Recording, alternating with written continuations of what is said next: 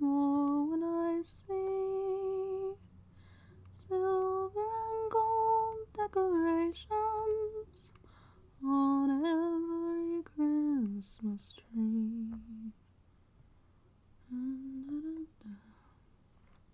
Alright, everything seems to be in order. Welcome back to Ace Attorney, or the Great Ace Attorney Adventures. Last we left off, I swear the segments are just longer than they were in the other games. Last we left off, we just brought up the idea of another person at the scene in chapter 5, that is. Why are you not seeing my controller? Every time. I don't know why it does that. There it goes.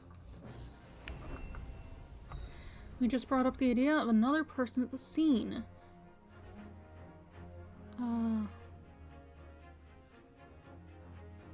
We were able to find out that one of the jurors happens to work with him, so they were able to go and summon him from the call center, was it? Communications location? Whatever it was she worked at. She had like one of those Morse code radio things.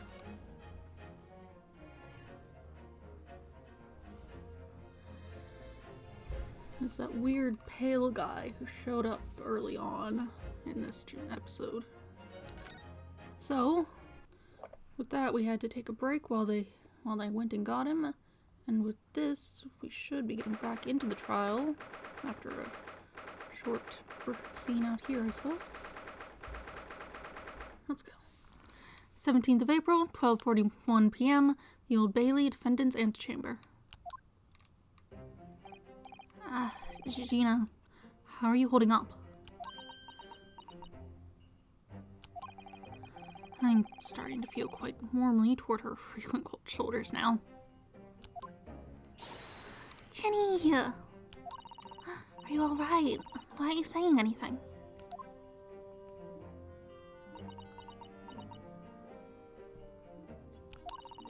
What's the point, eh? Why go to all this trouble and fight so hard, so like me? What? Well, you saw it, that picture. What picture? You mean this. The photograph taken by Hurley's red-handed recorder. Need a second to get back. Well, I didn't think it would have captured a scene like this, that's for sure. It's hopeless. Anyone who sees that's gonna think I did it, ain't they? Well, I won't pretend it wasn't a bit of a shock when the prosecution first presented it to the court. Surely you've got to have your doubts about me now. You can't still think I'm innocent. Of course I can.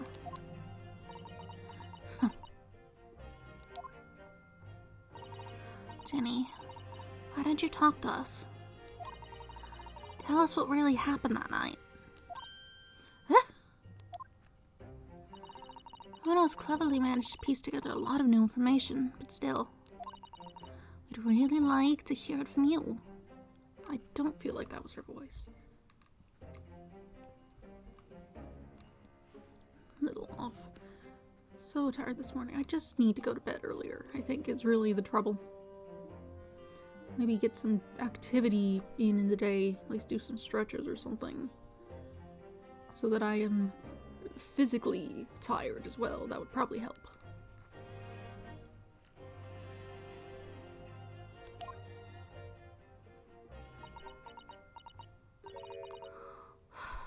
Alright then. It was after we'd had that dinner together at your place, right, Iris? Then we all had a chat up in your office, didn't we? Yes, I remember.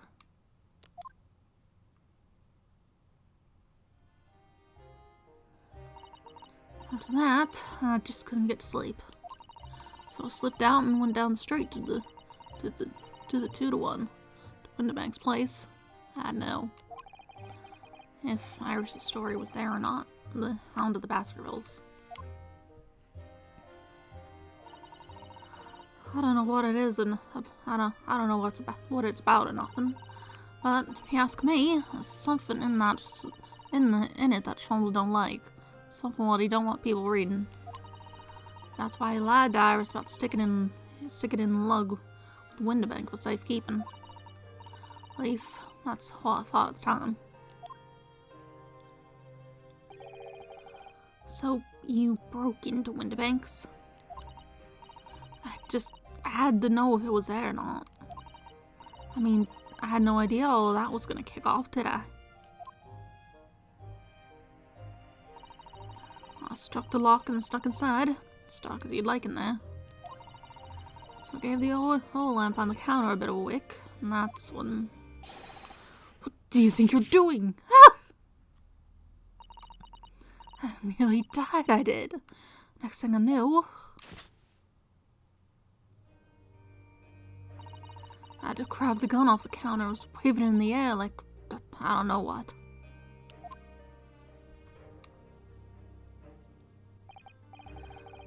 The girl was in here this afternoon. I didn't think pickpockets went in for armed robbery. The manuscript. Have you got it in here? Have you got it here? Did Sholmes leave a load of papers with you? A story. Beg your pardon? Hound of that's something or other. If it's here, I want to see it. I'm sorry, young lady. But I'd sooner die than relinquish an article belonging to one of my customers.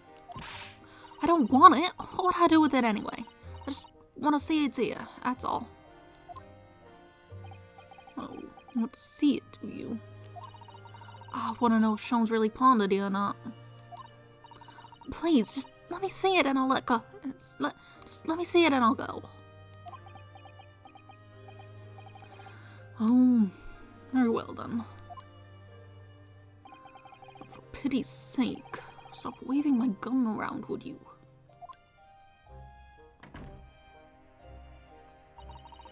So, then the old cove unlocked the storeroom door, and we both went inside.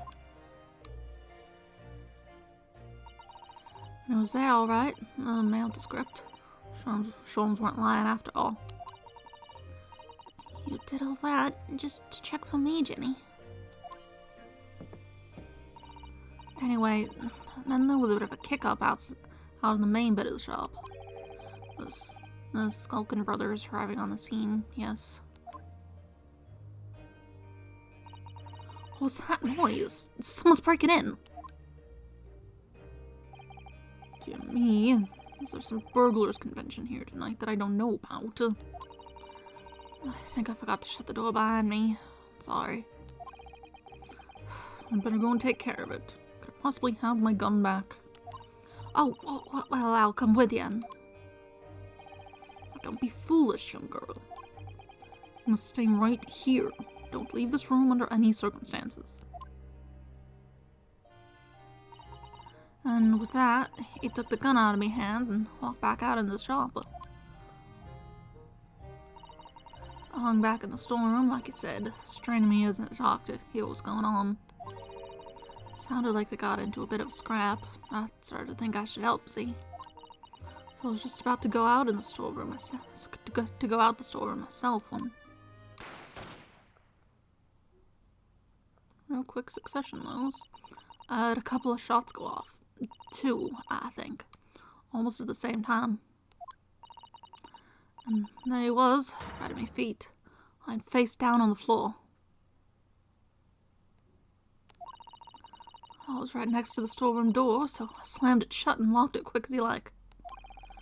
Because you thought whoever had shot Mr. Windibank might come for you. Yeah, so I went to grab the old cove's gun. I figured I'd put up a fight at least. But when I got a better look at him, I knew.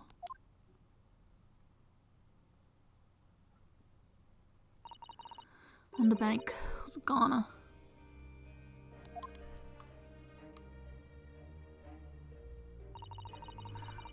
Felt funny in my head all of a sudden. Kinda dizzy. And after that, I don't remember nothing.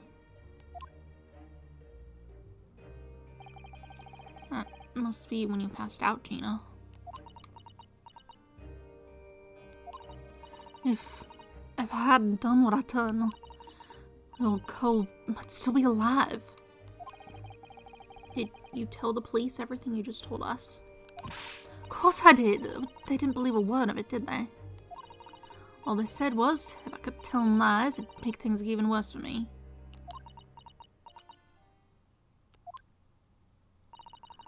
It'll be alright, Jenny. Don't worry. Just stay strong a little longer. Bruno's about to put the real culprit through the mill. That Corvo was there in the afternoon. That Agate Benedict.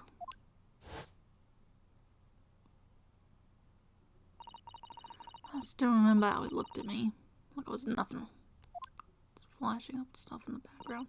I don't know what's wrong with the black screen they put over things in this. It just doesn't always work. He was there that night.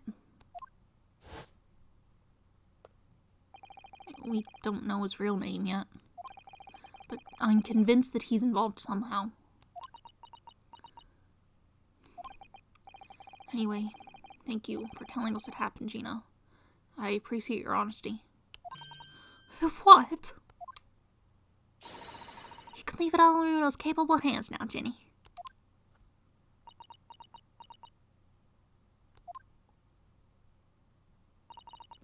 Mr. Naruto. Yes? How come you trust me? I don't get it.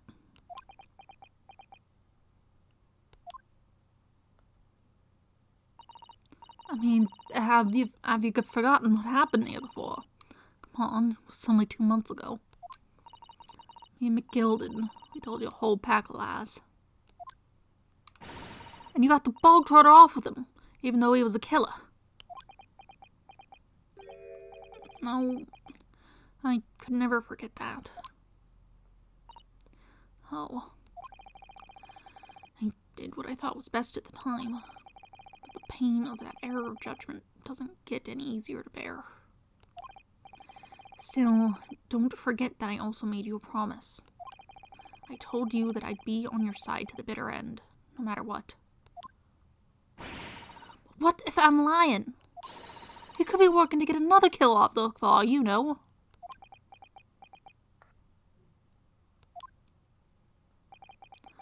I was once in your position, Gina. I was the accused in a trial. You were? Before I left Japan, I was accused of murder. And strange as it might sound, the circumstances of the crime were pretty damning. I was sure that no one would believe it wasn't me who'd done it. Oh, no. But there was one person who stood up for me, who believed in me, and was prepared to defend me. My best friend.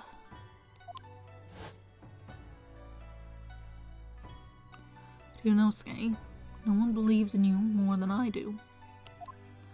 Leave this to me. All you need to do is put your faith in me, and I'll do the rest. I was so happy, I cried. But even then, somewhere inside me, I couldn't help thinking, surely he doesn't really believe in me. Not completely.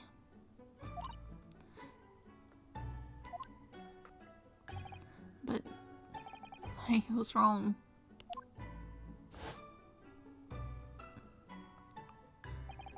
As soon as my trial began, it was obvious that he had an absolute unwavering belief in me.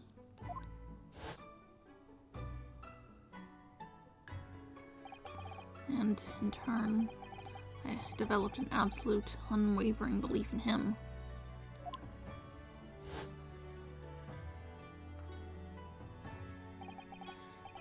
Since then, I came to realize, if you want someone to believe in you, you have to believe in the other person first.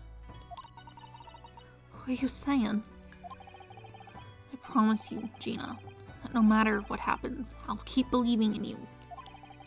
So you don't need to worry. I won't let you down.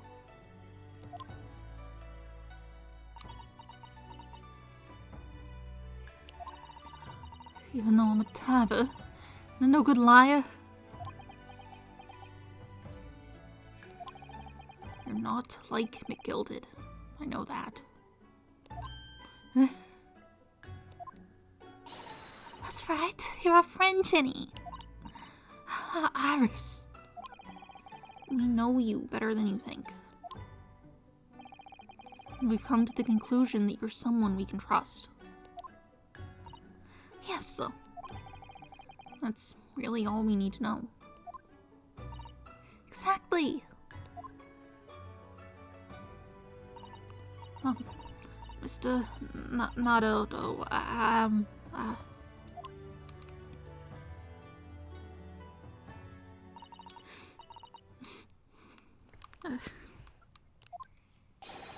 defend Gina Lestrade and her legal representative. Court proceedings are about to resume. Please head into the courtroom immediately. Yes, of course. Thank you.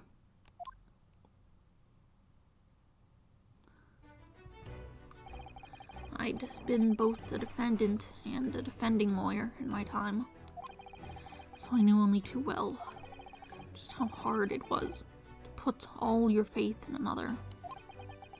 And I also knew just how hard it was to bear the burden of another putting all their faith in you. This is it at last. Final chapter. The final battle. Wish me luck, Sasato-san. And I hope you're watching over me too, partner.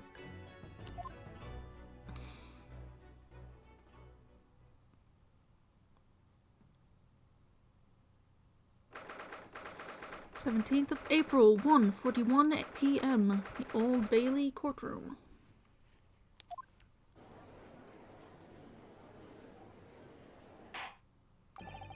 I hereby call this court to order as we resume the trial of Miss Gina Lestrade. Lord Van Zieks, have you successfully subpoenaed the witness? The subpoena was delivered to the communications station where the man works immediately, my lord. However, the heavy rain has delayed the arrival of his carriage, it would seem. I see. Then let us turn our attention to Inspector Gregson's process of the case, heard by the court this morning. Glaring omission of the third bullet in your report is a serious blunder, Inspector. Yes, I can only apologize, my lord.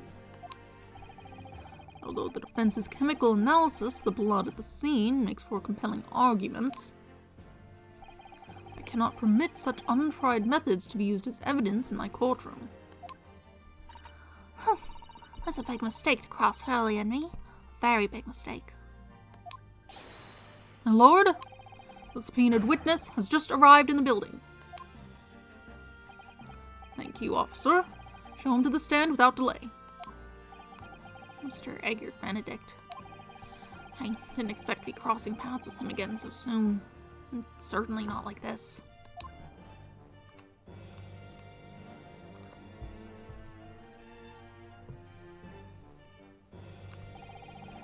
Thank you for complying with the court subpoena at such short notice, sir.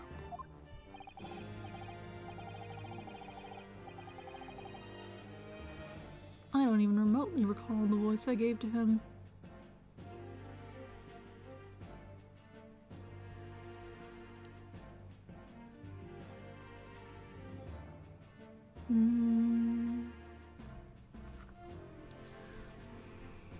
Something vaguely nasally, I think it was. And of course, my lord, as an upstanding member of London society, it is my pleasure to oblige.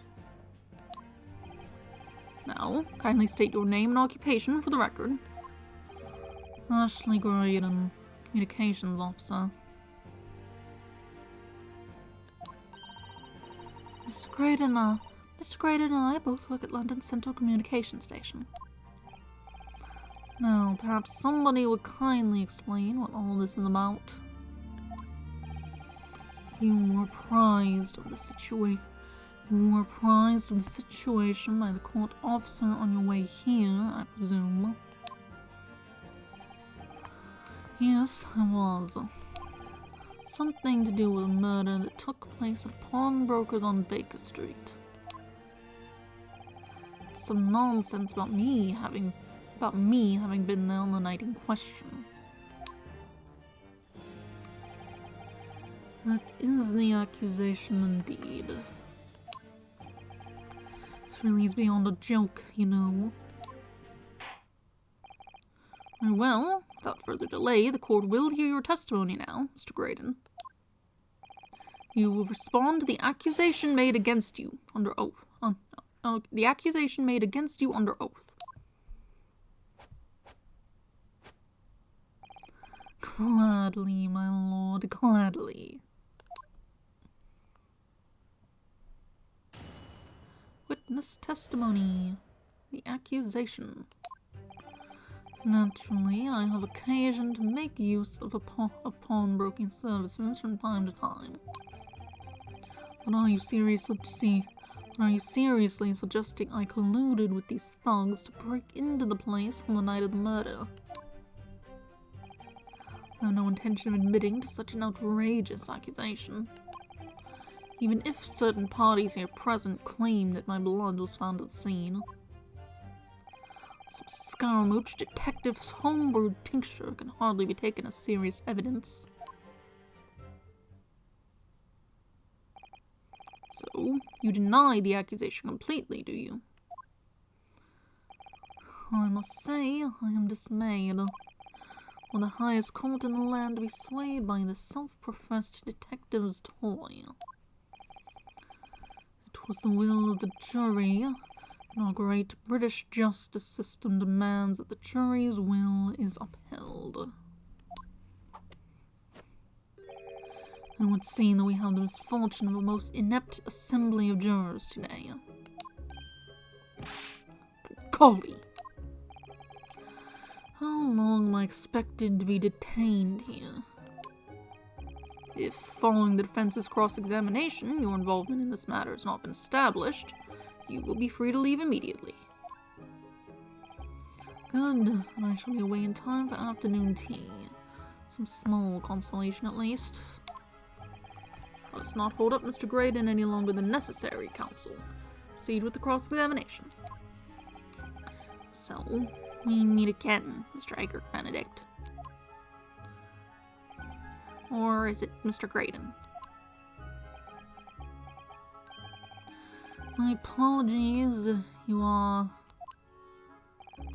Ryunosuke Naruhodo, defense lawyer. We have met.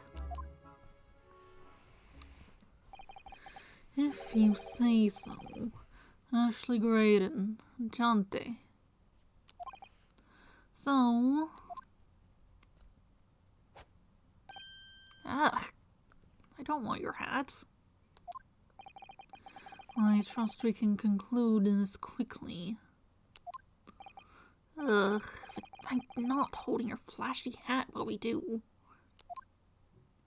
Yeah, throw that thing on the floor.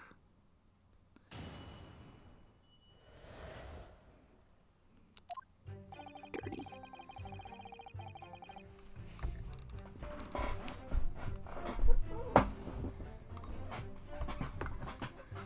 Naturally, I have occasion to make use of pawnbroking services from time to time.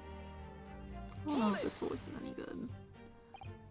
Yes, we even met in the very pawnbrokers where the crime took place on the afternoon of the day. Yes, we even met in the very pawnbrokery where the crime took place on the afternoon of the day in question. Oh, of course, you introduced yourself by a different name at the time. It was Mr. Egbert Benedict, I believe. Tell me, what made you... The witness is here to testify about the events that took place that night.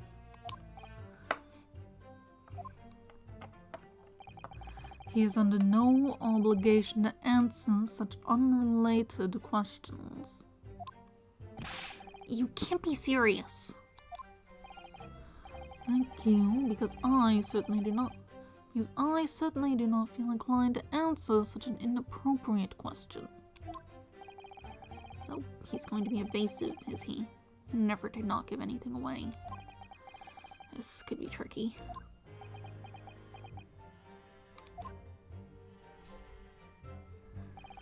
Are you seriously suggesting I colluded with these thugs to break into the place on the night of the murder? Hold it! Have you seen these two men before? This pair? No, I don't associate with criminals. Said by a man who introduced himself as Egbert Benedict. I'd like to know who I have to thank for this. Who made this outlandish accusation against me? The young lawyer there in the back, in the black. This is a farce. Whose idea was it to permit an outsider to work in a British court anyway? Ugh.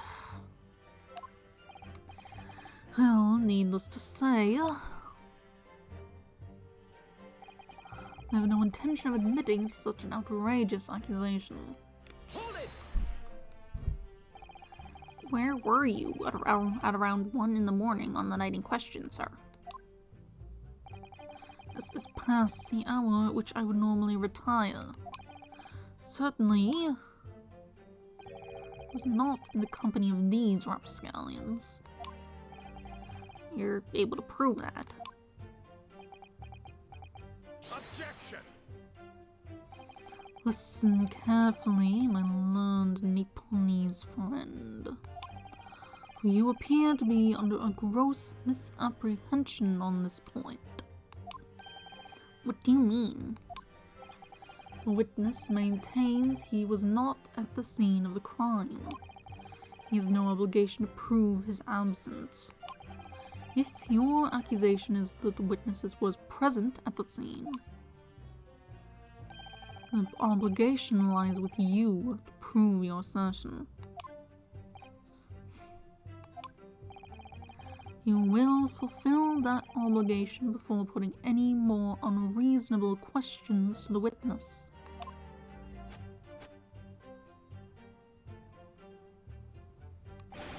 Silent victory wiggle. Thanks. Even if certain parties here present claim that my blood was found at the scene. Hold it! Blood was found at the scene of the crime. There's no question of that. Mr. Sholmes' chemical analysis has positively identified the substance as such. I'm not the only human to have blood running through my veins, am I? How can you be so sure that the blood is mine? It could equally be the blood of one of these two miscreants. Every individual's blood has a slightly different composition, it seems. Mr. Sholmes' chemical is able to differentiate. Spare me the science lesson. Differentiate blood samples by.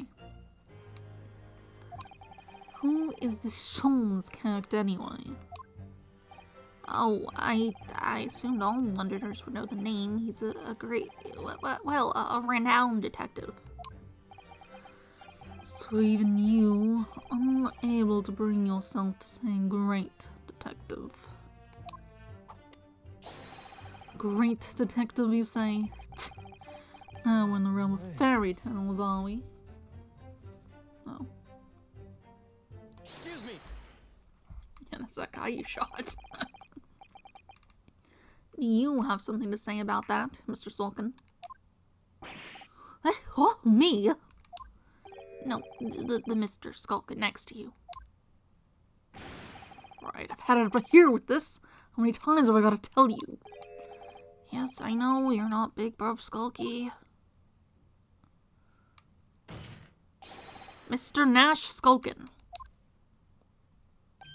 God blimey, Governor, you what? Is it not the case that when Mr. Grayson just spoke, a thought went through your mind? Would you care to share that thought with the court? Me thoughts? I don't have none of them. It must have been him. You what? Mr. Nash Skulkin, answer the question, please. What went through your mind when Mr. Graydon just spoke? Nothing, honest, nothing. I was just thinking. If he waves his arm around like that much more, it'll open up the wound again. That's all. What wound? Why, he took the bullet, of course. It was only 2 days ago. It ain't gonna be healed up yet. So I was well, you know, I was worrying for him and... Oh, well, spells. You're not, Mr. Graydon, did you hear that? What? Your comrade is worried about you, it seems. On account of your injured arm. My lord. Yes, Mr. Graydon. I have no idea what these two wretches are talking about. Certainly I shouldn't be expected to answer anything in relation to their mindless insinuations. We know that someone other than the victim was hit by a bullet at the scene of the crime 2 nights ago. And from the height of the bullet hole in the wall, that person was likely hit in the upper arm or thereabouts.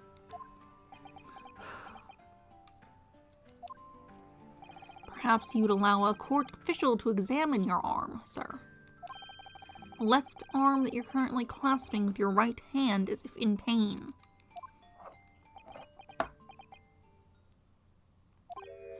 No, I refuse. You have shown no evidence whatsoever that links me to these common thieves. Accordingly, I am not obliged to permit any such invasion of my privacy. As I've already said, I'm completely uninvolved in all this. Never had anything to do with the pawnbrokery where this fellow was killed whatsoever. I take offense at the insinuation that I was in any way involved. You claim to have nothing whatsoever to do with Mr. Windibank's pawnbrokery. My lord, the defense would like that last statement to be added to Mr. Graydon's formal testimony. Very well, counsel. Continue with your testimony, Mr. Graydon.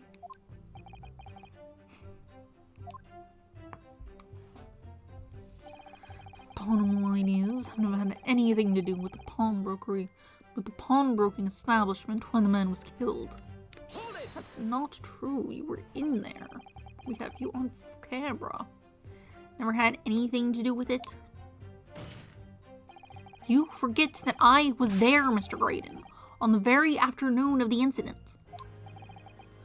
Obviously, I'm not a complete stranger to the pawnbrokers. I'm currently on the lookout for an armchair to furnish my study. Objection. No, you were there to redeem an article. I have no idea what you're talking about. Yeah, you were there too. Excuse me. You have something to add, Inspector? Come again, Sunshine. You were there too, in fact, weren't you, Inspector? That afternoon. Well, yes, I do remember meeting yourself in the pawnbrokers that afternoon. You, your young Japanese assistant, and the accused were all present, as I recall. And at that time, this witness, Mr. Graydon, was trying to acquire a particular article. Oh, well, now. Afraid I don't remember too clearly. What? But you must! I'm not going to lie and pretend I remember something that I don't. What's going on here? Craigsy showed us a picture before, didn't he? You know, from the cameras that Early installed in the in Winterbanks. Yes, of course. Indeed, the gentleman pictured bears a striking resemblance to the witness, I must say.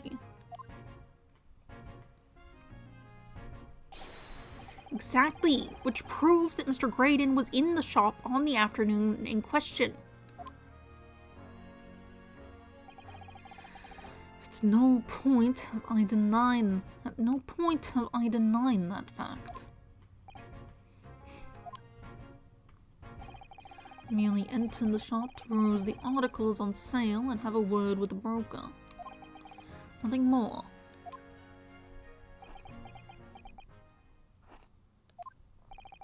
This makes no sense. I understand why Mr. Graydon might be trying to cover his tracks. But why would Gregson be trying to avoid giving testimony about what happened? That's all he's going to say on the matter, is it? What do you think, Bruno? I think he has no intention of telling us anything. He's well aware that the less he says, the less chance he has of giving himself away. The complete opposite of Hurley, then. He seems to think that the more he says, the better. Well, I at least managed to prise a little more information from these witnesses' lips. Well, thanks to the Skulkin brothers. Yes, they were the key to it all. They were the key to it, after all. So he says he has nothing to do with Winterbanks. Well, we know that's not true. Perhaps now would be a good time to have a proper look through the court record. Good idea. You never know what tiny scrap of information could become a valuable weapon.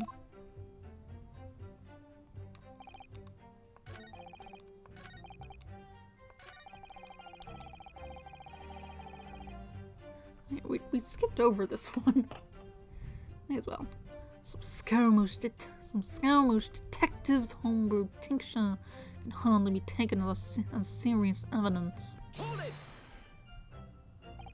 Don't forget, sir, that Mr. Horlock Sholmes is the most famous detective in the world. And the most famous detective in the world tells the truth and the whole truth and nothing but the truth.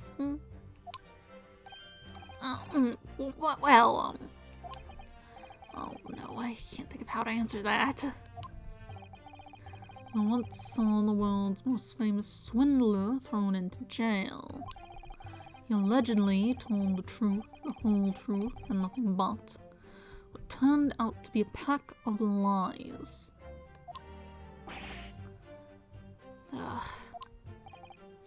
Right, now, as you are no doubt aware, the Central Communication Station is the heart of this country's information network. My work there is of paramount importance. You have kept me from it for long enough already.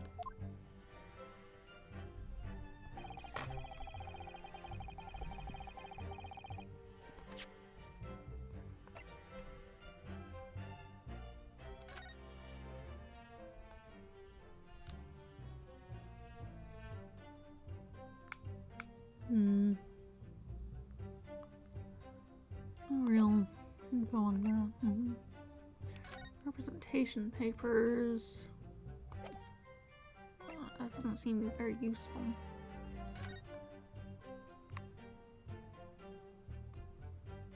Alright, this is the coat that got.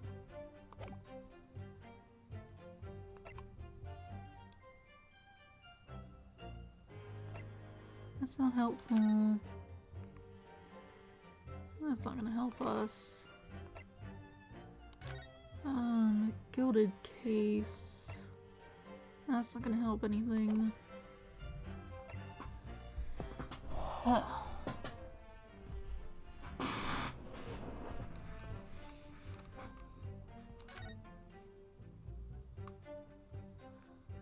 Kroger perishes in pig purse plunder.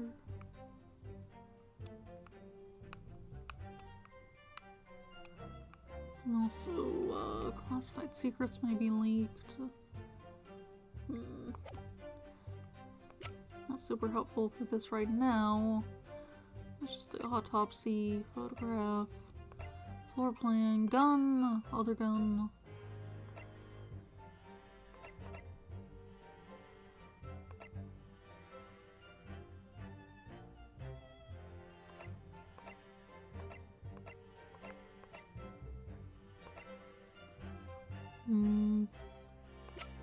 Stereoscope.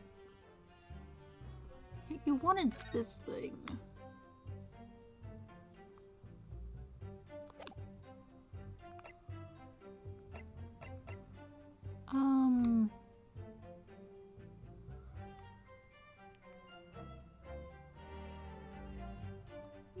You wanted this thing.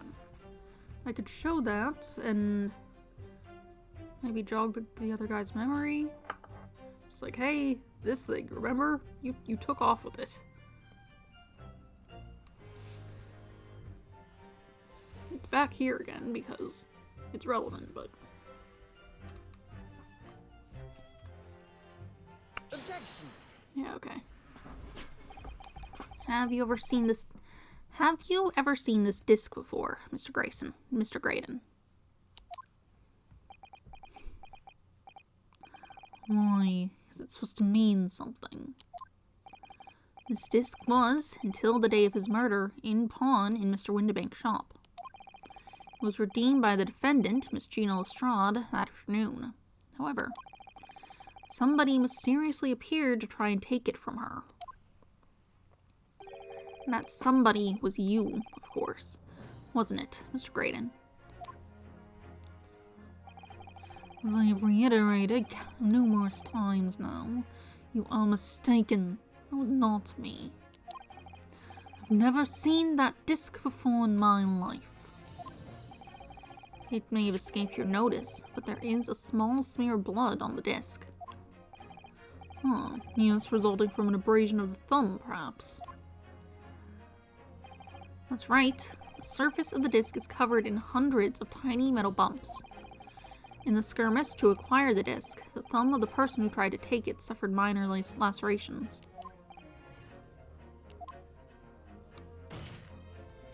So, while the disc bears the remnants of that skirmish in the form of this smear of blood, the thumb of the person in question must bear the remnants also, in the form of a scratch.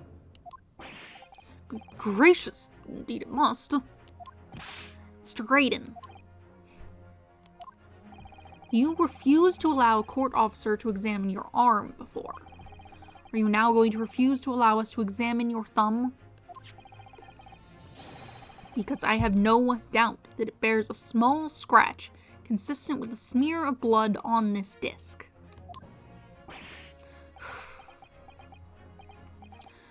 Well. It would seem I underestimated you. What is the meaning of this? So you admit it now. You admit you have a scratch on your thumb from when you attempted to take the disc from the defendant.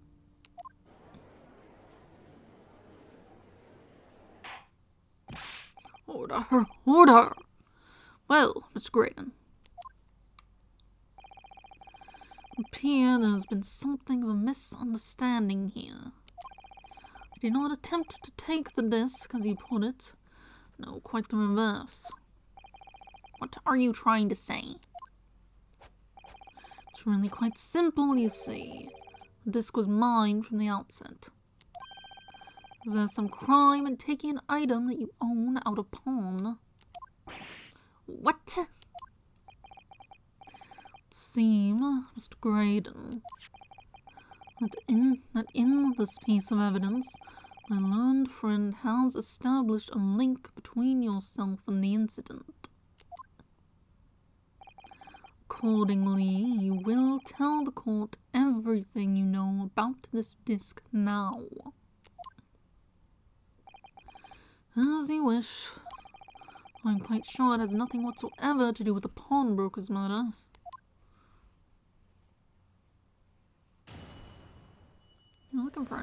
one too. He thought there should be two of them.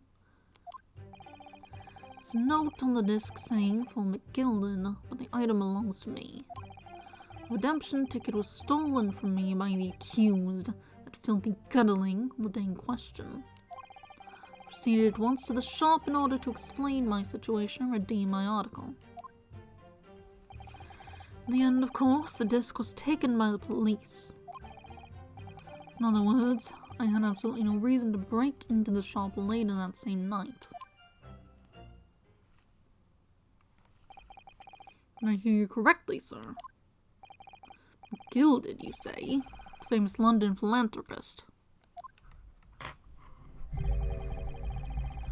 Perished in this very courtroom 2 months ago after being acquitted of a distinctly messy murder. Whoops. Trying to shift into a more comfortable position, but my chair is loud. That's all good, right? Yeah, oops. I left the audio turned down a little bit from when I was playing that other game, because it's a bit loud. Right. Yes, my lord, the one and the same. Good lord, Mr. Graydon. You're saying that Mr. McGilded and yourself were acquainted? Yes, that's correct.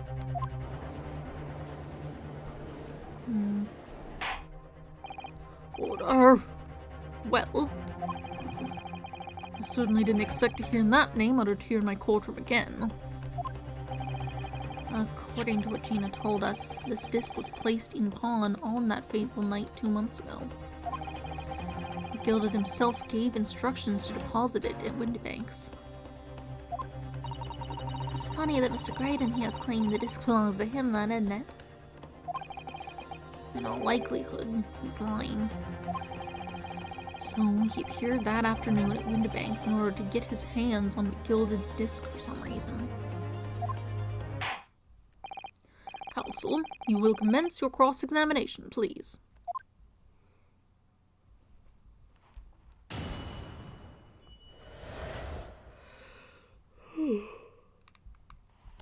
The disc. There's a note on the disc saying for McGilded, the item belongs to me.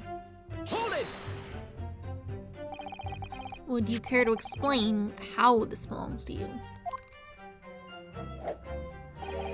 As you will observe, a communications officer such as myself commands a fine salary. You're certainly exquisitely dressed, sir. So you see, I have little need to make use of the services provided by the pawnbrokery trade. However, I did once find myself in difficulties having misplaced my purse whilst on an errand. Which is why I pawned my fine black overcoat to the broker in question. You claim that was your overcoat? Obviously. And in my haste, I clean forgot. The music box disc was in its pocket. And yet, there's a note on it that reads for McGilded. I'm a collector of rare and unusual music box music. First met McGilded at a gentleman's club in the city. Was interested to discover that he shared my penchant in that area. So, the disc in question, it's a pre-production sample. Promised to let Mr. McGilded hear it. Then you forgot that it was in the pocket of the overcoat you were forced to pawn. Yes, exactly. Gina didn't mention any of that in her testimony 2 months ago, did she? No, because McGilded had threatened her to keep her mouth shut. Which means that if we dig too deeply here, it's going to expose Gina's perjury. Oh dear. This is complicated, isn't it? Let's leave it alone for the time being. redemption ticket was stolen from me by the accused at filthy guttling on the day in question. Hold it! So you're saying that Miss Lestrade lifted the ticket from your pocket or bag? That's right, despite being mindful of danger when walking in insalubrious areas, kind of frequent. Objection! Miss Lestrade did no such thing. Of course you would take that stance, but the girl is a regular offender. You came to the pawnbrokery that day, prepared with all of the information you needed to identify the defendant. You were looking for her. That's what brought you to Windibanks. To get your hands on Mr. McGilded's disc. Objection! I learned, friend, is a veritable font of nonsense. Nonsense? I concur with the prosecution. Counsel, you will refrain from conjecturing in this way. Is that clear? Yes, my lord. And I will continue with my testimony of what possible use it can be. I proceeded at once to the shop in order to explain my situation and redeem my article. Hold it! Had you ever been to Windibanks before? I mean, for this claim to work, he would have had to have been to drop it off. Only once, for the purposes of pawning something. Like many, I enjoy browsing in such establishments. So when you noticed that the pickpocket had taken your ticket, you chased after her. Is that correct? Yes, that's right. I didn't notice at first, of course, such as the art of the pick purse. When I did, I headed to the pawnbrokery at once, in order to reclaim my coat before the thief could. I was merely trying to recover what was rightfully mine in the first place. He can say what he likes because he knows we have no evidence to contradict him on this.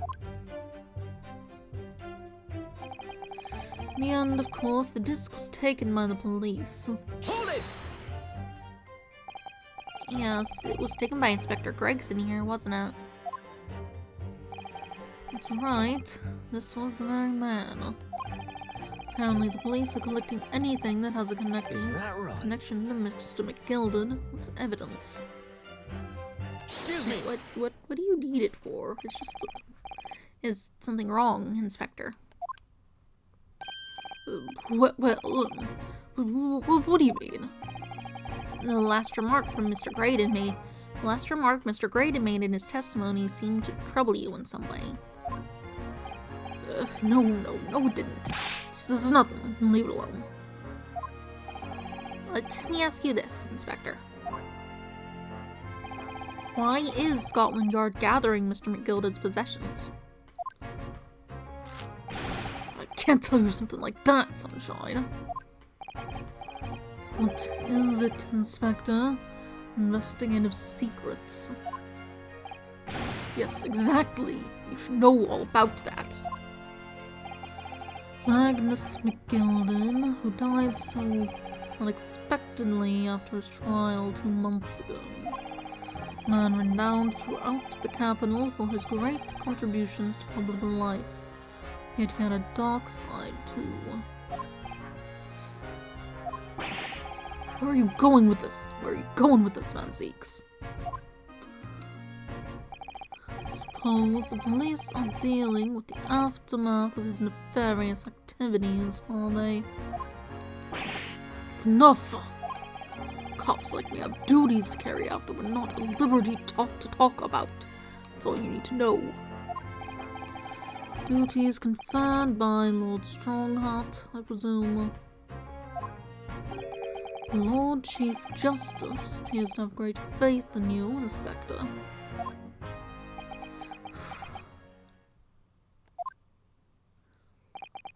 Bottom line is, if you want to get more out of me, Gonna need Lord Strongheart's paw print first.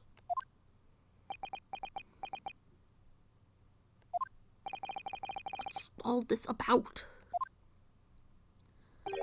It's like there's something going on between Gregson and Lord Van Zeeks here. Well, it appears the inspector has revealed all he is at liberty to reveal.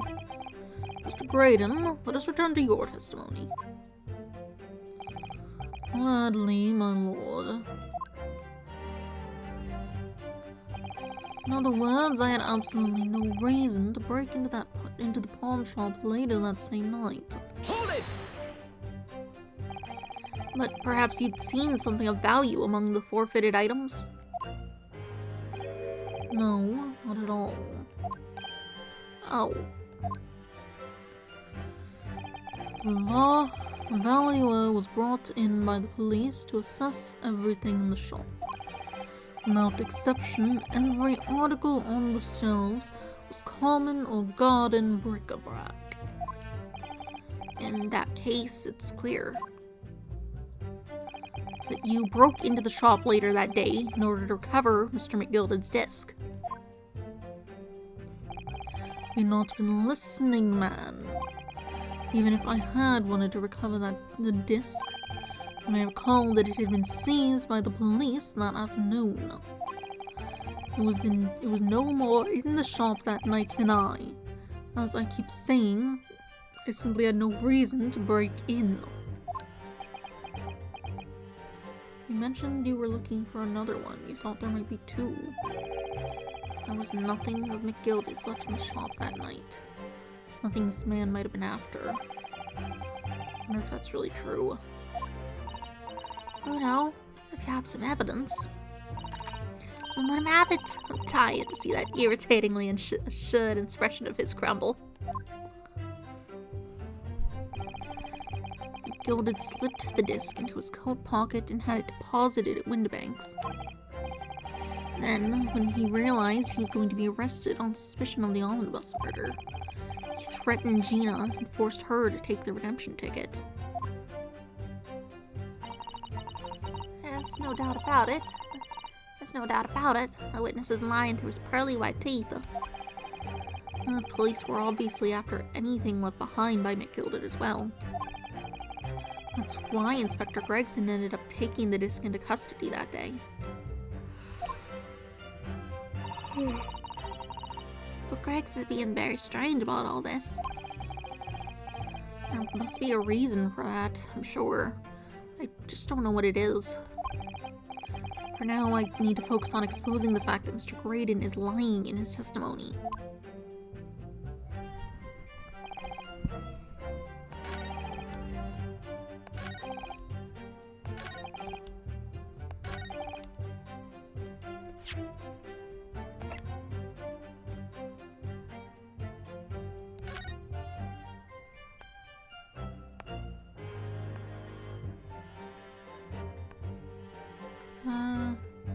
Where are you looking for this small box? 13th of February at 9 p.m. 13th of February at 10:30. Right, so it should be probably this. Objection! You wanted this. The other disc you might have been looking for could be in the box, who knows? This disc was deposited at Windibank's on Magnus McGilded's instructions. You knew that, and you went there with the intention of obtaining it for yourself. Objection! Conjecture again. And in any case, the disc was taken into custody by the police that afternoon. The witness had no reason to visit the pawnbrokery again that night. Objection! Sorry, my learned friend. That's not true. What?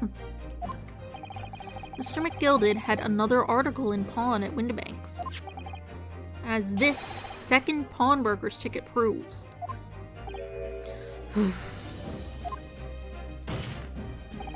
There were two articles belonging to Mr. McGilded in Windibank's pawnbrokery, and the reason you broke into the shop that night was to recover the second one.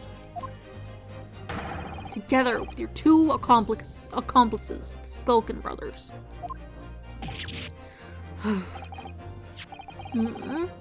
This is the second ticket, is it? What had the man deposited? The article description reads, one small box. A rather vague description, it seems to me. Are you suggesting that I broke into the pawnbroker with these clowns in order to still steal some trinket box? I believe there are adequate grounds to suspect you did. This is absurd. Why on earth would I do such a thing? Once the article had been forfeited, I could simply walk into the shop and purchase it. There would be absolutely no need for me to resort to theft. That's a good point. Indeed. This makes a solid argument. So that means that for some reason, this Graydon fellow needed the small box that very night, does it? Objection! It's time to put an end to this nonsense, my lord. Could you be a little less cryptic, Lord Van Zeeks? I do hate to ruin my learned friend's argument, but the truth is quite incontrovertible. The night in question, no small box was taken from Windibank's pawnbrokery. And rest assured, the prosecution can prove it. Now we're gonna get into that second camera, I suppose, that was set up to look toward the door or whatever. What? Good gracious! Inspector, show the photographic prints to the court, if you please. Yes, sir? What prints? These prints were taken from one of the detective's security cameras. Ah, Curly's red-handed recorders again. As previously explained, using this plan of the shop layout, the victim's establishment was furnished with automatic cameras in two locations. One was set to capture the counter where Mr. Windibank received his customers, and the other was set to capture the shelves on which articles were placed for sale once forfeited. Do you not have anything on those other shelves? Like behind the camera? Maybe nothing of any meaningful value, at least.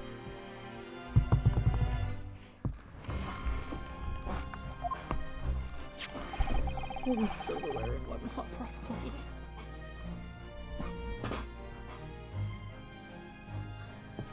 According to the information on this ticket, McGilded's small box had been forfeited already. 2 days before the incident at 9 p.m. on the 13th of April, to be precise.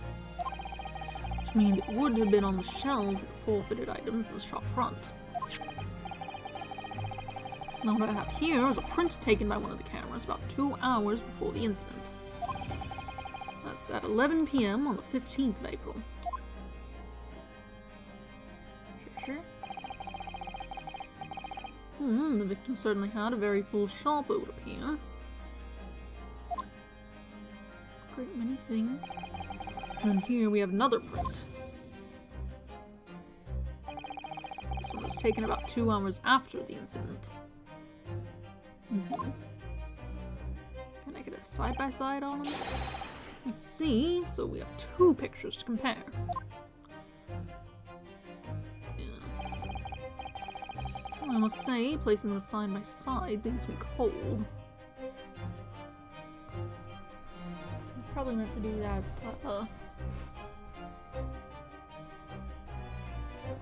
eyes crossed thing again.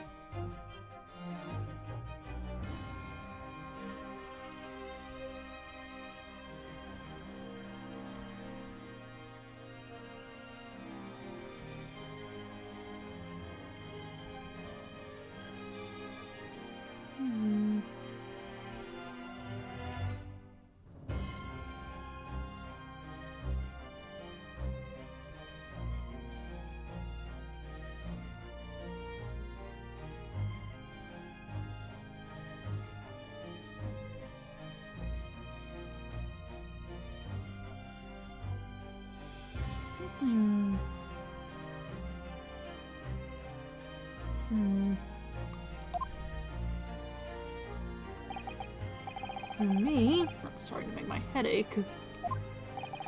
Obviously, at Scotland Yard, we consider theft as one possible motive in this case. We explored the possibility that something had been taken in addition to the victim's life. Your men have already compared these two prints thoroughly, Inspector. Yes, sir. We counted every single item in each of these two photographic prints. The Yard's conclusion is that exactly the same number are present in both. Same number, but they might look different. Might have been replaced by a similar thing so that it wouldn't be obvious. In other words, nothing was taken from the pawnbrokery on the night in question. My learned friend's assertion is nothing more than a hopeful fantasy. I don't believe it. If I could have just shown that he'd stolen I couldn't speak. If I could have just shown that he'd stolen Miss McGilded's pawn box. I might have been able to break him down at last. You know what, Rono? I've been thinking. I wonder if these two photographs really are exactly the same. It does appear that that brown box over there is moved to the side. This one here. It's certainly in a different position.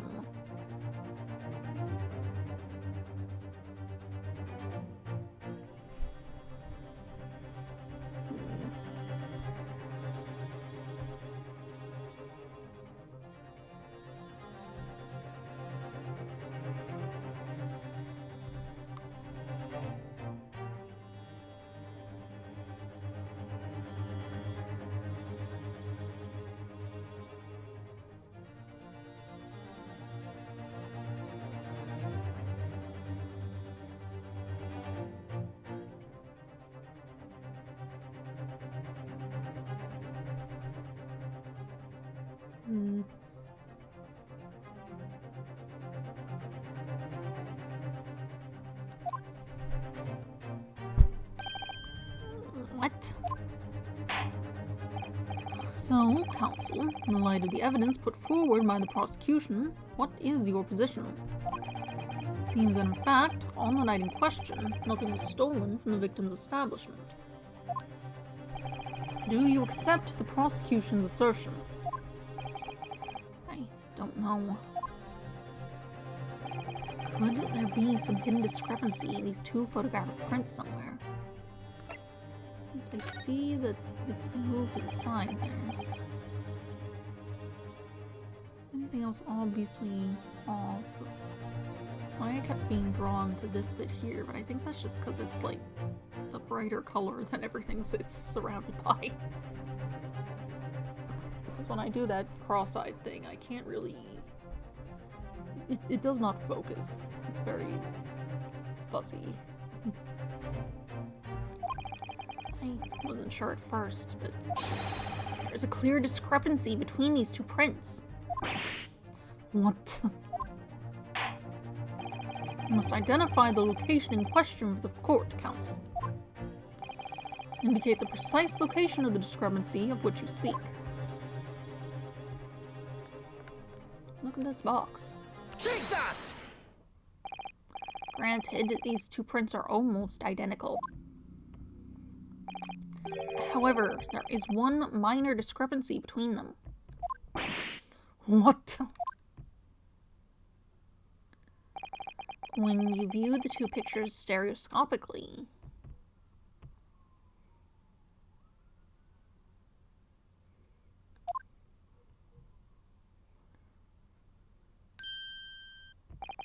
a single area stands out as being different. The location of this small box. Wait. Unbelievable.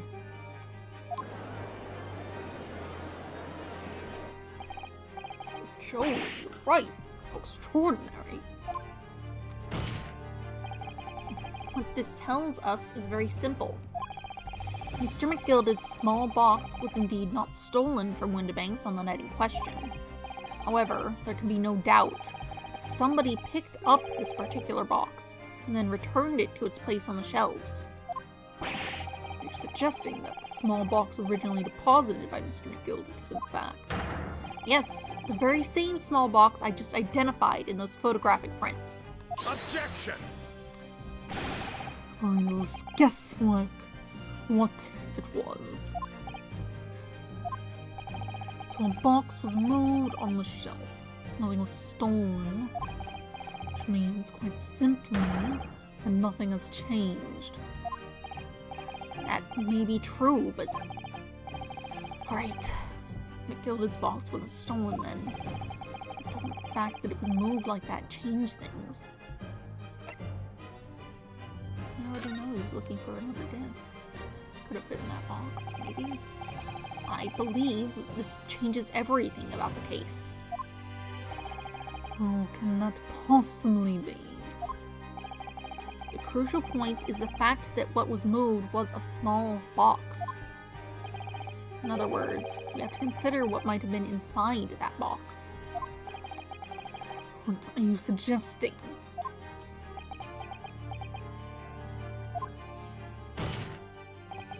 I'm suggesting that we need to examine that box as soon as possible.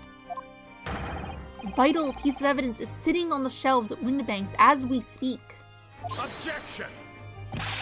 It won't be necessary. Some little box belonging to a man who died 2 months ago can't possibly be relevant to this trial. Court does not uphold your objection, Lord Van Zeeks. Bailiff, arrange for an officer to go to Baker Street at once. Obtain the small box in question and bring it back here for further examination.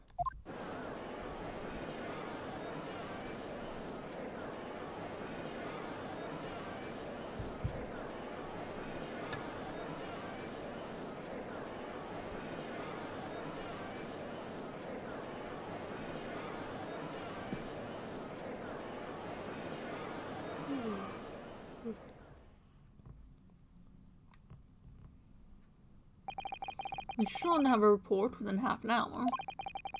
Perhaps we should recess for a short while until the evidence is brought forth. To be hoodwinked by such a farce. Disappointing. I beg your pardon, Lord Van Zeeks. This is nothing but a smoke screen. A Nipponi's specialty, it would seem. What are you trying to say? My learned friend has persisted with the same line of reasoning from the very beginning. That this witness's intent was to steal an article belonging to Mr. McGilded from the pawnbrokery. Yet common sense tells us that none of the articles have value enough to be worth stealing in the first place. Exactly. It would be beyond absurd to break into a place for the purpose of stealing such commonplace property.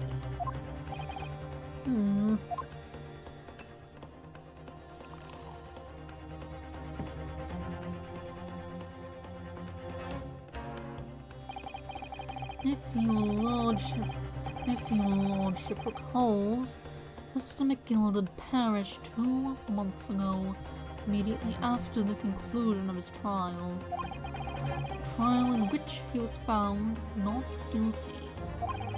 A trial in which it was established that he was an upstanding member of society, his reputation implied, in fact. So I propose a toast to my learned friend in his most insightful defense.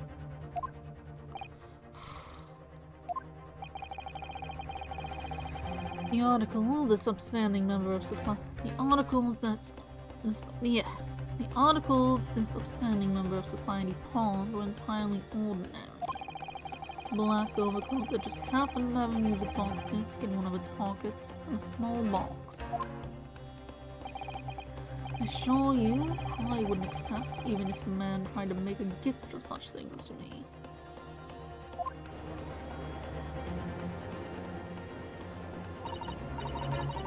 You know, that does make rather a lot of sense.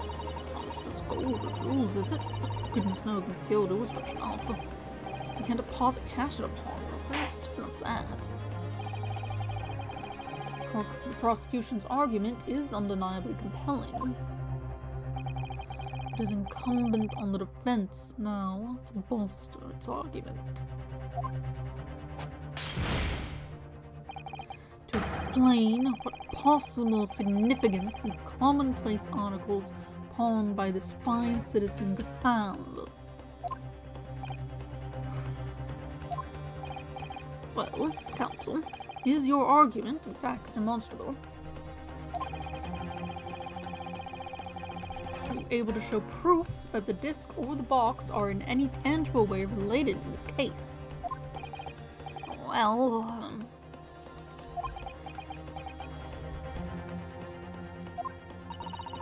what's the matter, Bruno? We know that they're related, don't we? They're both vital pieces of evidence. Yes, of course. You and I both know that. We know McGilda's true character. We know the disc is significant, even if we don't know why. But if we explain all that to the court at this point, we'll have to acknowledge that McGilda's acquittal 2 months ago was a mistake. The defense's argument was flawed, based on false information. Oh no! That would mean admitting that Gina committed perjury. Jenny. Could it be that Fonzie's knows? Is that why he's doing this now? Because he anticipated everything? But maybe this could be a great opportunity for us. Sorry? What do you mean, Iris? Well, what is it that you always say, Bruno? Sooner or later, the truth comes out every time. Alright. The exact significance of the things that McGilda deposited with Mr. Windibank is something that only Gina can explain to the court. If I put her on the stand to testify about that, it could critically damage our chances of winning this case.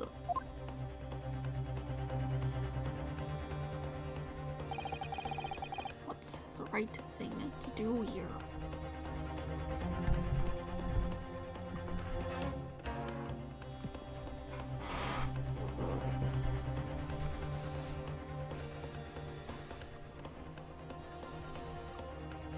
I think she should testify. A charge of perjury is definitely less bad than a charge of murder.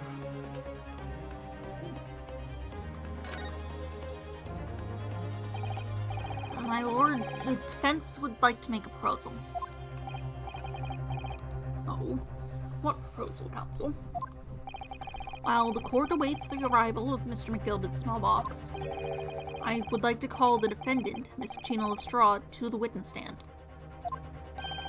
The defendant? To what end? It's to do with the various articles deposited at Windibanks by Mr. McGilda, my lord. Miss Lestrade has information relating to them. I believe it would be beneficial for the court to hear what she has to say. It will prove the significance of the articles in question once and for all. Well, things are becoming interesting. I presume you can send the implications of the testimony you're proposing. In particular, the impact it will have on the accused's standing, indeed your own. I have. Van Zieks, would you care to explain that last remark? Prosecution accepts the defense's proposal. Move the thing, hopefully that wasn't too too loud.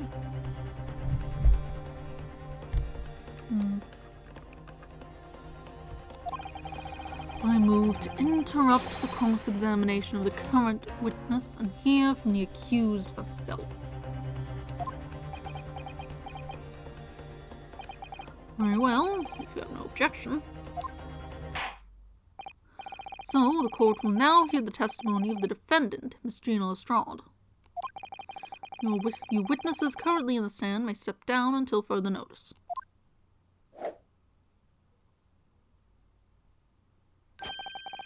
And I shall bid you good day. No, you're not going anywhere. You're gonna stand over in the corner and wait your turn. Wait. You, sir, shall remain in the stand while Miss Lestrade testifies. Or you could do that. Works for me. Maybe just put,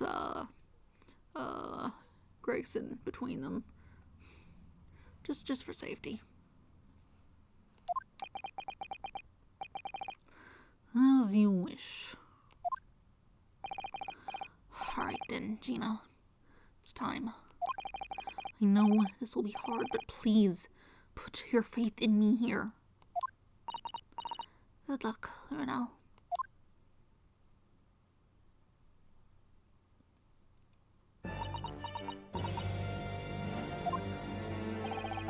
The articles that Mr. McGilded had deposited in Mr. Windibank's pawnbrokery are intimately related with the omnibus case, the trial of which was heard in this courtroom 2 months ago. Yes, and I remember this young lady being brought before me in that trial as well. That's right, my lord. Her testimony helped to establish the innocence of the defendant, Mr. McGilded.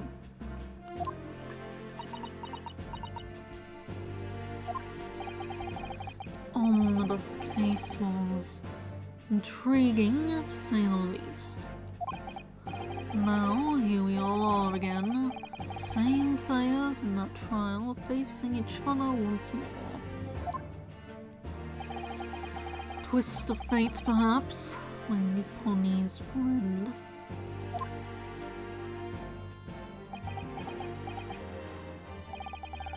Allow me to recap the events of 2 months ago. An old brickmaker was stabbed to death in an omnibus running along one of London's winter streets. Apart from the victim, there was only one other person in the carriage, Mr. McGilded. Naturally, he was the prime suspect for the murder. As the trial progressed, another possibility emerged. That the murder in fact took place above the defendant's head, on the roof deck. The body then being dropped through the skylight into the carriage below. It was Miss Lestrade whose testimony brought that possibility. It was Miss Lestrade whose testimony brought that possibility to light. At the time of the incident, Miss Lestrade was concealed under a seat in the carriage, hoping to pick the pockets of unsuspecting passengers. I don't know if they, messed up this image or what. He isn't stabbed here.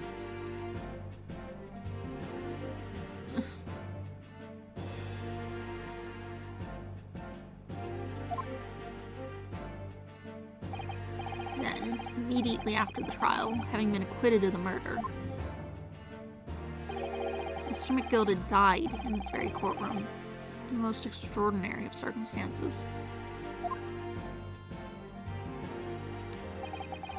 A mystery that remains unsolvable even now, 2 months on. As indeed the omnibus murder, as indeed does the omnibus murder itself. Be that as it may, I recall neither the disc nor this small box being mentioned in the course of those proceedings. Miss Lestrade.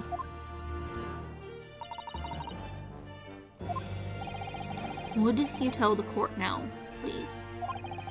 What really happened in the omnibus 2 months ago? I mean,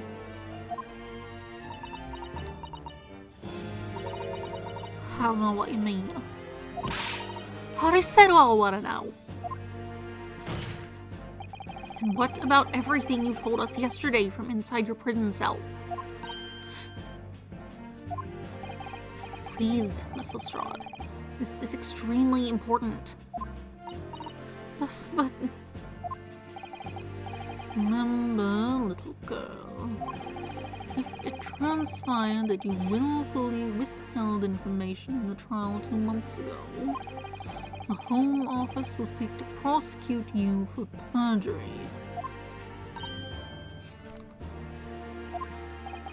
And naturally, you will lose all credibility as a witness. Although, let's face facts, you have little credibility to lose.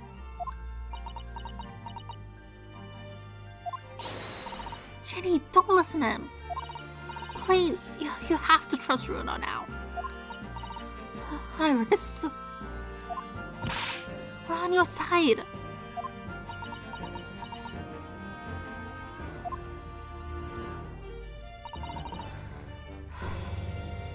Alright then. I'll talk. It's the right choice, Gina. It would seem my learned friend is hell-bent on bringing the entire courtroom down around his ears. So be it. I must confess that I'm struggling to understand what on earth is happening here. However, it would appear that Mr. McGilden's pawned articles in that extraordinary case of the omnibus are secrets of which we have been hitherto unaware.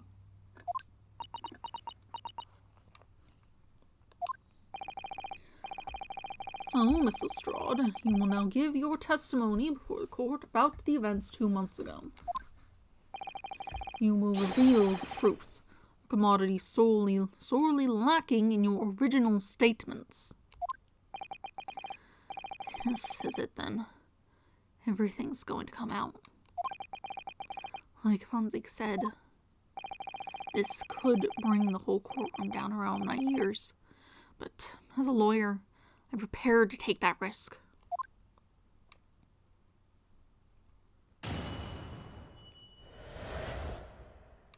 The real truth of the omnibus case. Truth is, that Brickmaker Cove was in the cabin of the omnibus the whole time. And the Irishman dragged me out from under the seat. I saw that disc on the floor. All of a sudden, I heard a scream from on the bed, and out there on the roof deck. Went to call the car. Went to call the slops. That's when McGilda slipped the driver some tin to do a run to the pawn shop roundabout. He threatened me not to snitch. Not to say nothing to no one about what I seen or heard. Good grief, this is outrageous. You've just told the court bears almost no resemblance to your testimony 2 months ago. As you say, my lord. Then there's every chance I may have advocated an error in McGilden's trial. Sounds very much to me as if the man deliberately deceived his court in an effort to cover up the most wicked of schemes.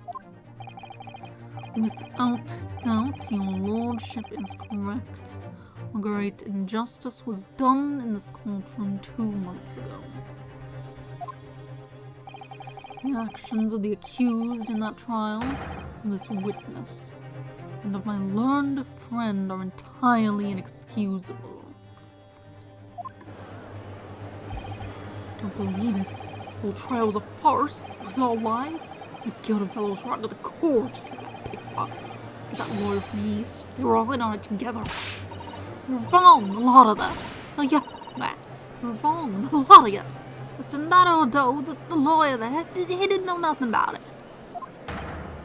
Humbug. I don't think so. I really expected to believe that. He really stitched everyone up, didn't he? What an operation to get the man off scot-free. Unforgivable. Stop. The lies have to stop. Stop. Yes, the defense made a terrible error of judgment. I intend to take full responsibility and suffer whatever consequences are deemed appropriate. However, it's imperative that the court allows the witness to elaborate on her testimony. Because the true significance of McGilded's pawned articles must be brought to light.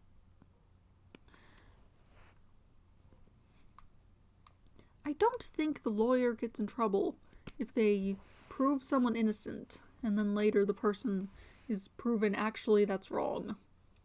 I don't think that's their fault.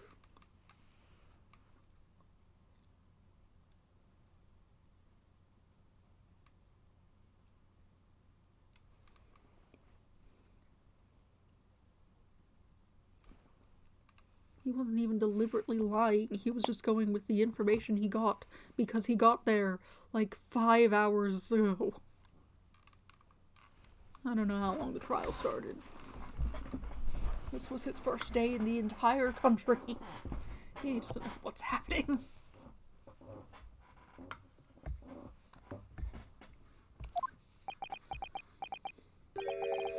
Well, my learned student friend.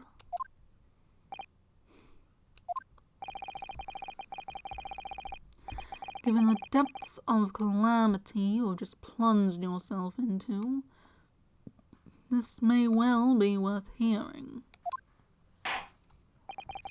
Words fail me. The situation is utterly deplorable. Mr. Naruhodo. Yes, my lord. Will decide upon your fate following the conclusion of this trial. Of course, my lord. Blimey, Mr. Naruhodo. Now, counsel, proceed with the cross-examination. The real truth of the omnibus case. Truth is that Brickmaker Cove was in the cabin of the omnibus the whole time. Hold it! And you were hiding in the cabin as well, at the time as well, weren't you, Miss Lestrade? If I remember rightly, in the storage compartment underneath one of the seats. Yeah, that's right. It's pitch black under there, so you can't see nothing at all. Now, in your testimony 2 months ago, I feel certain that you claimed Mr. McGilded was the sole passenger, did you not? False testimony, my lord. That's what he told me to say. That's what he told me I had to say. But it's important that you tell us the truth now. Oh. I'm good. Were Mr. McGilded and the victim acquaintances? I don't know. Where are you going? Knock things down. But I did hear him talking a lot. What were they talking about? Well, I couldn't hear too well, but if I had to say, I think it was about money or something. They kept talking about buying and not buying. Perhaps business dealings of some kind. Well, anyway, I got louder and louder. It started to sound like a proper fight. I was pretty scared by then. I hardly dared to breathe. Then all of a sudden, I heard a noise like someone keeling over on the floor. It was blooming loud and all. I believe you let out an involuntary scream. Yeah, that's what gave me away. When the Irishman dragged me out from under the seat, I saw that disc on the floor. Hold it! Was the disc you saw this disc? Yeah, I reckon it probably was. It was right next to the cove line on the floor. Could this disc have belonged to the victim, perhaps? I don't know, but McGilded picked it up pretty smartish. And then he sat the cove with the knife in his belly up on the seat. What did he say to you at that time? He told me not to say a word about what I'd seen or heard to no one. About the disc and all. I was dead scared, and the way he was looking at me, I thought, if I didn't go along with it, I'd get struck by a knife too. Then he started asking me a load of questions. What my name was and where I lived and that. He asked me about being a diver too. But after a while, what happened in the carriage was noticed. Yeah, that's right. First there was a kind of rapping noise. All of a sudden I heard a scream from on the head and a pair on the roof deck went to call the stops. Hold it! There were 2 gentlemen occupying the seats on the roof deck, I believe. That's right. And I must look down through the skylight and notice a cove with a knife in his guts. When they screamed, the driver pulled up the horses and McGilda got me out of sight. Out of sight? Where? Back under the seat where I started off. Once the carriage came to an halt, the 2 close from the roof ran off to fetch slops. They immediately left to fetch the police. It would appear they were entirely unrelated to the incident. So that left McGilda, the driver, and you still at the scene. Yeah, only the driver didn't know I was there because I was under the seat. I heard the cabin door open and a voice from outside. The driver, yes. He also testified in the trial, I believe. A fellow who went by the name of Beppo, if memory serves. What did McGilda and the driver say to each other? I don't know what happened, and stuff like that, mainly. I when McGilda slipped the driver some tin to do a run to the pawn shop roundabout. Hold it! That pawn shop obviously being Windibank's on Baker Street. Just a moment, counsel. Do you mean to tell me the driver gave false testimony in that trial as well? Perhaps the excursion to the pawnbrokery slipped his mind while he was on the stand. Indeed, Lord Menzies. Gilda took off his coat and gave it to the driver. What are they doing? What are you doing? Did I notice he was facing away and they're just chatting? What are you doing? He folded it up all careful-like before I handed it over.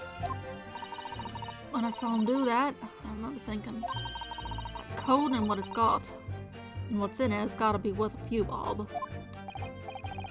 Yes, Gina was sure that disc must be worth more than Mr. Windibank was suggesting, wasn't she? I remember her quibbling with it over. I remember her quibbling with him over the price that afternoon at the pawnbrokery. Driver looked pretty happy when McGilda flashed some brash in his face. He went running off like a lick. And the bog trotter called to me and told me to come out from the cabin, from the drag's cabin. He threatened me not to snitch, not to say nothing to no one about what I seen and heard. Hold it! Threatened you how, exactly? Told me I'd only be able to stop it if I did exactly what he said. Which including giving false testimony in court 2 months ago. Yeah, that's it. And there was one other thing he said. Which was... He told me I'd have to hang on to the ticket from the pawn shop and make sure not to lose it. The ticket? Well, never. Saying that if he didn't show up to get the ticket off me before 2 months passed, I'd have to go to the pawn shop and pay the money to keep it in lug to stop it being forfeited. He left me with some brass to pay for it. Really? Why on earth would Mr. McGilda have done such a thing? Depositing his overcoat with a pawnbroker before the arrival of the police. Makes no sense at all. There would seem to be only one logical explanation, my lord. But McGilded had the driver deposit at Windibanks, something he didn't want the police to see. Something very important that he needed to hide at all costs. What? Anyway, after that, he let me go. So I legged it before the cops showed up. Well, Gina, it can't have been easy to tell the truth like that. Jenny's really put her faith in you, Rita. Yes, and to thank her, she'll have to face a charge of perjury once this trial's over. So I need to use the time we have now to get as much information out of her as possible. It's time to really go for it. Press on every statement. I suppose I should. Oh, and another thing. What's that? Look at those two. Isn't it strange they've been whispering to each other the entire time? Yes, that is strange. It looks like they're having a secret discussion about something. Not sure if I'm completely comfortable with that. I don't know if there's anything I can do about it.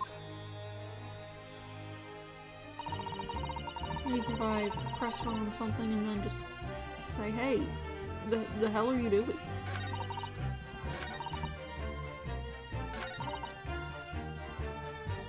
Hold it!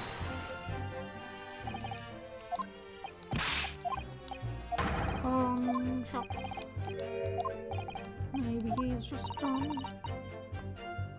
Hey, what are you doing? Excuse me! What are you doing? Is there something you'd like to share with the court, Inspector Gregson and Mr. Graydon?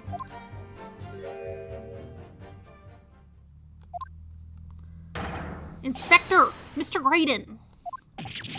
Oh, blimey, you trying to give me a heart attack. You have been whispering to each other for quite some time now. Tell us, what is the discussion about? Discussion? This fella. Pull the other one, sunshine. You think I've got anything to talk about with a shady gent like this?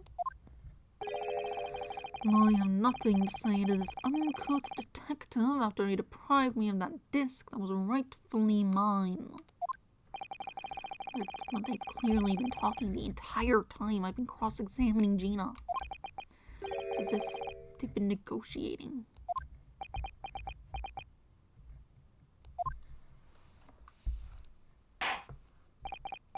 Thank you, Mr. Strahd. Thank you, Counsel.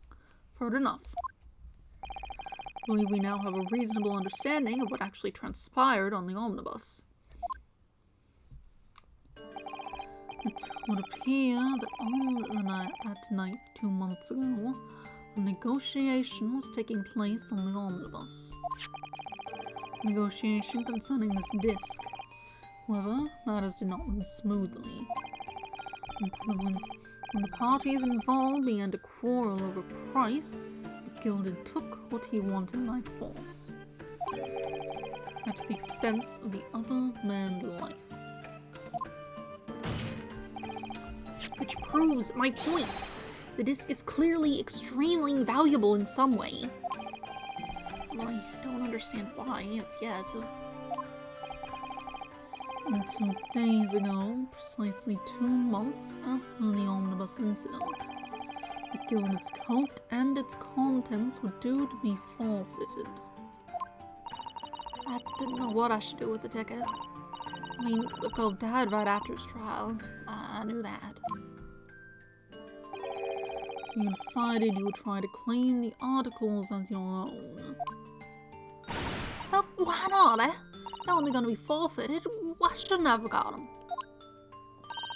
Anyway, you can't blame me for thinking about it. Think it ain't no crime. Mr. Strahd, it would appear McGilded was prepared to kill in order to take possession of this disc. Do you know why that would be? I ain't got a clue. But I reckon it must be worth a fair bit of price. He was probably gonna sell it. And you can't blame me for thinking that. Thinking ain't no crime. My lord, come back with the box. The evidence your lordship requested has been located and is ready for the court's inspection, sir.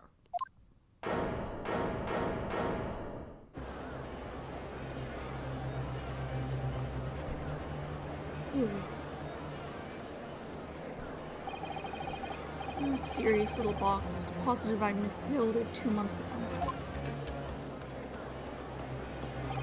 There's no doubt in my mind that it's a key piece in this far-reaching puzzle.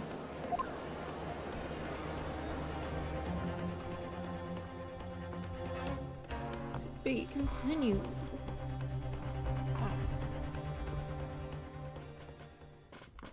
I should, like, search or something.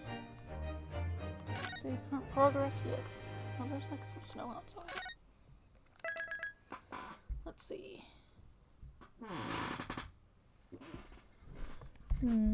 Not quite 9:30, but might be good to feed the cats now since I'm at this stopping point here.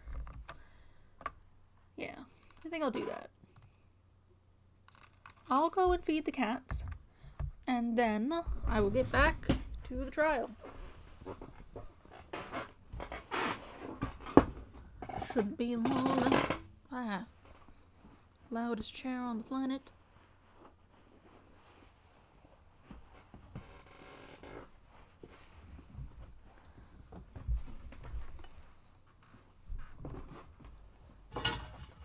Right. I'll feed the cats and then I'll be back.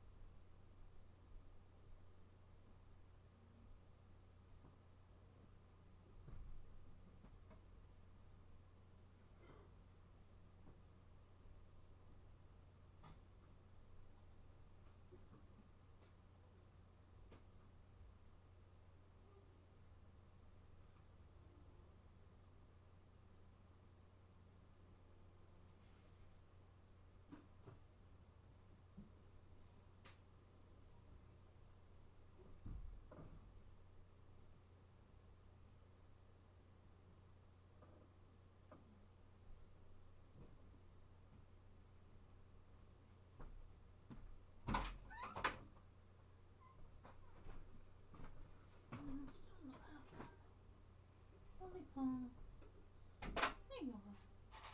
Okay.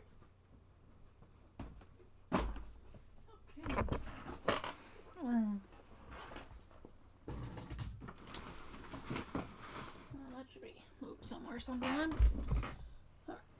I'm back. I'm back. The cats all have their food now. The two of them are just kind of still hanging out. Not interested. That's fine. They'll go find it later.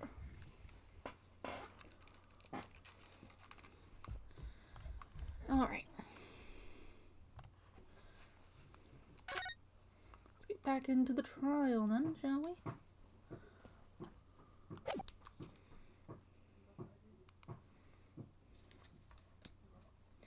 Here's the box in question. So this isn't the article in question, is it? A small box deposited with the pawnbroker by Mr. McGilden 2 months ago. Is it a music box?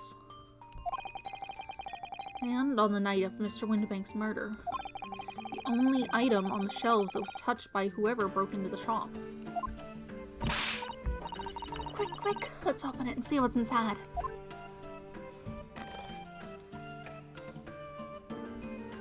A music box. Gracious, this is no ordinary box, it seems. How? Although in truth, I had an inkling that might be the case. It would appear that the box houses a miniature movement box movement.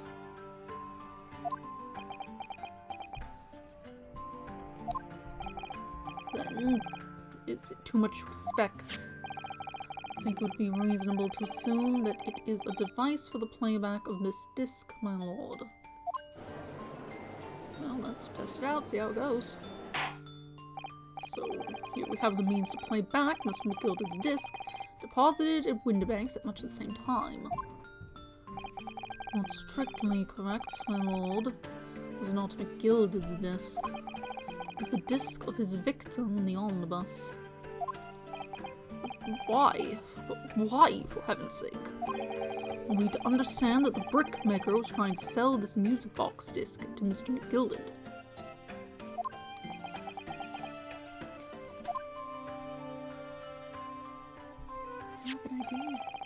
I believe the answer will become clear if we listen to the music on the disc, my lord. Yes, very well. Let the court now listen to this curious disc at last. Hold it! Wait, my lord! Good grief! What is the meaning of this, Inspector? The music box and the disc are... they're unrelated to the case. No need to spoil the somber atmosphere in the courtroom with some silly bit of music. Objection! This disc may well have motivated the culprit in this case to commit murder. Clearly, there's every chance that it's fundamentally important to understanding what happened. Prosecution has no objection. But no! That piece of evidence is police property. Clearly, Scotland Yard has some vested interest here. But it is policy of this prosecutor to leave no avenues unexplored. And you, Inspector, have no jurisdiction here to prevent that from happening. No further delays, please. Play the disc. Might want to take that note off it, might throw off the balance.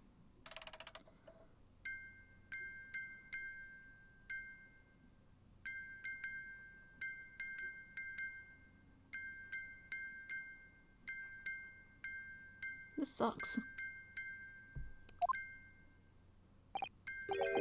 What on earth? That's certainly not what I would call music. No.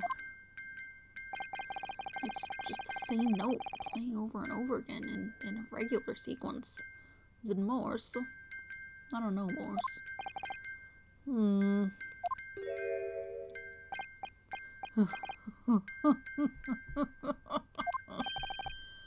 Mr. Graydon,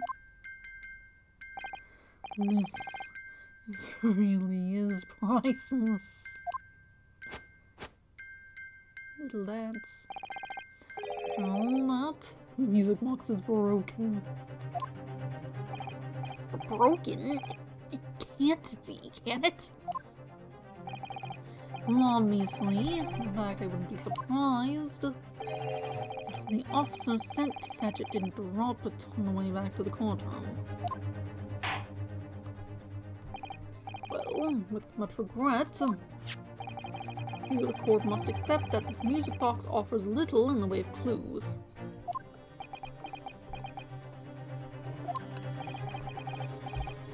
Are you ready to move on, counsel? On. Yes, alright. It does sound as though it's completely broken, but is it? Could this music emanating from the music box possibly be a new clue?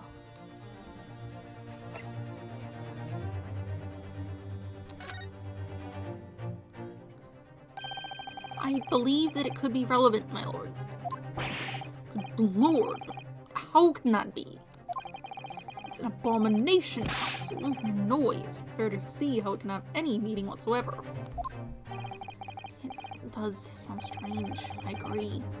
But there's one thing bothering me. While Graydon stands there chortling notoriously. The inspector beside him has a rather telling expression on his face. It's as if Gregson recognizes the sound, as if he's familiar with it somehow. And that's making him appear extremely on edge. If that's the stance of the defense, my neat pony's friend, answer me in this. Oh!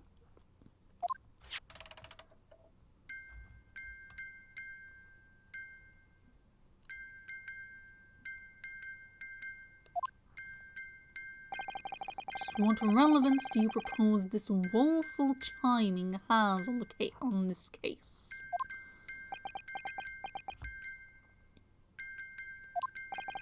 It's the defense's belief that the sound emanating from this music box is... It's not supposed to be music. Just because this is a music box, it doesn't necessarily mean the sounds we're hearing are music. Look at that. The smile vanished from Graydon's lips as soon as I said it. I'm on the right lines here. I must be.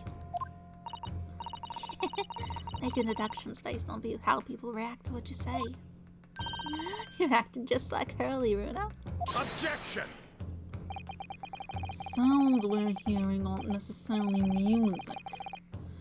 Well, now that you've told us what they are not, I'm sure the court would like to hear what they are.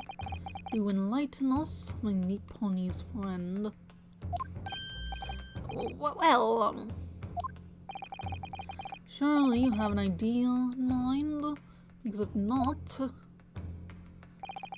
it will be the death of your ill-formed argument. Exactly. The music box is clearly broken. Refusing to accept that fact is pure foolishness. I forgot me. I don't know what the answer is yet. Bruno. Don't look. I've just examined this music box very thoroughly. And I'm fairly certain that it's not broken at all. Really? Really, the way it's been made, it can only produce a single note anyway. Thank you, Iris.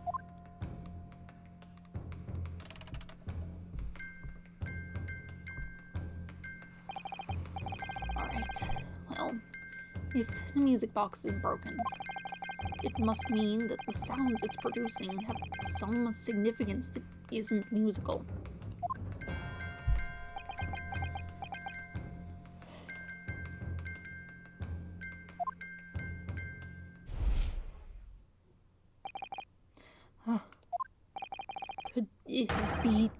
Is that what these sounds are? Something's just struck me, Runo. I feel like recently, in the past few hours even, I've heard another sound very much like the one this music box makes. Yes, it's a familiar sound. Actually, Iris, I was just thinking exactly the same thing. I'm going to have to press the defense for an answer. If your assertion is that the sound produced by this music box is not in fact music at all, then what the devil is it, Counsel? All the evidence we've seen so far, all the testimony we've heard, it's all pointing to one single answer now. Prosecution demands that my learned Nepalese friend presents proof now. Tangible proof of this latest wild speculation. Alright then. This could be the best chance I'm going to get to fight back in this trial. I'm right. It's going to join all the dots together. The evidence that explains the true nature of the sounds on this music box disc is... I have something talking about Morse? That's not helpful. Maybe the paper contains an article about government secrets being leaked to foreign agencies. Such a short message wouldn't be much. I don't know more, so I can't exactly figure out what it's doing, but... Take that! Today's paper, Counsel. The headline is, Pawnbroker perishes in pick-purse plunder. Hardly supportive of your cause. No, my lord. I was hoping you'd look a little further down the page. Further down. Ministry mole. Classified secrets may have been leaked overseas from Ministry of Justice. Yes, this is a very serious matter being investigated at the highest level, I understand. I have heard that international transmissions along supposedly secure lines are somehow being intercepted. I mean, you're just using radio. And leaked to various other countries. That's why people started coding things. And presumably, those transmissions are in the form of wired telegrams? Of course. Juror number 5, your input, please. Stop. Oh, me, sir. Whatever's the matter? You told the court before that you worked at the same communication station as Mr. Graydon, did you not? Yes, that's correct. And the particular station where you work deals with government communications and newspaper reports? Oh, yes, we're not your run-of-the-mill communication station at all. Our work is very important. Then tell me, is this not a very familiar sound? Have you not been listening?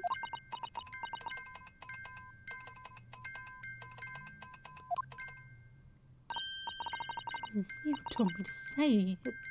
Is it? That's right, madam. It bears more than a passing resemblance to the sound made by your telegraph machine as you tap it. I believe it's called Morse code. But I don't believe it. Now, correct me if I'm wrong, but when it comes to leaking telegrams from government departments, there could be nobody more perfectly placed than a highly skilled communications officer. Oh, are you suggesting that the music box disc contains stolen government secrets in Morse code?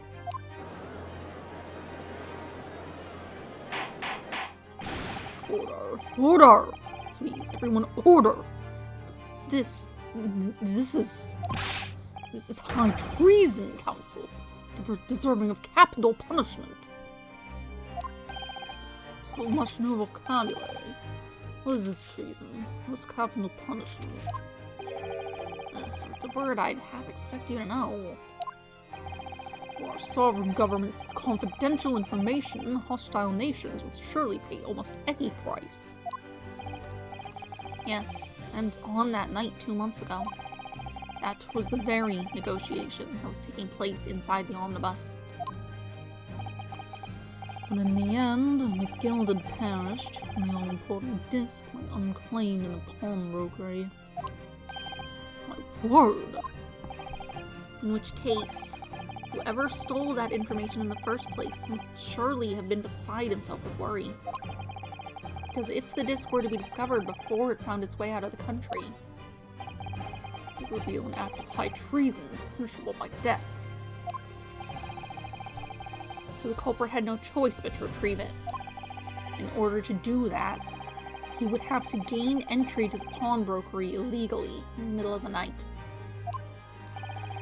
Because the article left behind by Mr. McGilded would incriminate him too much if it got into the wrong hands.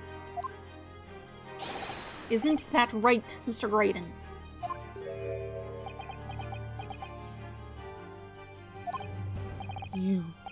You think I've been stealing government secrets? Preposterous. Absolutely preposterous. So in response to the defense's accusation, you claim complete innocence, do you? Well, of course I do. I had to stand here in silence while that pretentious foreign lawyer has been prattling away. Objection!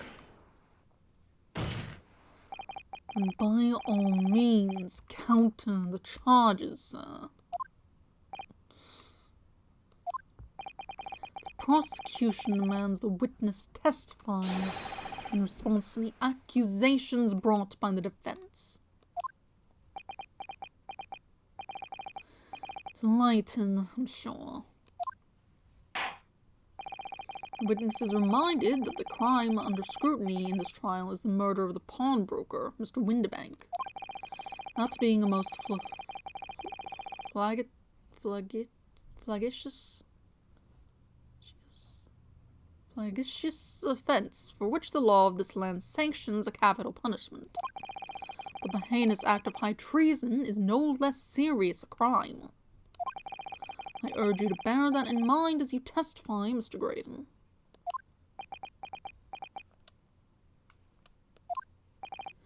So then, let us proceed. You may. Hi. What do you want? You gotta let's have a rabbit and pork here, Governor. We got things to say. I beg your pardon. Who do you think you are? Name's Nash Skulkin. Occupation is professional baddie. Name's Ringo Skulkin. We ain't baddies enough to sell out to our motherland. That's right, we're what they call the Three Skulkin Brothers.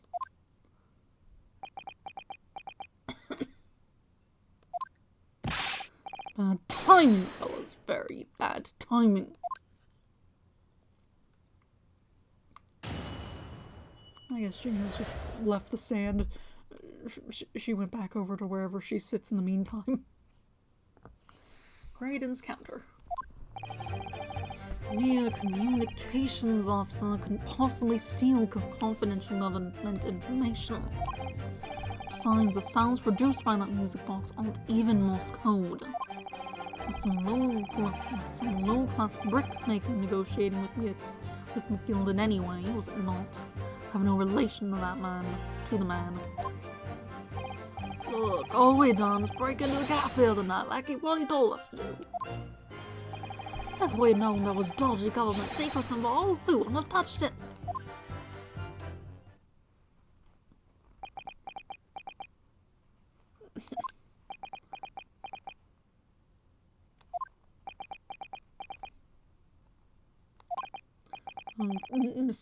Mr. Skulkin, Oh, Mr. Ado, Governor, what's up?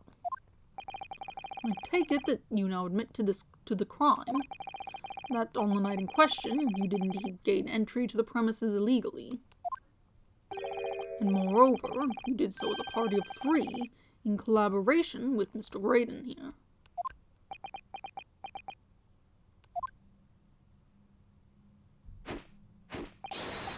We did, Gov, we did.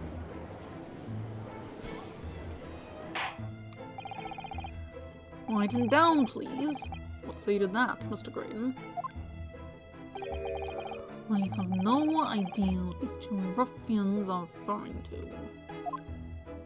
You little rotter, getting us mixed up in all this monkey business. You never said nothing about no government secrets. It was supposed to be a straight-up job. And what about the geezer that whose shopper was, eh? Poor bloke didn't have to die, did he?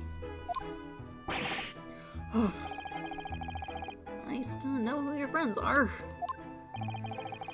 These men say I deny the accusations. Indeed. Well, I certainly wasn't expecting this little music box to become so significant in the proceedings. However, as it has, I will admit it into the court record as evidence. The small music box has been entered into the court record. This strange music box only appears to be able to play a single tone. It was deposited at Windibanks 2 days before the Black Overcoat.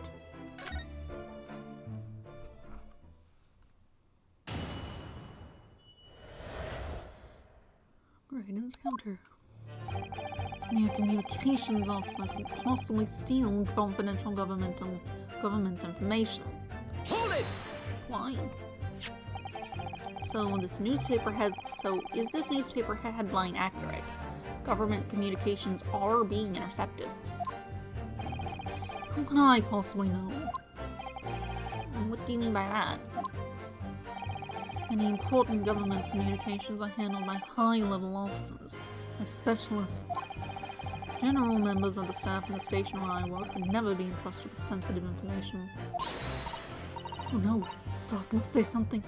Oh no, stop, say something, stop. Let me guess. Juror number 5. The regular communication stations officers aren't as lonely as we're being led to believe. A team of us are responsible for setting up and testing the telegraphs used by the Ministry. Mr. Graydon is the team leader. That's fascinating. Graydon is highly skilled operator stop. Currently in presence vital stop. So you had access to the equipment used for these confidential communications, Mr. Graydon. What of it? The transmissions are always made behind closed doors, so they can't be heard. In any case, all messages are sent in ciphered. Normal employees couldn't possibly understand them. Oh no, stop, say something, stop. Mr. Graydon regularly attends meetings with Ministry technicians and the Ministry communications team. He assists them in ensuring there are no errors in important international communications. And he has received the top prize as the cipher cracking convention 5 years in a row now. That's fascinating. Graydon's highly skilled operator stop, currently in presence vital stop. And your idol would appreciate it if you would keep your mouth shut. You should really pick your idols more carefully. I tell you, this morning's accusations are completely unfounded. Besides, sounds produced by that music box aren't even Morse code. Hold it! They're not? To anyone with a brain, that would be blatantly apparent on listening to that music box for even a few seconds. Of course. Surely it can't be that my learned friend is unfamiliar with Morse code. Ouch. He looks genuinely shocked at my ignorance. I would be more than happy to demonstrate the basics for you, sir. Listen here in court. Morse code is a continuous series of 2 distinct tones. Tones, you say? Yes, a short dot and a long dash. By combining those in different ways, you construct letters. I see. For example, this is A, and this is B.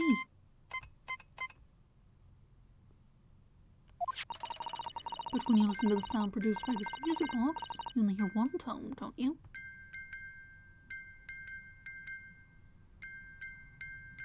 No? There's definitely 2 tones. Though they only seem to be going back and forth. But it sounds so similar. The rhythm of it is the same and everything.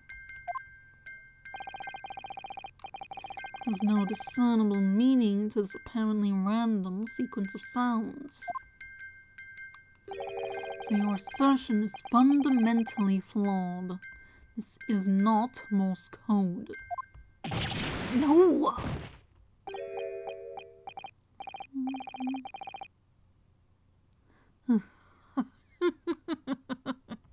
Really, you shouldn't be so surprised. What did I tell you? That a music box is nothing but a worthless piece of scrap.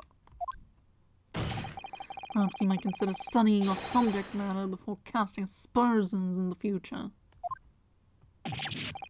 Stop. Nothing to say, but stop. Oh, this is so frustrating, isn't it? Iris? I mean, if the government secrets were somehow being leaked using the music box, so many other things would slot into place so nicely. There'd still be something I haven't considered. It'd really be impossible to use this music box somehow to play back Morse code. What? Oh, that's the alarm I already did, though. Let me look at it. It went in the evidence and I didn't actually examine it. What is this thing doing on here? Didn't it, like, take the note off at some point? And see how the 4 McGilded disc sits in the music box? The man see how the 4 McGilded disc sits in the music box? The man deposited at Windibanks. It couldn't be a more perfect fit. So there's no question then, the disc was designed to be played in its music box. Yet despite that, the sounds it produces are neither musical, nor do they appear to have any meaning. It just doesn't make any sense. I wonder, perhaps there's more to this music box than meets the eye. Maybe you haven't discovered all its secrets yet. There's a switch here. This is the mechanism that turns the bumps on the disc into sound, isn't it? Yes, the movement. It's all thanks to the cone with the teeth that are plucked by the passing bumps. Usually, the teeth on the cone are different lengths so that each one produces a different tone. This cone is very strange. While the teeth are exactly the same length. Now, what does that mean? It means that no matter which tooth is plucked by the passing bumps, the music box will make the same sound. I've seen a music box like it before. Yes, it is strange. The music box can only play a single note. There should be some significance to that, surely.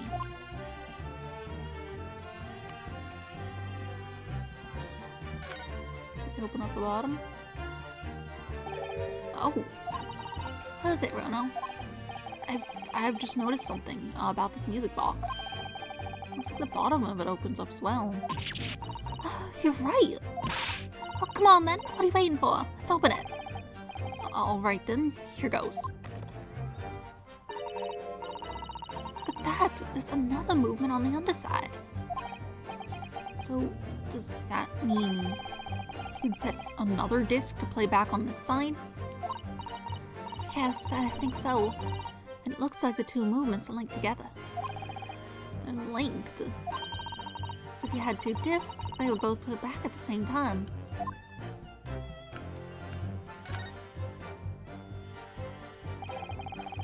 I would have thought there would be a second movement on the underside of the box. And this movement is like the other one. The comb's teeth are all the same length. So this movement also only produces a single tone, like the other one. Yes, it must do. Except that the length of the teeth on the two combs is the same.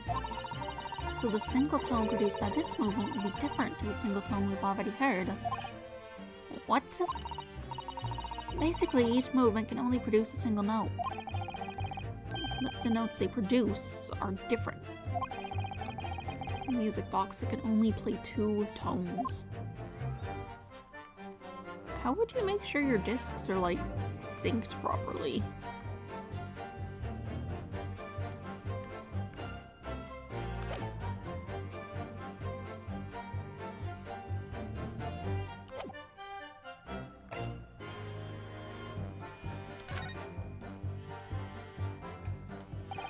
There's still every possibility that this music box was instrumental in the leaking of government secrets. That's the belief of the defense, at least. Objection! Does it please you in some way, my new pony's friend, to repeat the same line of argument ad infinitum? It's already been established that to be Morse code, 2 tones are required. Dots and dashes. Yes, I'm well aware of that. And what? Well, it would appear the defense has a hypothesis to put forward. You had better present your idea at once, counsel. How do you propose that this music box, which appears to produce only a single tone, could have been used to cipher secret messages into Morse code?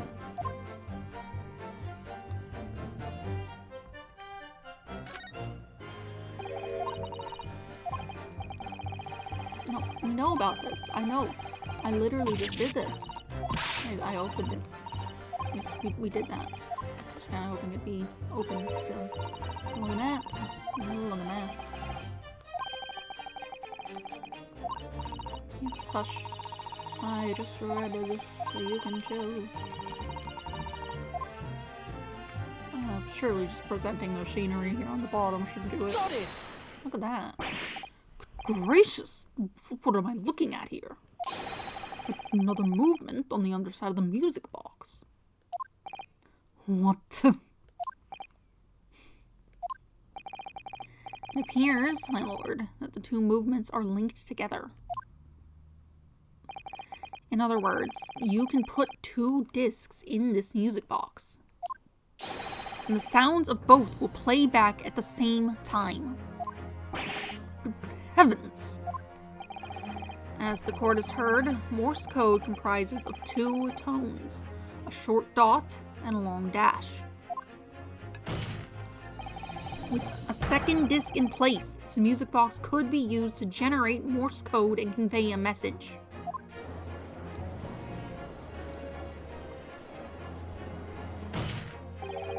This is beyond a joke. I'm sorry.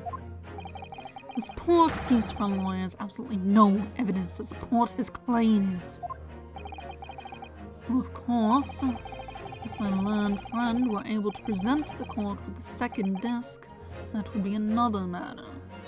Well, I can't at the moment. May I remind the court that, as the witness has pointed out, he was not the one in the omnibus with the Gilded 2 months ago, striking a deal over the disc or discs. Indeed, that was Mr. Mason, the brickmaker. Exactly. I had nothing whatsoever to do with it.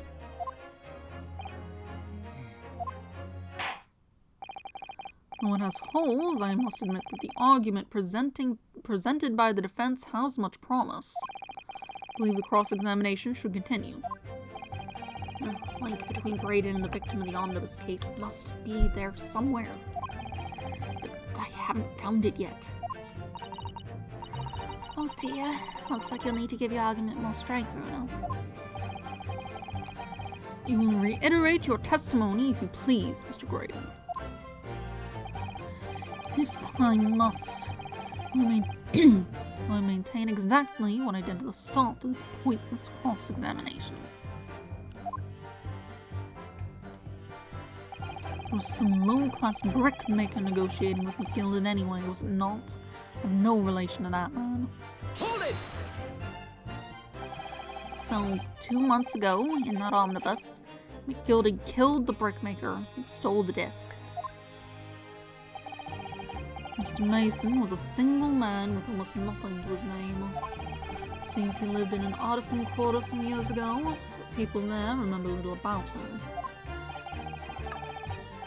That doesn't make much sense though, does it? How would a humble brickmaker come to acquire secret government information? Oh, indeed. There must have been somebody else involved behind the scenes in all of this. Somebody who acquired the disc and gave it to Mr. Mason. In order to take it to the meeting with McGilded and negotiate a deal.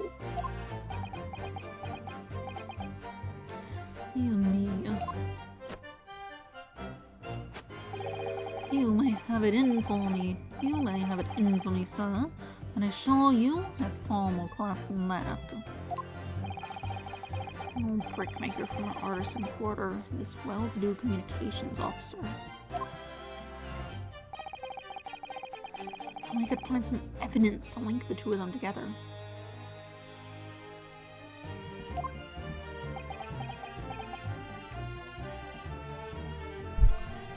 Do I have some evidence?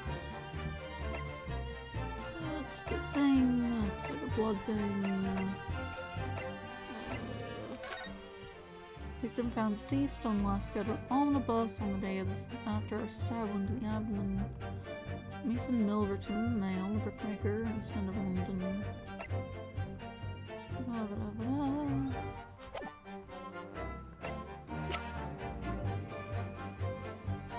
That was the autopsy report for this. That was all I got. If you have nothing more to add on that note, let us return to the witness testimony. I guess I'll pick something up while I'm poking at these guys who are almost certain to drop something because they are just not that smart. Look, all we done is break into the gaff the other night like what he told us to. Hold it! Like Mr. Graydon told you to do, you mean.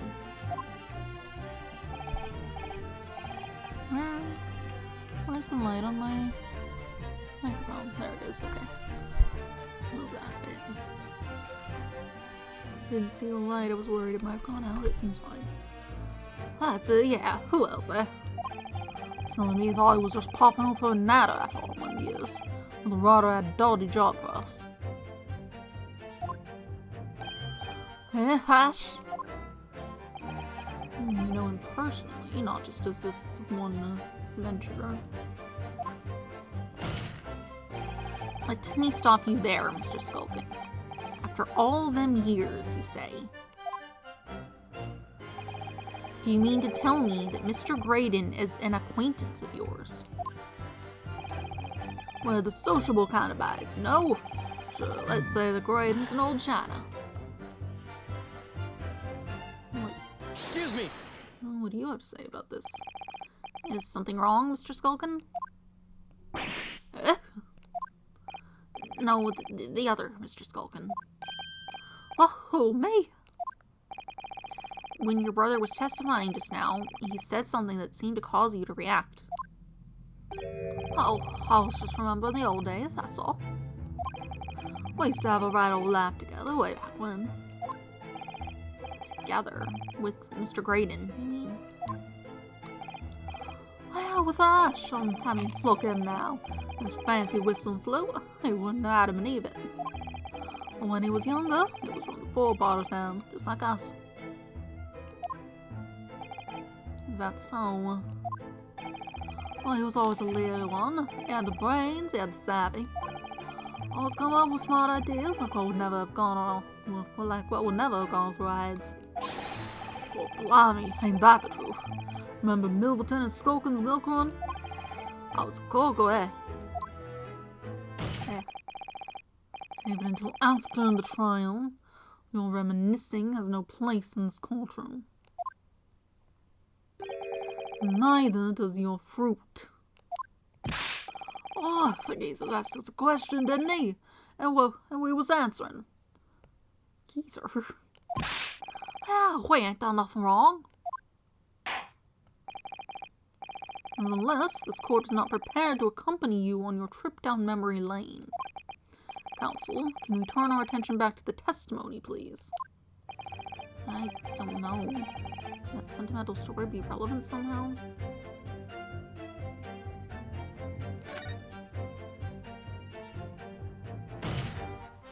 My lord? Yes, counsel. My brother's last sentimental statement could hold vital information relating to this case.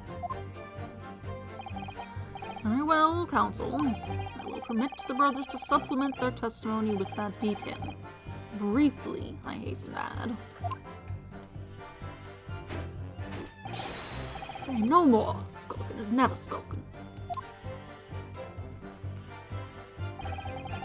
Lieutenant Skulkin's milk run. God, those were the days. Hold it! I'm sure I'm going to regret asking, but what exactly was that? Some kind of business? Just a little scheme we had going back when we was youngsters. A bit of fun, really. Delivering fresh milk to the locals. That's what it was all about. That sounds alarmingly legitimate, so there must be a catch. I suppose since we're here, I should ask them to elaborate on what? Oh, wait, Milverton.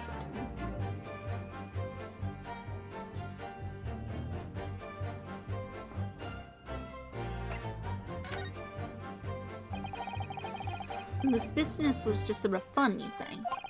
And it was just yourselves and Mr. Graydon involved. Yeah, that's it. Milverton and Skulkin's milk run, was it? Yeah, that's it. And where did the Milverton part come from? Oh, right, I thought clever fogs like you would have figured out something. Enough of this. Much longer are we expected to listen to this drivel? Let me guess. You don't accept anything these two witnesses are saying?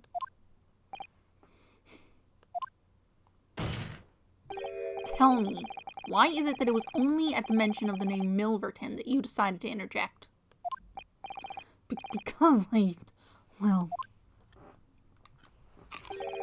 weren't the happiest homes that one came from. Yeah, his old man was struggling for money so much, his wife walked out on him. Should have named Graydon then, see. I shall always be Milverton, but I shall always be Milverton to us. Milverton. So that used to be your surname, did it? Of course not. This is all bunkum. I've been a Graydon since I was born. Do you really think you can rely on the testimony of these two thieves, You're a communications officer attached to the civil service. As such, your personal details will have been thoroughly checked at the time of your appointment. It would be a very simple matter indeed to subpoena those records, Mr. Graydon.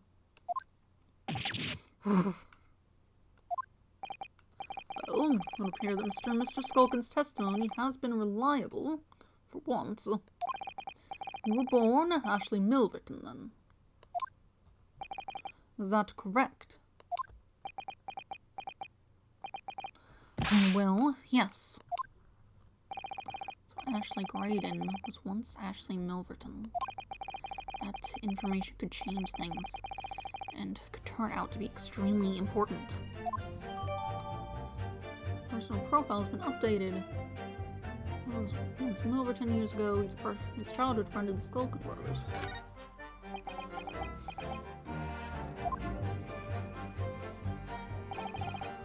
All of a sudden, we seem to be up to our necks in a serious matter of national security. Although, all this talk about interception of secret government messages is still just conjecture at this stage. I'll explain another number of things, though, wouldn't it? Negotiation getting Jenny overheard on the omnibus 2 months ago, and the break-in at Windibanks. But the trouble is, it wasn't Mr. Graded in the omnibus with Mr. McGilded. No, that was Mr. Mason, the brickmaker who was so horribly murdered. If only there was some link between the two men somehow. I'm working on it. I know, but Mr. Grayson's testimony seems to be as watertight as ever. Or if the key to us making headway with cross-examination here could be those two brothers.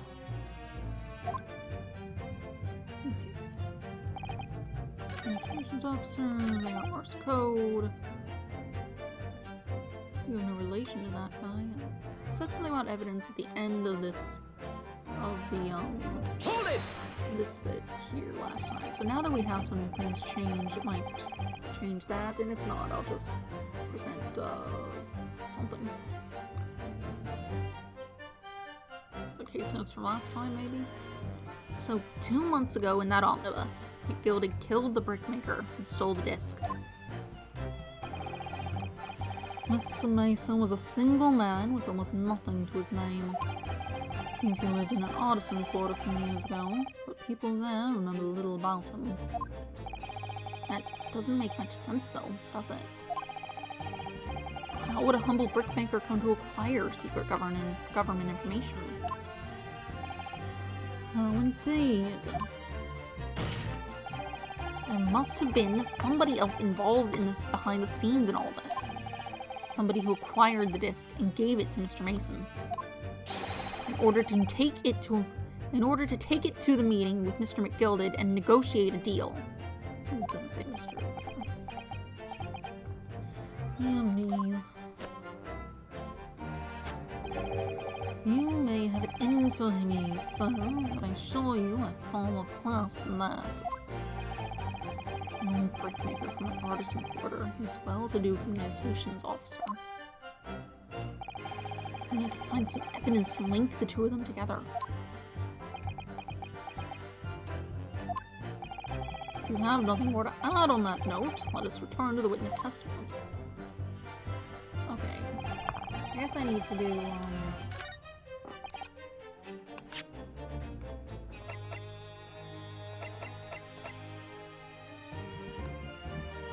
yeah, I can't present your profile. I think this is the only place that says the dude's name. Even, like, during the case, I don't think they said his name.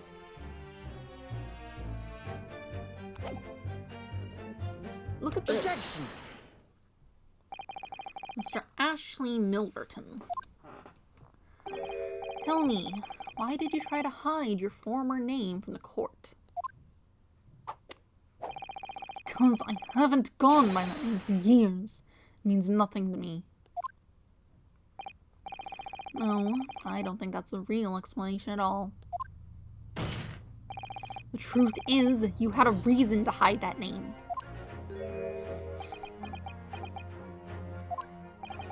Explain yourself, please, counsel. I have here the notes from the omnibus case, my lord. As we all know, the victim, the man who we now understand to have been negotiating with McGilded. Yes, Mr. Mason, the brickmaker. That's right, only Mason wasn't his surname at all, it was his given name. His full name was Mason Milverton. Milverton? Do you mean to say, saints alive? Mr. Ashley Milverton. Is it not the case that the brickmaker, Mr. Mason Milverton, was your father? I guess that age makes more sense. I don't. As I believe I mentioned earlier, your family history will have been thoroughly checked when you join the civil service. And it really would take no time at all for the court to subpoena those records. The truth is, you have been illegally acquiring highly confidential government information and selling it onto McGilded in collaboration with your father.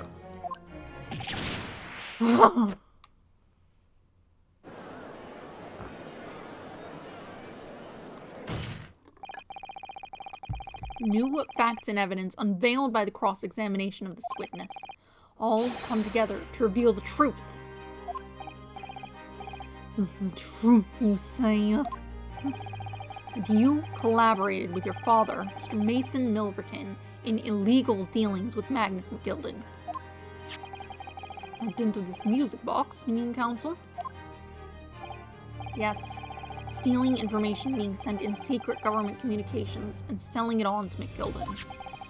Mr. Grading concocted this elaborate scheme of using 2 music box discs to encode the information. It's presumably a safety measure against the information falling into the wrong hands. And a very effective one. I shouldn't have given the scheme any credence. Whatsoever. But the deal with McGilded went sour. The brickmaker met his end.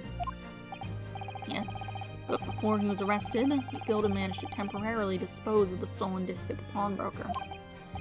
Then, having learnt of the situation, you appeared at Windibank's 2 days ago, in an attempt to recover the 2 articles McGilded had placed in pawn there. That attempt failed. One of the discs was seized by the police, and the other you never found. So that same night, you enlisted the help of the Skulkin brothers and broke into the pawnbrokery. This time, determined to recover the second disc. Are you suggesting that the second disc was inside the music box? We never knew nothing about that. On the night that Mr. Windibank was killed,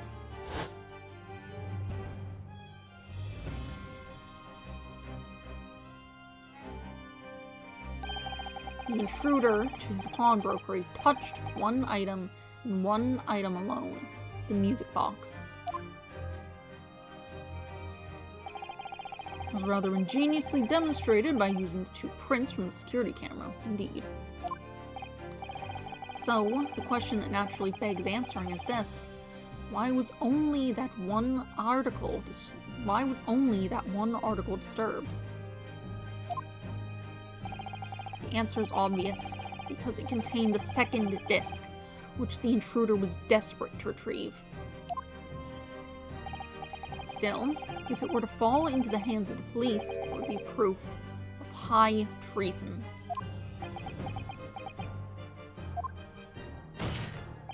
Well, Mr. Graydon, do you deny that all of this actually began on that fateful night 2 months ago?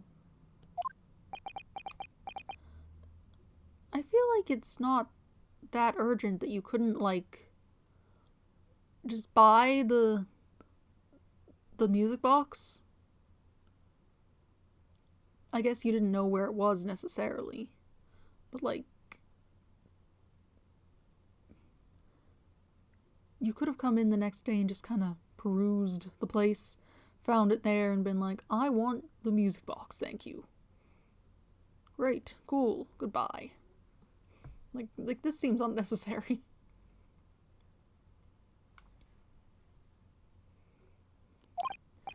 I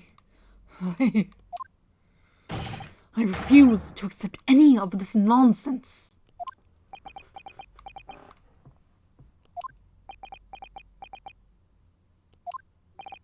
Sir,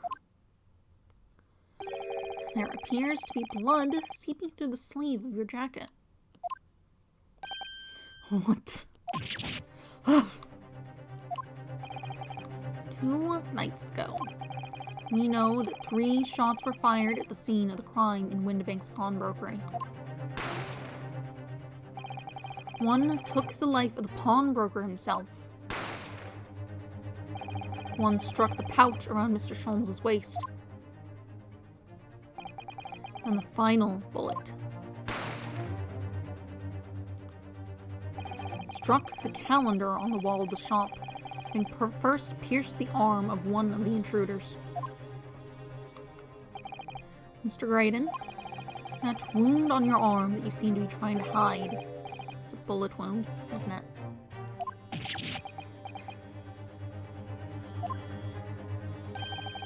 He's got you now, the old China. Time to call it quits and croak, I reckon.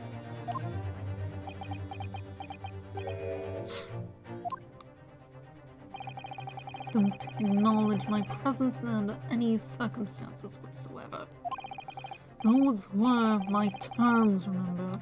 I paid you handsomely to comply. Clearly I was a fool to think I could trust some common backslum thieves.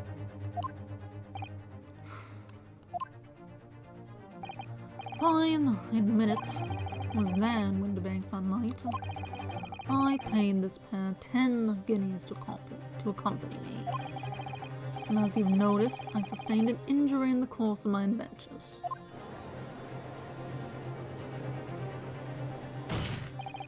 That is all. Admit to nothing more. Stealing government secrets, negotiating with Mr. McGilded. As God is my witness, I'm sure I recall nothing of the sort. It's not going to go down without a fight. Not until I can show hard evidence, I suppose. Nevertheless, the defense has now established a crucial fact. Which is... well, we know that one bullet was fired from each of the 2 firearms we have in evidence. The bullet from the Skulkin's brother's gun hit the pouch around Mr. Sholmes' waist. And the bullet from Mr. Windibank's gun clearly must have been the one that caught Mr. Graydon on the arm. Indeed it must. We can rule out the possibility that the man shot himself. And that leads us to only one conclusion. Mr. Windibank was shot by a 3rd gun, which could only have been fired by the 3rd intruder. Goodness! That's right, Mr. Graydon.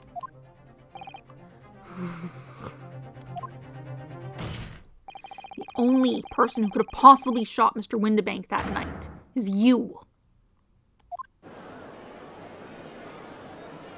Hold it! Now what?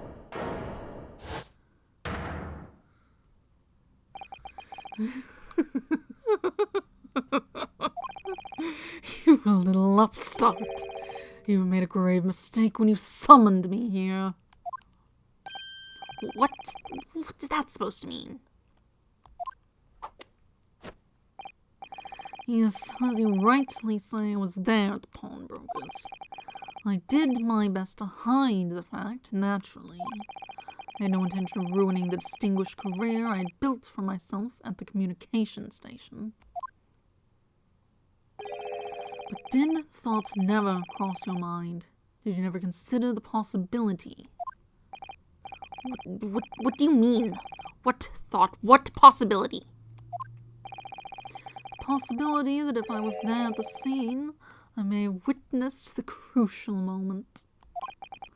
You see, this makes me a key witness in this case. I have my hands firmly around the neck of your client. Does anyone ever want to believe a word you say at this point?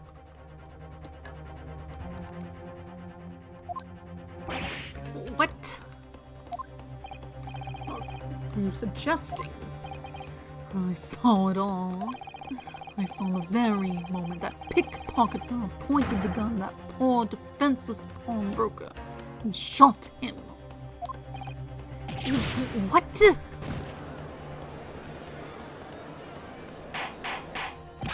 Order! Order! Order! Well, It seems we are finally entering the last act of this theatrical trial. Mr. Graydon. Yes, I trust you are fully aware of the implications here. If it is shown that your claim is false, you will have incriminated yourself as the killer.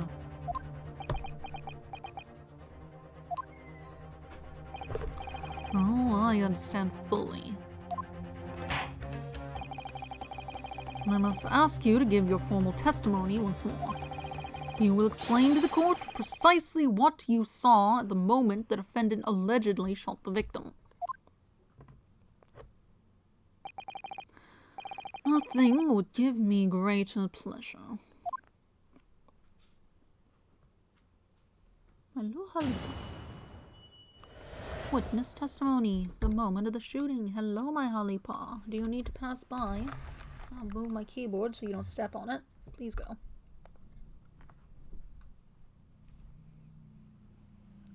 My fluffy baby kitty. Please don't stand right there. Continue moving just a little bit. Your tail is in my way. Thank you.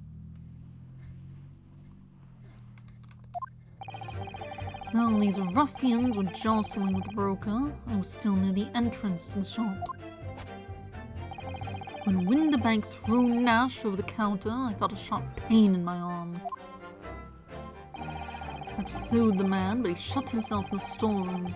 I could see him through the peephole in the door, though. The accused, a black coat, shot the man in the back as he was trying to flee to safety. I saw the blood splatter all over that wretched girl. Then she tossed the gun out of the peephole, so I picked it up and made my escape.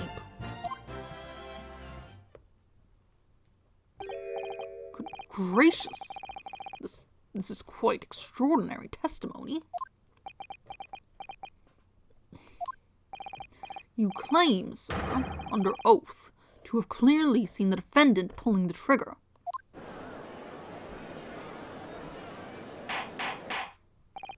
Order, order, order!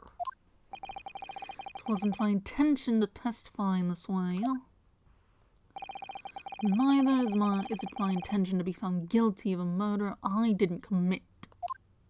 So you see, my hand has been forced.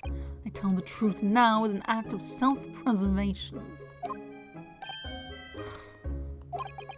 The truth.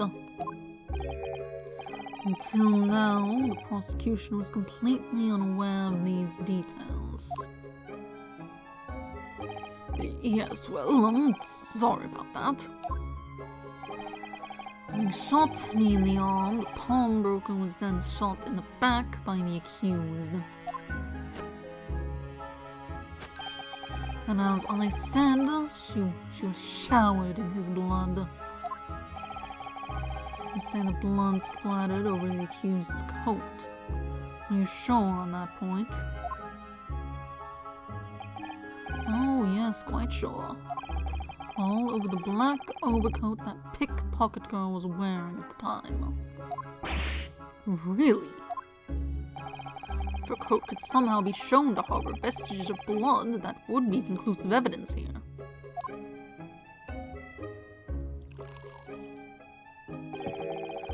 Such an investigation is entirely possible, my lord. What? Only very recently, a German scientist has developed a technique to identify human blood. Here's to true science, not some amateurish detective's dubious foray into the world of chemistry. There's nothing dubious about Hurley's work. His ideas are all sound. Ideas are of no use to us here. In science, and as in law, theories must be proven before they stand. In Germany, the technique has already been employed in the courtroom as the basis of evidence. Scotland Yard has a small quantity of the chemical reagent used. With your lordship's permission, we could shatter all vestige of doubt within minutes. I'm getting some aluminum. This doesn't look good, Bruno. Why not? Well, we know, don't we? That there's blood all over the front of Jenny's coat. If they tested with their chemicals... Oh, help, you're right. I was forgetting what happened yesterday. Don't move, Jenny. I'm going to shoot.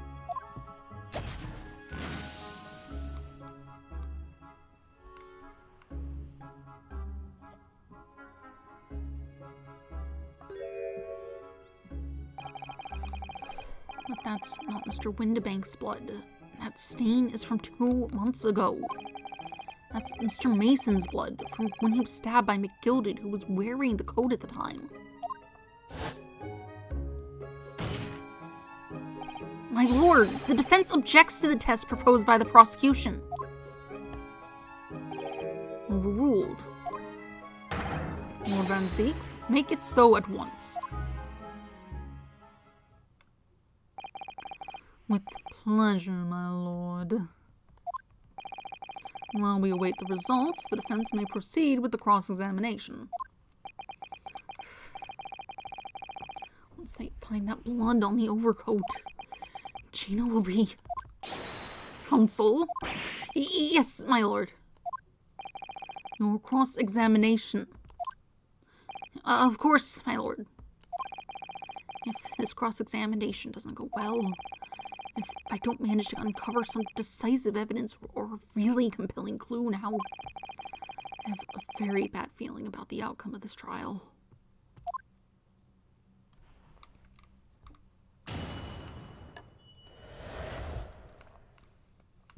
Alright.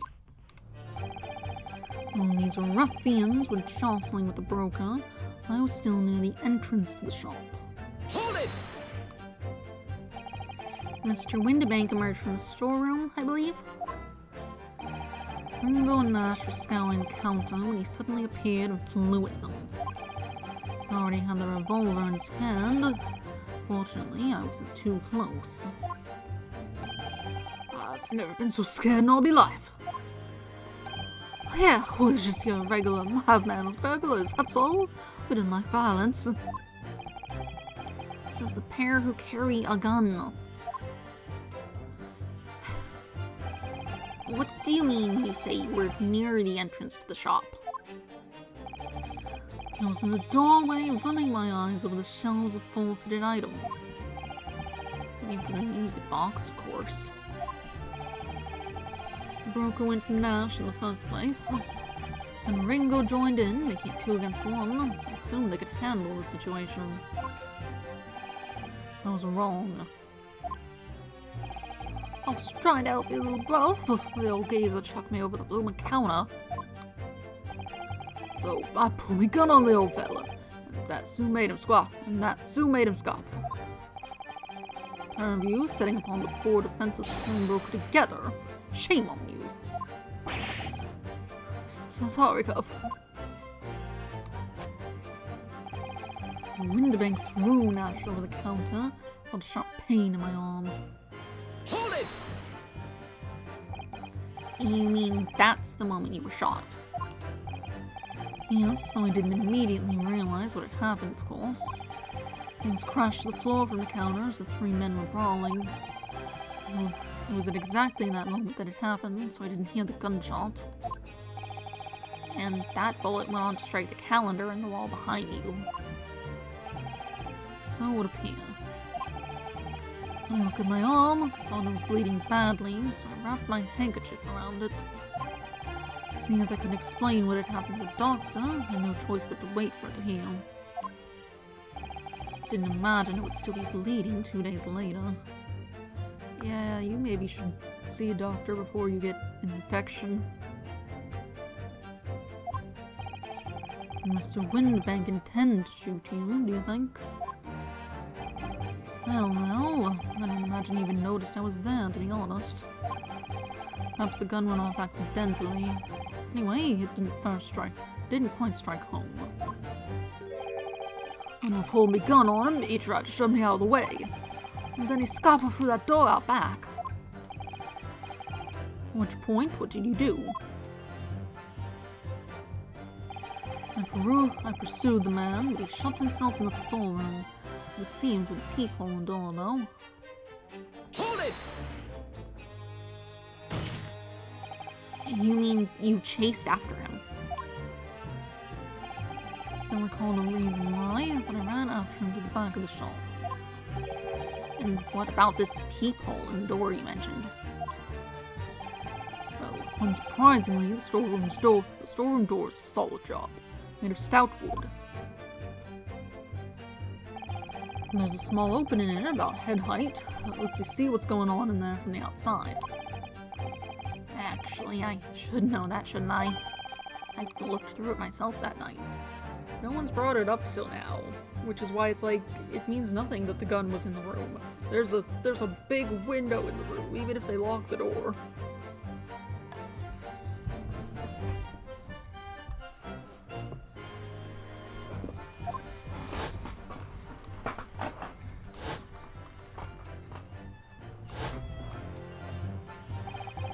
What about you burgling brothers? Did you see what went on to this peephole as well? Not likely, Gov. Didn't see that little sock, Gov. I doubt these two buffoons were even aware of peephole's existence. So the Skulkin brothers were there, but they didn't see the killing of Mr. Windibank take place. Inside the storeroom, I could see the broker and that young girl standing there. The defendant. Yes, though neither of them noticed that I was looking. The girl raised her gun and pointed it straight at the man. And then, what did you see next? The accused, a black coat, shot the man in the back as he was trying to flee to safety. Hold it! Yes, when the crime was discovered, the defendant was found with a gun in her hand. But that was Mr. Windibank's gun, from which only a single bullet had been fired. And as we've already established, Mr. Graydon, that bullet was fired at you. Oh, but no, it wasn't the broker's gun that the pickpocket girl had when I saw her. Yes, the bullet from Mr. Windibank's gun grazed my arm. Yes, the Skulkin's gun grounded the detective. And this was another gun entirely. A third gun. The broker's gun was not the murder weapon, so clearly there had to be a third firearm involved. In other words, the accused must have had her own gun with her at the time. Objection! But no other gun was found at the scene.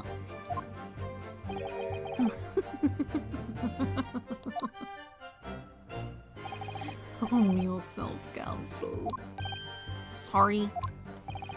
You must consider the events in order. First, I saw the broker and the girl glaring at each other. Then, all of a sudden, the broker turned to run. It was at that moment the little gutter rat shot him in the back. A chilling image, I must say.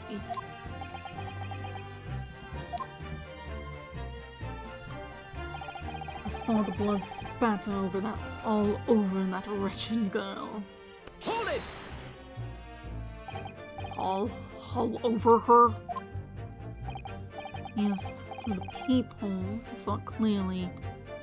Oops, I didn't mean to do that. Of course, the stains are invisible now, with the coat being such a dark color. I assure you that garment is sullied with the victim's blood. Well, it is sullied with blood, that's for sure. That's not Mr. Windibank's blood, is it? No, that's right. It's Mr. Mason Milverton's blood from when McGill stabbed him 2 months ago. So annoying. If they'd only accept Hurley's chemical analysis, we could prove that. We won't. Unfortunately, we can't use it as evidence to support our case. Bother. Then she tossed the gun out of the peephole, so I picked it up and made my escape. Hold it! Did I hear you correctly? She threw the gun out of the room. That's right. After the broker fell to the floor, she started walking over. Well, where exactly? In the direction of the storeroom door, to where I was watching. Of course, I quickly retreated, and then I dropped the gun through the peephole onto the floor on my side of the door. Why on earth would she do such a thing? Well, I couldn't tell you. Perhaps she was hoping to distance herself from the murder weapon. Without thinking, I went to pick it up. I suppose I was worried about just leaving it there in case any more tragedies took place.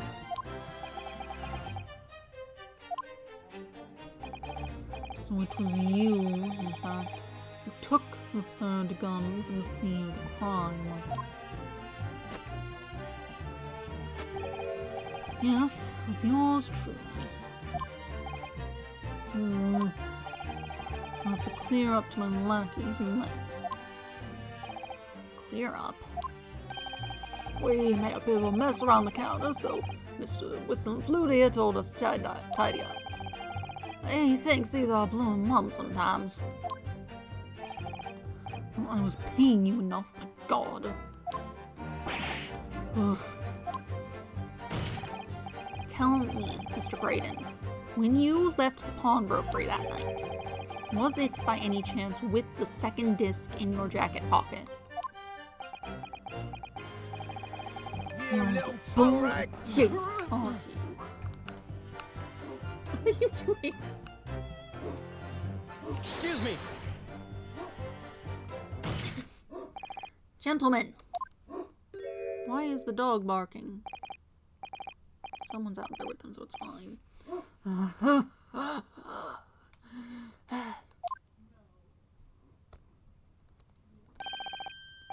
Something wrong, Sunshine. We were just like choking that guy. Why? that should be my line. You do realize you were just violently shaking Mr. Skulkin. I mean, this takes a bit of a hooligan, ain't he? What was going on just now? You saw him? He grabbed my whistle. Why, the blazes, he said, didn't you mention the third gun when we got you down to the station? And why didn't you? 'Cause we didn't know nothing about it. Oh, that flaming peephole in the door. Sorry about that. I can be prone to losing my rack sometimes. Not hurt, are you? God blimey, see the way he's looking at me? I'm telling you, this D gives you the willies. That was strange. The inspector doesn't normally get quite as worked up as that. He wouldn't normally grab someone. No, I wasn't like Gregsy at all. He's normally all sweetness and light, no matter what I say to him. Yes, well, I think you might be a special case, Iris. Well, anyway, I was definitely out of character.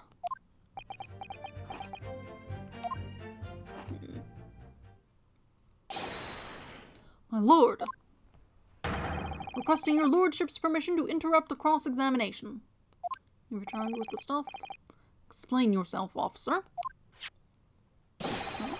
Are the results of the test that was ordered earlier, my lord? The blood on the accused's overcoat. Thank you, officer. Well, the cross-examination is hereby temporarily suspended. I presume you have no objection, counsel? No, my lord.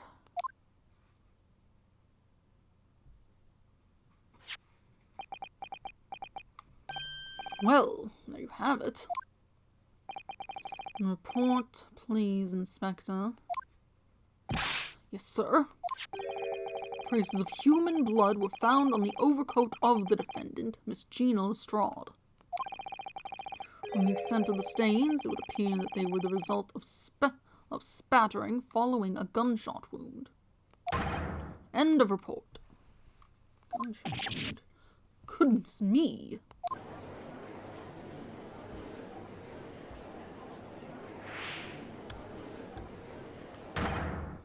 Say, what did I tell you? Objection! No, the blood on that coat is not Mr. Windibank's. What on earth makes you say that, Counsel? The coat originally belonged to Magnus McGilded. Just before his coat was deposited at Windibank's, McGilded had fatally stabbed Mr. Mason Milverton. So the blood on that overcoat is the blood of the brickmaker from the omnibus case. Objection! Well, dead, not speak. Isn't that right, Nipponi's friend? Sorry?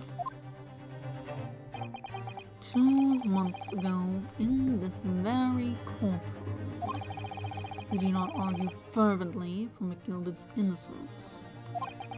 And yet, now that the man is dead, we brand him as a murderer. Your conduct shatters any shred of respect you may have earned for yourself in this country. But that was... Call it a bally disgrace. Treachery, that's what it is. How to determine whether the blood on that coat is 2 months old or not. Even a stereoscope can help the answer to that problem pop out. Can't be done. But... We use Mr. Sholmes especially... Mr. Sholmes is a detective, not a chemist. Specially formulated chemical water. Would you put such faith in a chemical formula designed by me, for example, when I'm a communications officer? I held out Pridowski to starving boy. Pridowski to starving boy, and he ran away crying. That seems unhelpful. Sherlock Holmes is barely more than a figment of the public's imagination. His name carries no weight in this courtroom. No weight at all. How could you say that? Victory is sweet indeed. This proves that my testimony is the whole truth from start to finish. How do you arrive at such a conclusion, sir? As the witness said, the accused's coat was spattered with the blood of the victim.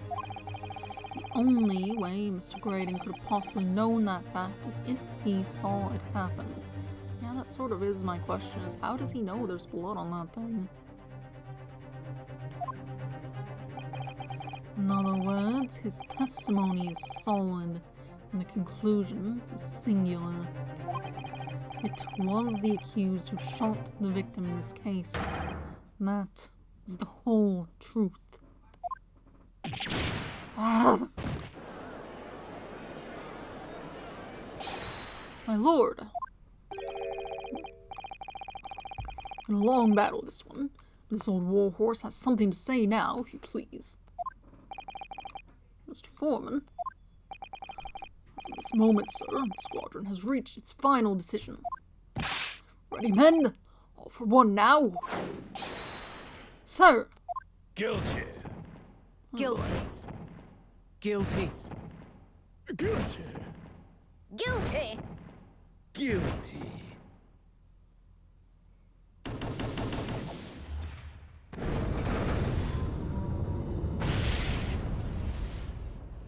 It's not at all suspicious that he didn't bring up being a direct witness to the exact murder until he was basically forced to say something to not be declared the problem. Whatever. Well, it would appear the ladies and gentlemen of the jury have reached a unanimous verdict.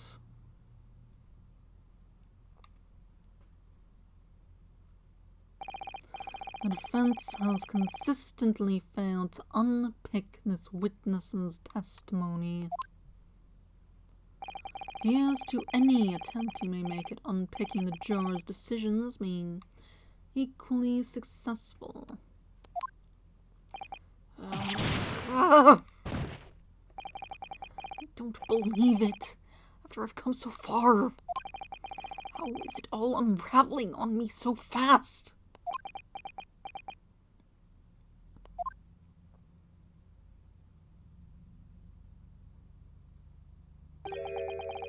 Oh, very distressing. Be held in such low esteem.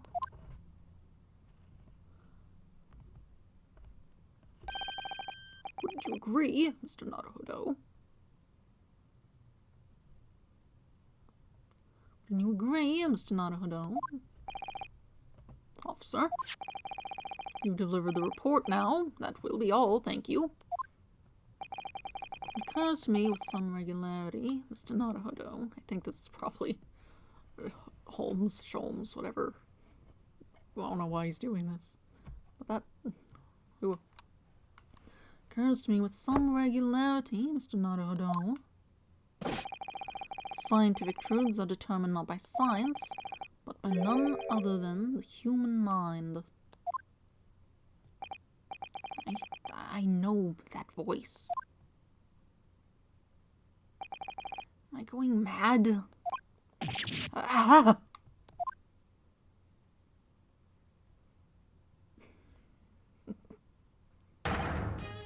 Mr. Sholmes. What is the meaning of this? Order! Order! Order! What business do you have here, detective? Last I heard, you were recuperating in hospital. As well I would be, had I not been set upon an errand. What errand? Holly, it's really you. You're awake at last. Yes, midday, Iris. You appear to be rather late to rise. My apologies. Can you take off that mustache at least? Now, my lord, if you will humour me. In what manner, sir? I have something of great importance I wish to give the young lawyer over there. I need no more than 5 minutes. Will you be so kind as to spare us the time? What say you to this, Lord Van Zeeks? This trial has taken many hours of the court's time. Having spent so long already... Exactly! Having spent so long already, we don't want to go wasting any more precious time. As I was saying, having spent so long already, it seemed churlish to deny the defense a mere 5 minutes. Very well then, counsel, you have 5 minutes.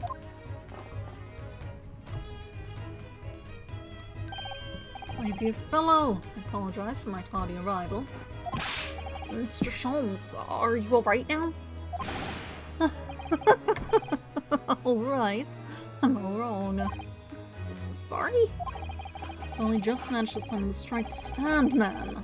I asked the judge for 5 minutes. I fear even that may prove too much for me. Pray forgive me should I pass out. Let's make sure this discussion is as short as possible. Holy, this place is full of idiots. None of them can see how wonderful your chemical blood analysis is.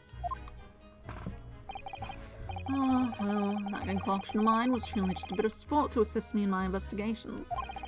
Never took the trouble to refine it for appraisal by the scientific community. An oversight on my part. Right. Honesty? Surely not. But enough of that.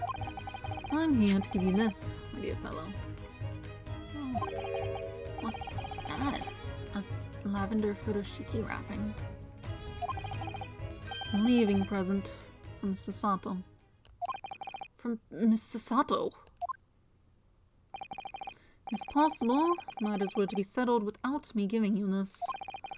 Those were her instructions when she asked me to do her this favor. I don't understand.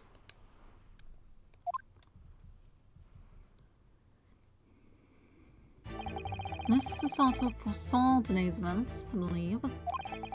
She knew that the culprit would attempt to escape justice by means both devious and underhanded. And that you, Mr. Naruhodo, fighting fairly as you are wont to do, would find yourself in considerable peril. At that very moment of crisis, you would be given this small parcel. Those were the dear lady's instructions.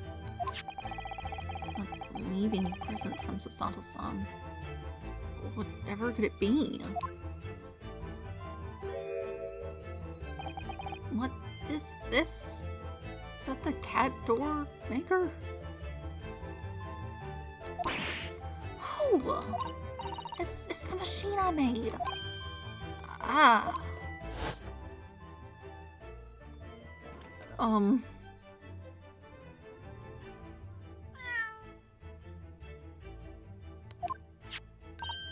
Look, I use this as my latest invention. What is that? I call it the cat flapper-mat. You can make a cat flap for a little furry friend like Wagi in seconds.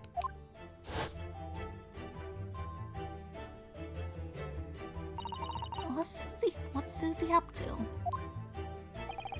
Miss Sato muttered the following words before she left. I'm a failure. I don't deserve to be a judicial assistant. What? Didn't she say something like that? You really are the best judicial assistant in the world. Well, that's extremely flattering. But I'm sorry to say that I've been a complete failure.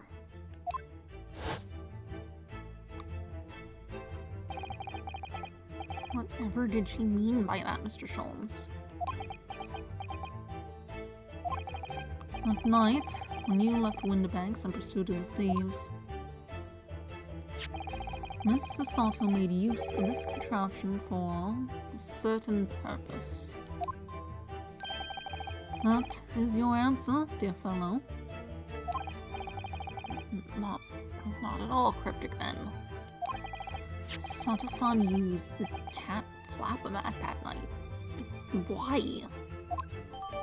Cat flap-o-mat has been entered into the court record. A compact machine for the rapid creation of small flaps and larger doors to allow cats to come and go freely.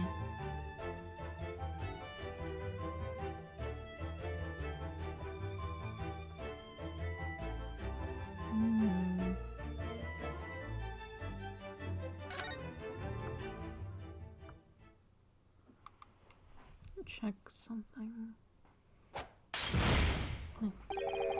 Your 5 minutes is over.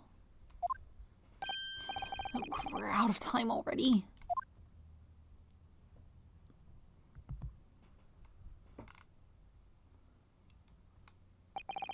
I'm grateful to you for affording us that brief recess, Mr. Reaper. I need no thanks, Detective. After all, the die is cast. Is it really? The jurors are unanimous in their leanings. No doubt my learned friend will consider a summation examination. But any attempt to alter the verdict now would be utterly futile. I wonder... Mr. Naruhodo? Yes? The rest is down to you, dear fellow. What is your plan? The rest is down to me. I need to be careful here. If I make a wrong move, the trial will end badly. My lord, the defense requests.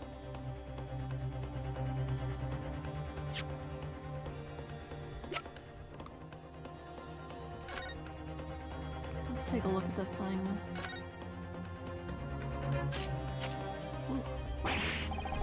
Oh, those are vicious.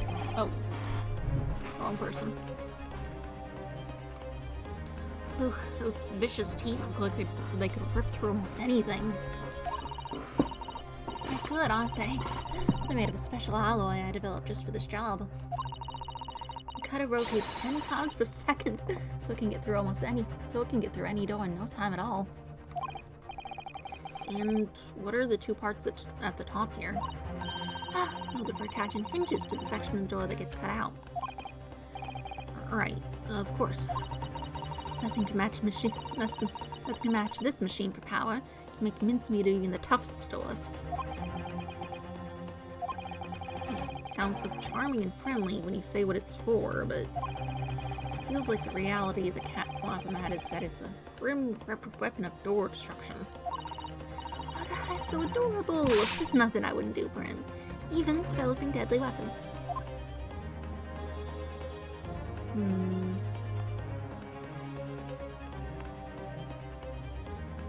All the teeth appear to be in place.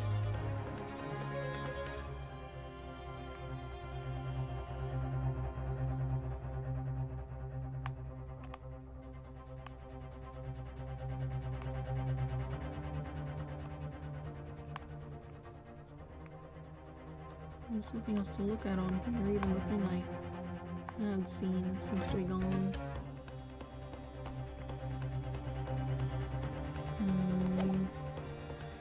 Check that photograph, actually. Are we saying you put the peephole into the door? Ooh, that's hard to say. It's dark. Oh!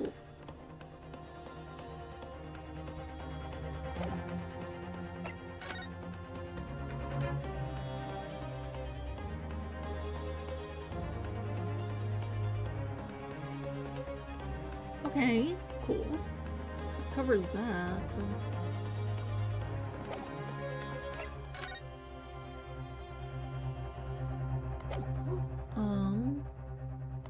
I think what we need is further cross-examination. Dog, why are you barking? 'Cause I think he said further cross-examination. Objection! The jurors have spoken. Protocol dictates that you may not cross-examine a new witness now. Objection! The defense is not asking for the cross-examination of a new witness. Rather, to continue with one of an existing witness. What? It would appear that a rather important detail has escaped your attention, Mr. Reaper.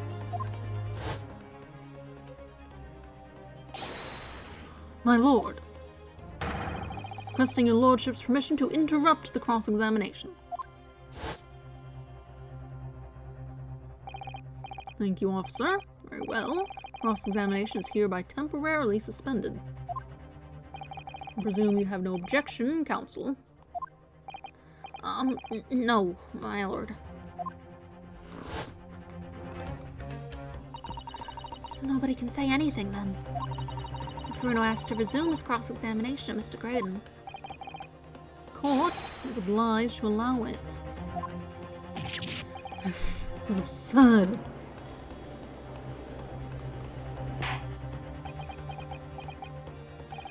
I would remind those present that this is my courtroom. I concur that the defense is entirely within its rights to request the continuation of the cross-examination. However, I will not permit an unremitting protraction of these proceedings. Therefore, I decided to afford the defense one final opportunity in concluding the cross-examination.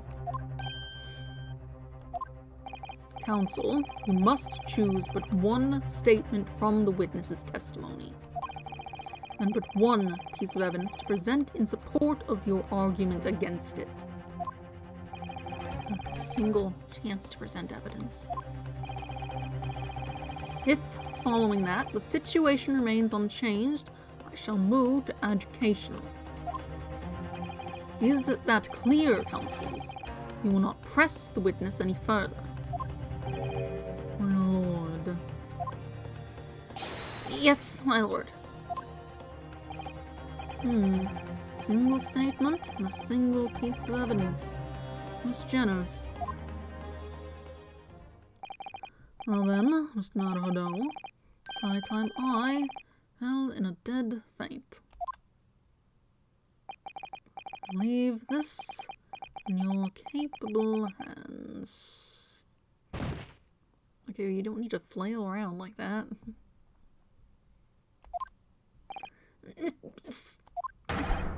Mr. Sholmes!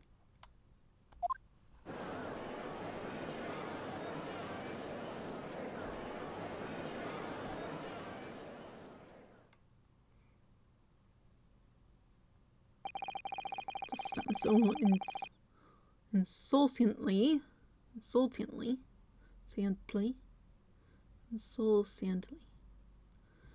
so insultantly before the court in a state of such a high fever.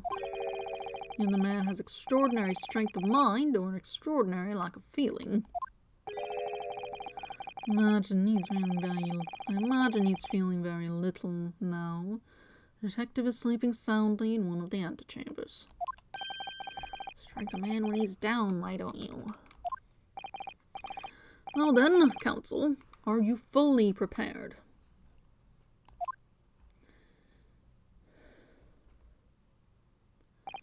Yes. One statement. One piece of evidence. Let me just save real quick. I think I'm good, but like, let's just be sure.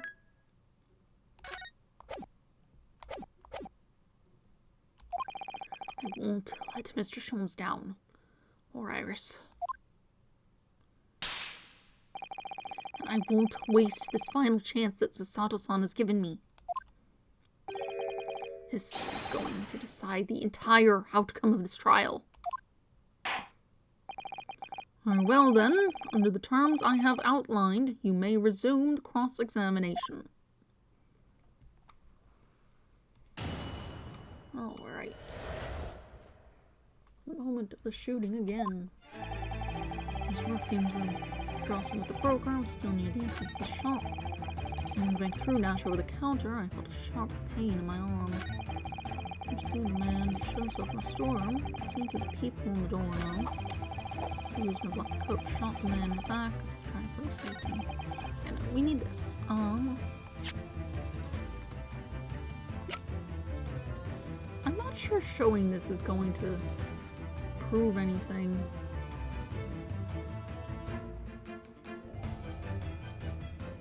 But also showing the image didn't seem clear since no one noticed it beforehand.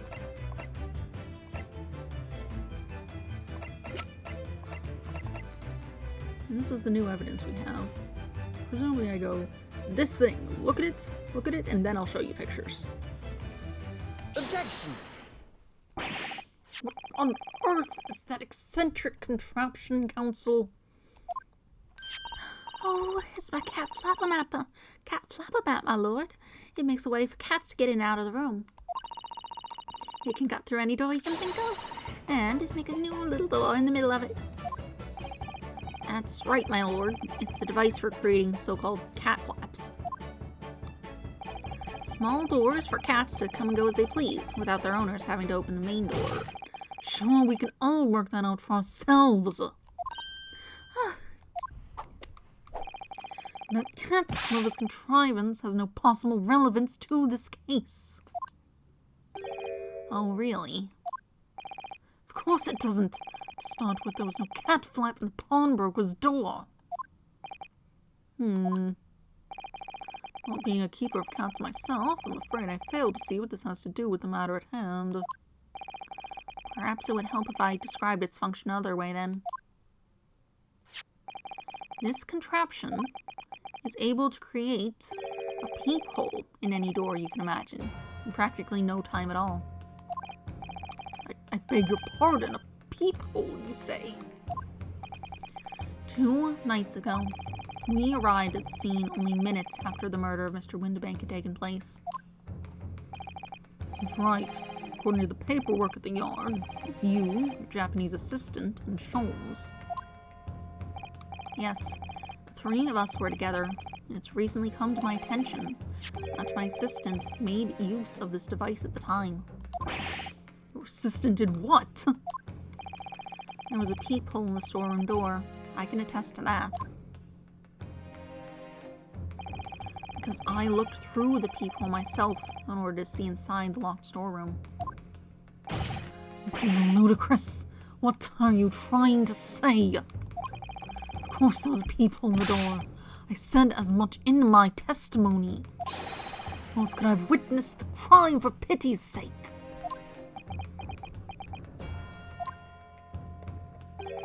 Yes. How could you? What? Counsel, kindly say what you mean. Alright, it's time. Time to strike the final blow. What I mean is this, my lord. My assistant made the peephole in the storeroom door, and until such time as she did, the door had no hole in it to look through. No! Objection! This is a farce. Are you really suggesting that the peephole in the door was... Yes, it was created only after the incident had taken place by my judicial assistant using this device. Your assistant tampered with the crime scene, must be fully aware of the gravity of her actions. It is a most serious act of vandalism, for which I humbly apologize, my lord. It was in the few minutes that I left the scene in order to pursue the Skulkin brothers and alert the police. Nevertheless, in the light of this new information, it becomes apparent that Mr. Graydon's testimony is riddled with holes. Riddled with... Explain yourself, counsel. The majority of Mr. Graydon's testimony that appears to incriminate the defendants is based on what he witnessed through the peephole in the storeroom door. Yes, that filthy girl shooting the man in the back. However, if at the time of the incident that peephole did not yet exist in the door, there's no possible way that you could have seen what you claim to see, to have seen.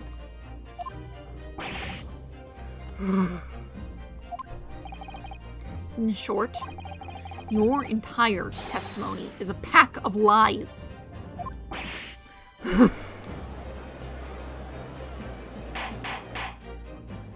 Order! Is there any credence in this revelation? Objection! None whatsoever, as my learned friend must surely realize. Exactly! This is some cheap trick designed to discredit me. I'm afraid not, sir. Of course it is. You seriously expect people to believe that plaything can cut through a solid wooden door? Oh, yes, that is designed to be very powerful. It can cut through even the toughest doors. Yeah, we can just, test that. That's not the problem. That's absurd. I don't believe it for a second. I had a feeling you'd say that. What? Hockey, Cooey, time for dinner. Kitty.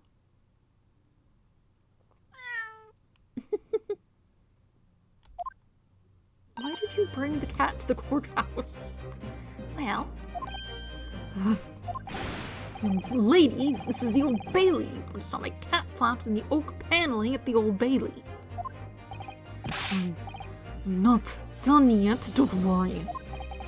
This doesn't mean that people in the storeroom door at Windibanks was made by your machine. There's no way you can prove that it was.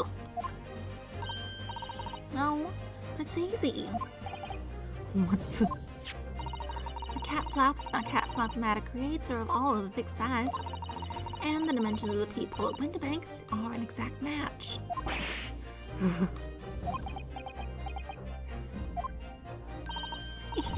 Old Silky's lost for words. Excellent work, Iris. Thank you. Now it's my learned student's friend's turn to be lost for words, I feel. I believe your judicial assistant has already left the country for your Eastern Island home. Well, yes, that's true. And you may have some difficulty in establishing all the facts. For the sake of argument, let us assume that the peephole has dimensions that are a perfect fit for this contraption. In that case, when was the peephole cut? The prosecution demands proof of your answer. What is the purpose of your line of inquiry, Lord Van Zieks? It's very simple, my lord. The defense argues that the peephole was created after the incident, using this device. Now that the perpetrator has returned to her native land, she cannot testify to the fact. There's no proof.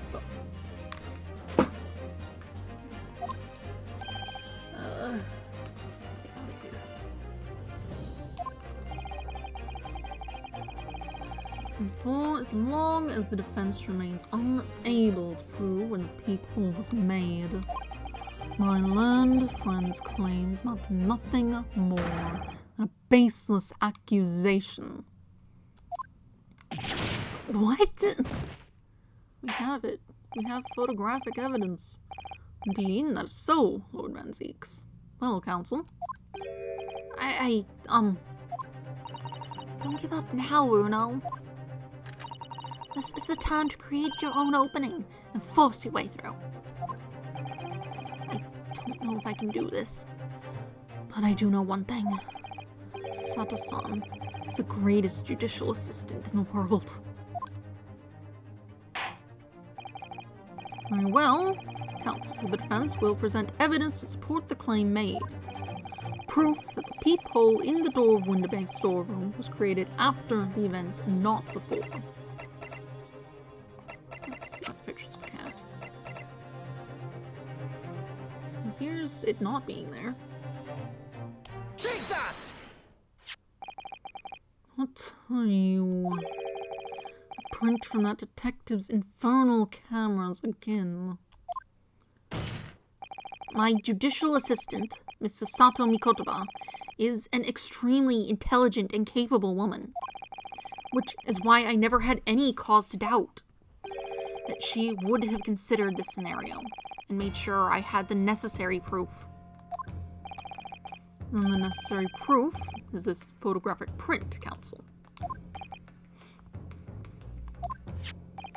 This print shows a scene in the shop moments after the defendant entered the premises. Agreed. And it also shows the accused mercilessly wielding a gun in the direction of the defenseless broker. But more to the point, it pictures the storeroom door in the background. Let me see the print again. I don't believe it. This really is quite remarkable. The door to the storeroom is completely devoid of a peephole of any description. Mr. Graydon, you couldn't possibly have witnessed the crimes as you claim to have done, because at the time it happened, there was no peephole in the door. In other words, your testimony is a catalog of lies.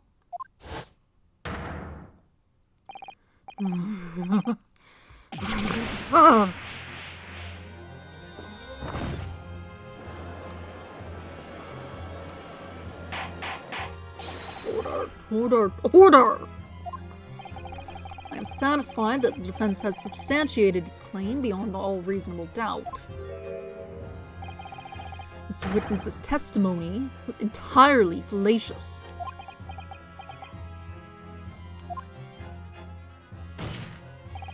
That's not the only thing we now know beyond all reasonable doubt.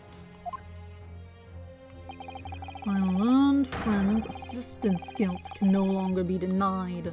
The woman tampered with the crime scene. She's not here. More importantly, there's more, Lord Van Zeeks. The defense may have established a reprehensible instance of perjury. But that is no proof that this man is the victim's killer. Yes, that's right. What? I was there at the scene, it's true. And I was shot in the arm, it's true. But that's all. Yes, in fact, if you look at the circumstances, I am the victim here. Please, no! I don't believe this. The right, as it stands now, we don't have any definitive proof that he's the culprit. Still, he can't worm his way out of it now.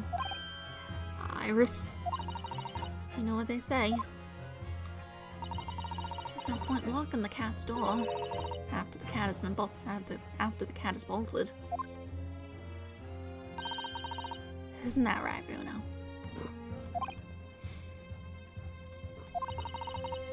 As Hurley always says, one lie begets another. No, wait. That might have been a line I wrote for him in one of my stories. Well, no matter who said it first, you're right. Mr. Graydon, not only did you give false testimony to the court, but the lies you told make no sense. Make no sense. What do you mean by such a remark? What you said in your testimony reveals that you know something you shouldn't have known. In other words, there is a fundamental inconsistency in your statements.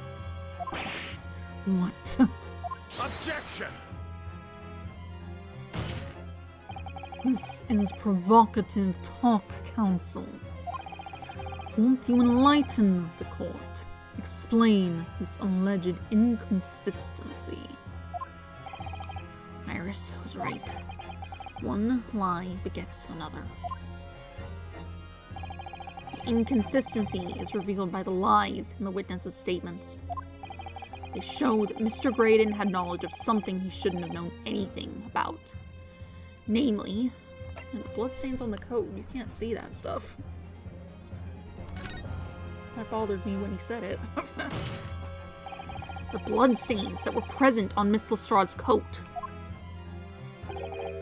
That's right. The victim's blood spattered all over her when she shot him. But how could you have possibly known that?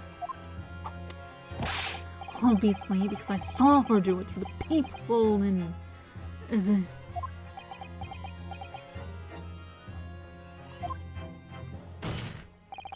point is not that you lied in your testimony, Mr. Graydon.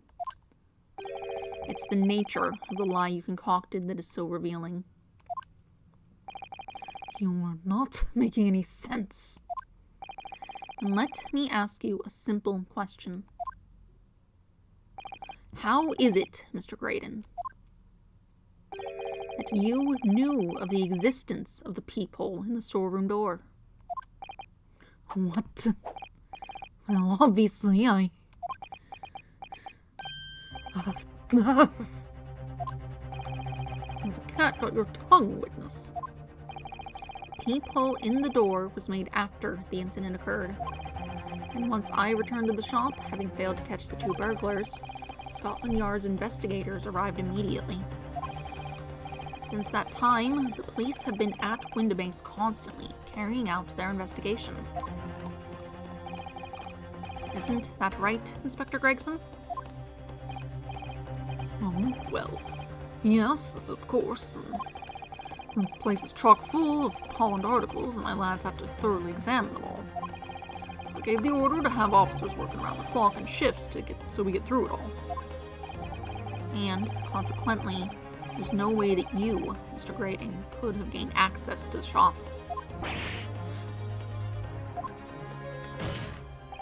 Therefore, you should have known nothing about the peephole in the storeroom door. So the fact that its existence forms the basis of your testimony is completely inexplicable. Objection! And yet, the fact remains that Mr. Graydon did maintain that he witnessed the crime take place through the peephole in the door. What on earth is that possible? Could I have a word, please, Lord Van Zeeks? Speak, Inspector. It's just that I really ought to be getting back to the station now to put in my report. There's really nothing more I can add to this testimony, so if it's all the same to you. Permission denied. Oh. It's not all the same to me, Inspector. Not at all. You will remain exactly where you are until this trial concludes. Of course, sir. Mr. Graydon. You shouldn't have known about the existence of that peephole. Which can only mean that you must have been informed about it by somebody else. Objection! Stop there, my learned friend. You realize, I trust, that the words you just uttered have extremely serious implications. Yes, but the defense believes that the details about the case that Mr. Graydon claims to have seen must have been revealed to him by a certain person before his testimony. And, in fact, considering a particular clue we have, there's really only one person that could be. Particular clue we have. Who is the person in question, counsel?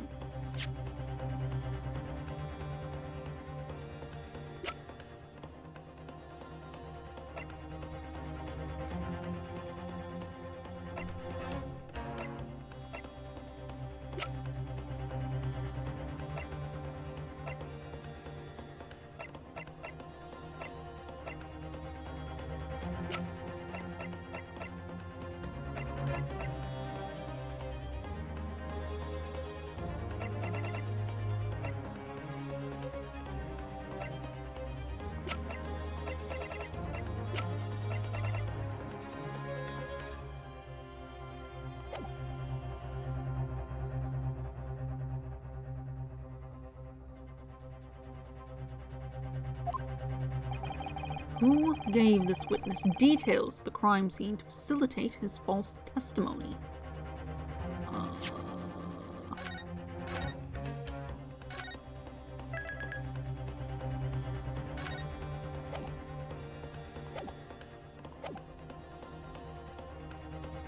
Is there a certain clue we have? Can't look at mine.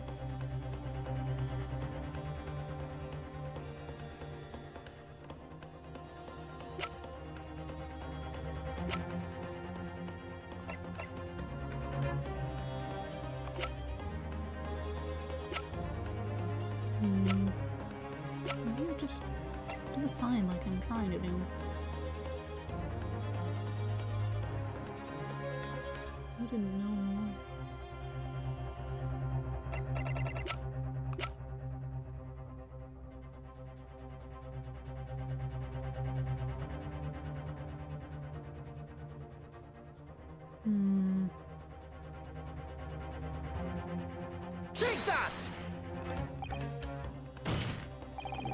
Okay, not that. That's not it. This is the person in question, my lord. Objection! Whatever sins others may conceal, it's very clear who had the means to reveal information about the crime scene with the witness. Oh, drat. It was probably Gregson. Wipe that dratted expression off your face and accept the penalty you deserve. Who knew about the Peter pull and the bloodstains on Ginny's coat? And who had the opportunity to pass that information on to old Silky? I can only think of one person, Runo. Yes, sadly, so can I.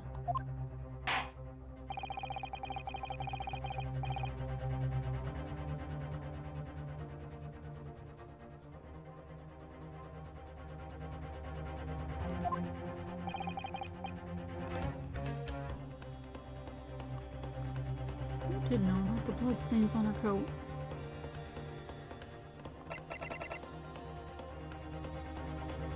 They looked at her coat.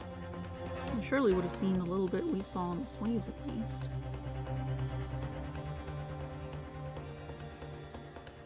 Take that! The truth is, it can only have been you, Inspector Gregson.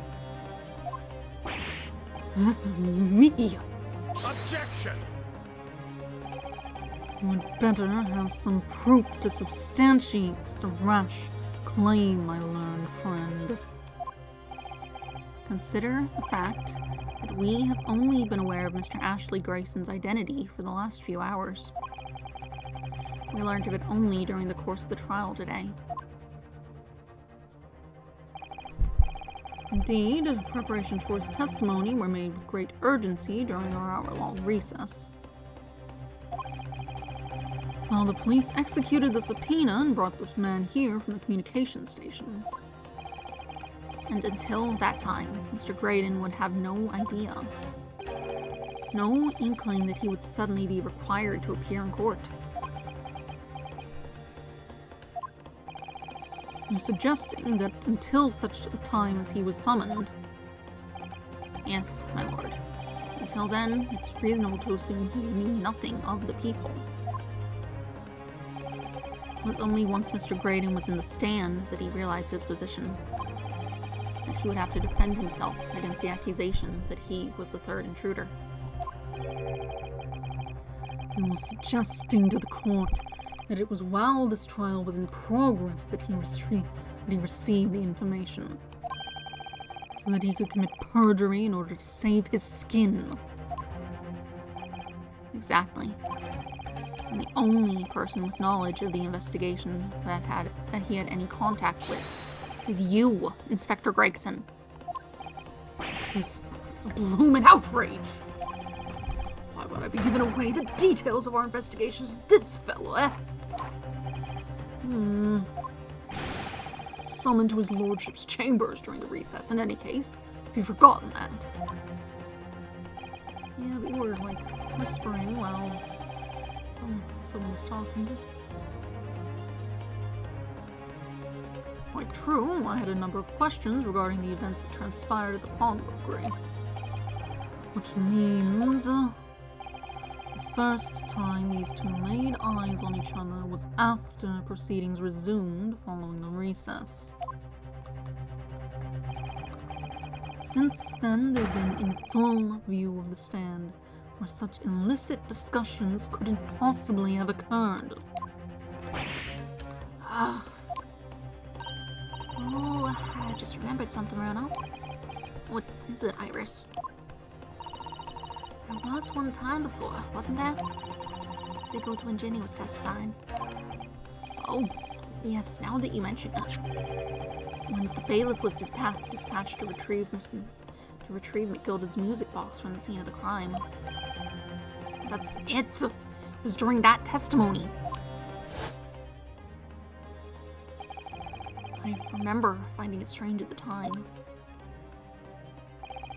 Mr. Graydon and the inspector seemed to be having some kind of secret discussion.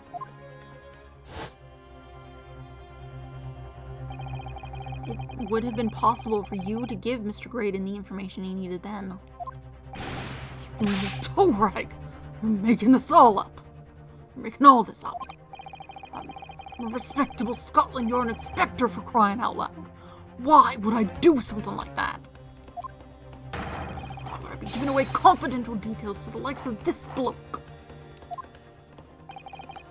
Admittedly, you wouldn't have had any reason to do something like that for no gain. But perhaps it was part of a deal of some kind. Then it starts to make more sense. What deal, Counsel? I wonder if perhaps, in exchange for details about the people at the crime scene, Mr. Graydon agreed to give a certain something to the inspector.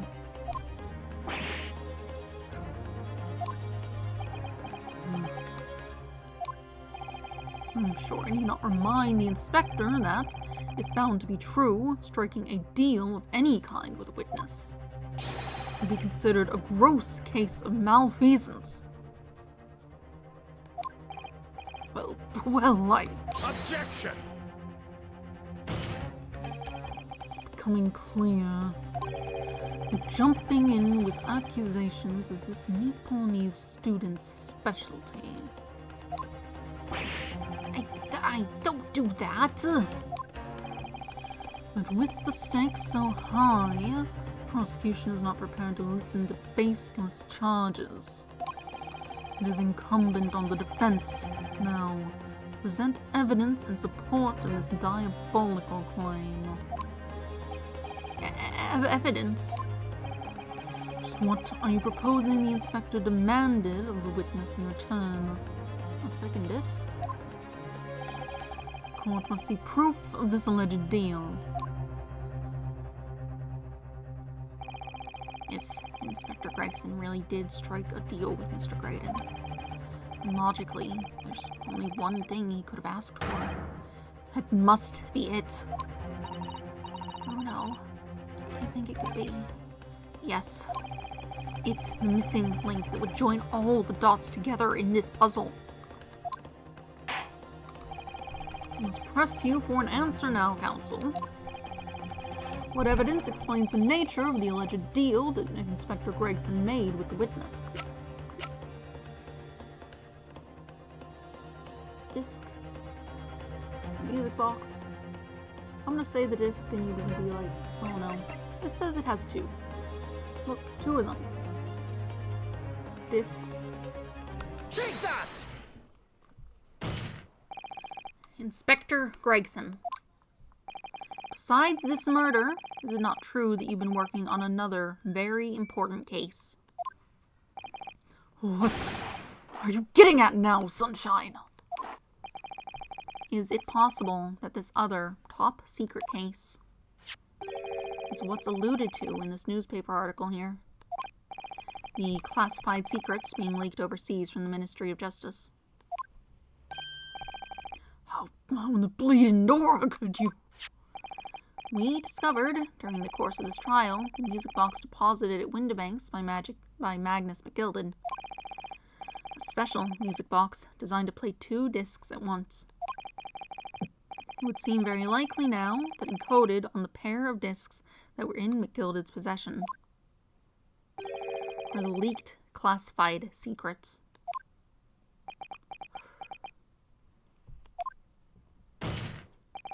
So I put it to you, Inspector, that in order to recover the second of the discs containing those secrets, you covertly made a deal with Mr. Graydon, in which you exchanged the disc for details of the case. You... Ah!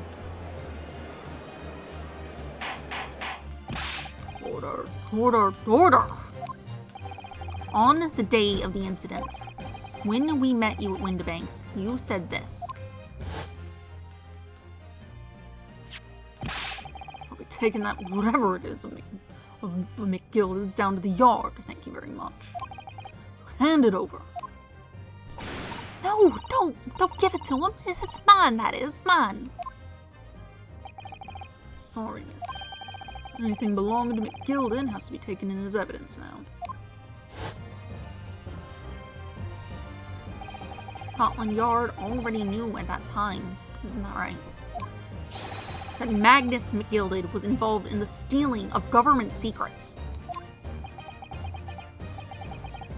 My orders were cover the medium used to convey the secrets leaked from the ministry. Do it on the QT, strictly hush-hush. And that explains why, when I presented this disc as evidence to the court, you objected so heavily, I presume,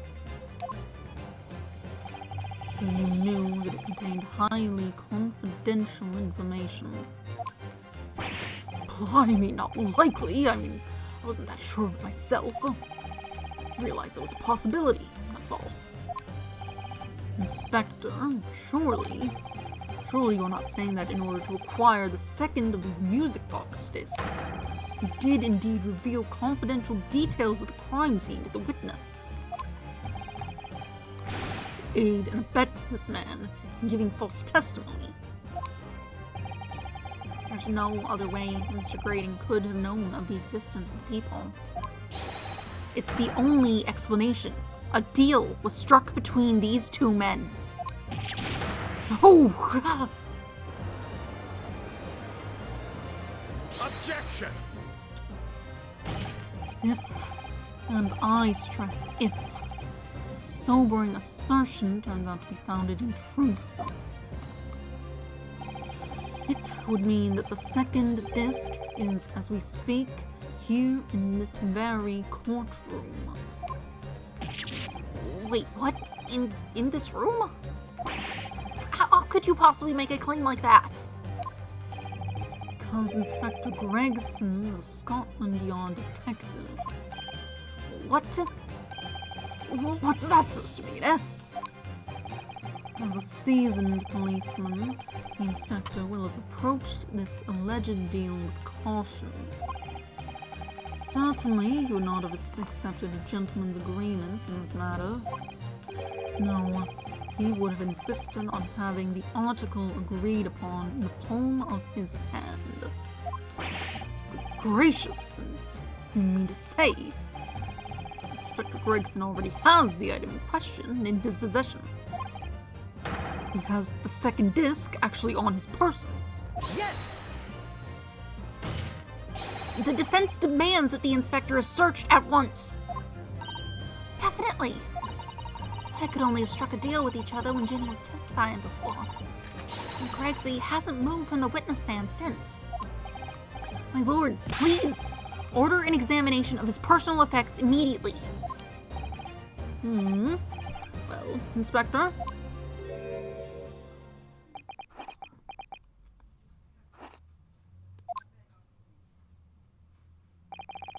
This young lad wants to tone down his imagination. He's insulted me and my profession quite enough.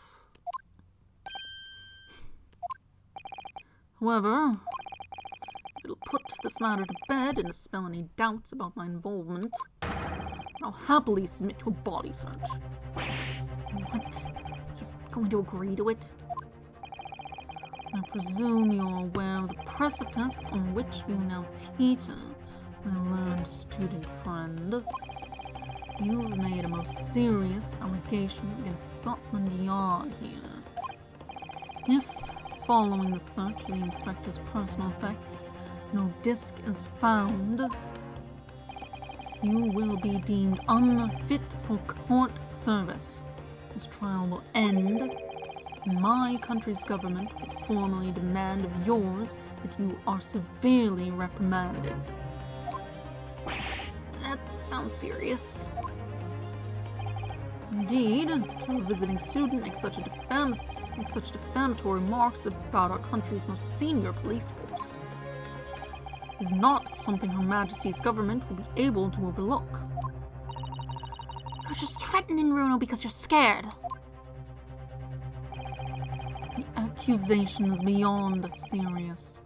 You must be prepared for grave consequences. It's true. I can't imagine Gregson would have accepted a gentleman's agreement for something so critical.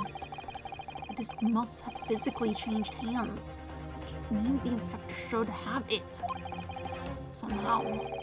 Something doesn't feel quite right here. Very well, Counsel. You know the implications, so let me ask you one final time. Yes, my lord. Do you still persist in formally requesting a search of the inspector's personal effects? He's quite determined that... So, if he were to make the deal, he's sure he can have the disc, but he's also quite sure that if he's searched, he won't have a problem. Could it have been stuck in Gina's pocket? Because if things go to plan as this is, and she remains arrested, then maybe you could just have it. If she gets arrested, you could just take it back after that.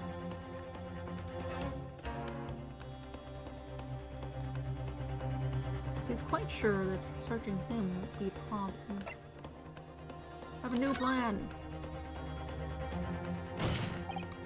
Yes, the defense formally demands the search be conducted. Well, don't say you weren't warned. Your typical Nepalese stubbornness may well land you in hot water this time. I hit the right one, didn't I? Choose something else. Perhaps the lesson will do you some good. Fair enough. I've got nothing to hide. Very well then. Bailiff, conduct a search of the inspector's personal... The defense demands a search, but not of Inspector Gregson. What? And what's all this? I'm the one you're accusing, aren't I? Thought you wanted to search me. No, Inspector. Not you. Somebody else. What's the meaning of all this, eh? Lost it at last, have you, Sunshine? Court shouldn't have to put up with this nonsense. You're being completely irrational. Quiet, all of you. Who's this? Who's yelling at me? You. Quiet, all of you. Bruno's doing what you all told him to do and having the courage of his convictions. So you should respect that and listen to what he has to say in good faith. Because that's the British way.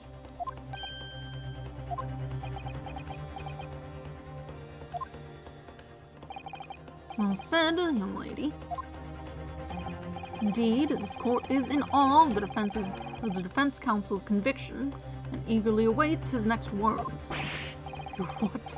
Now, don't be hasty, my lord. If I'm not mistaken about the things I've seen in court today, I'm fairly sure I know who has that disc at the moment. There's only one person it can be. Oh wait, he was like shaking around what's his name for like no good reason earlier. And I guess they probably will also be arrested after this one day. Counsel, of whom do you request the search now? Yeah. This random guy. I have reasons, don't worry about it. Take that! Of, my lord, Mr. Nash Skulkin. But I never... Yeah, I am. Very well then, bailiff. Restrain the witness and conduct a thorough search of his personal effects. Hold it! Please, my lord. Inspector. Scotland Yard. That has objection to this search. Objection! Unfortunately for you, Inspector, your objections carry no weight here. In this courtroom, only the prosecution and the defense have the authority to object. But Lord Van Zieks, I have no idea what forces are in play that might influence your actions. Personally, I have no intention of obstructing the course of this trial. Bailiff, carry out the search. No, I don't know nothing. Nothing about no disc. Cut it out.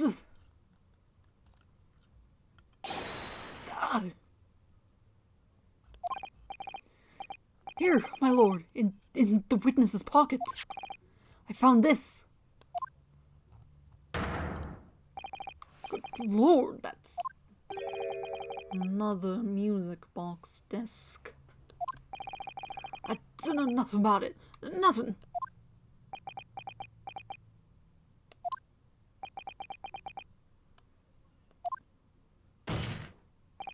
That is the second music box disc left behind by Magnus McGilden. Is it not, Inspector Gregson? Order!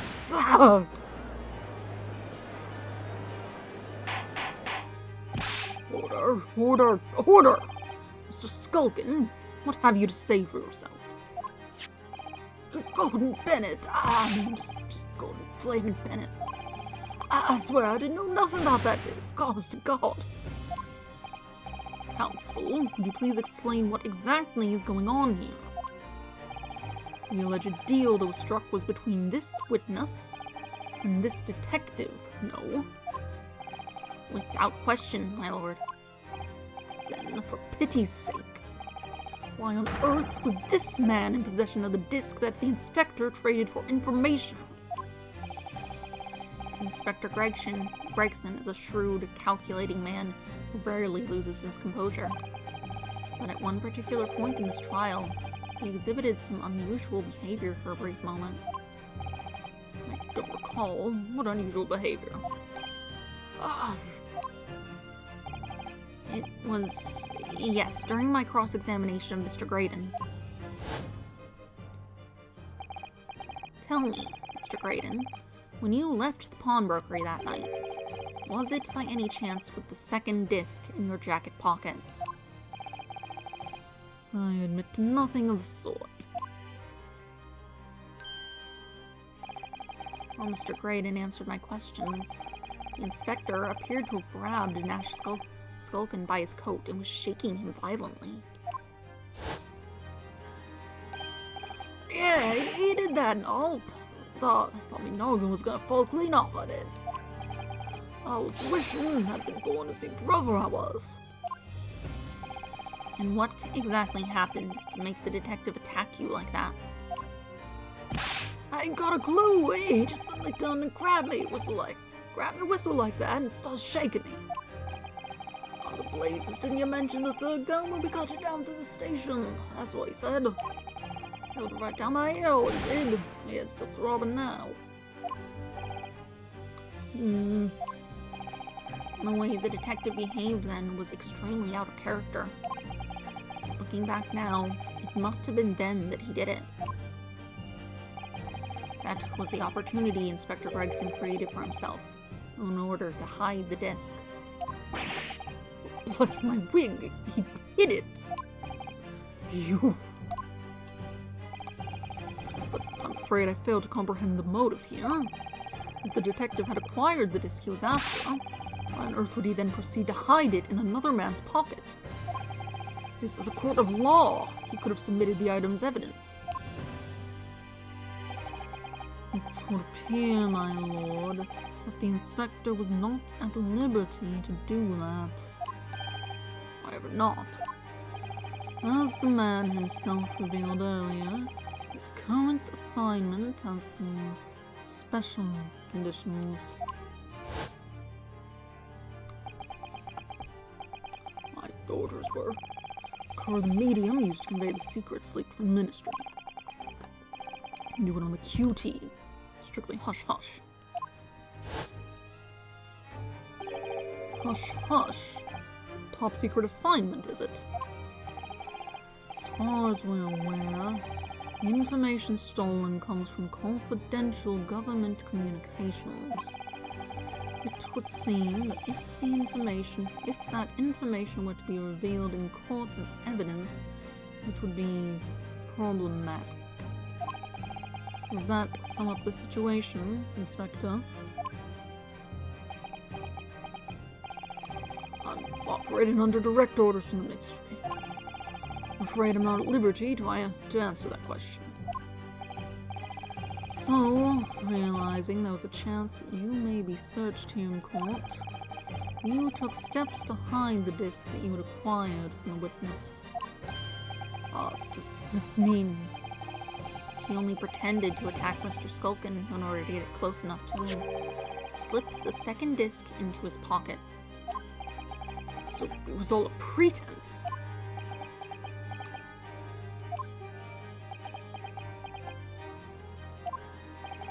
Well now, Inspector Gregson, and you, Mr. Graydon, are you prepared to admit to the accusation made against you of this alleged deal?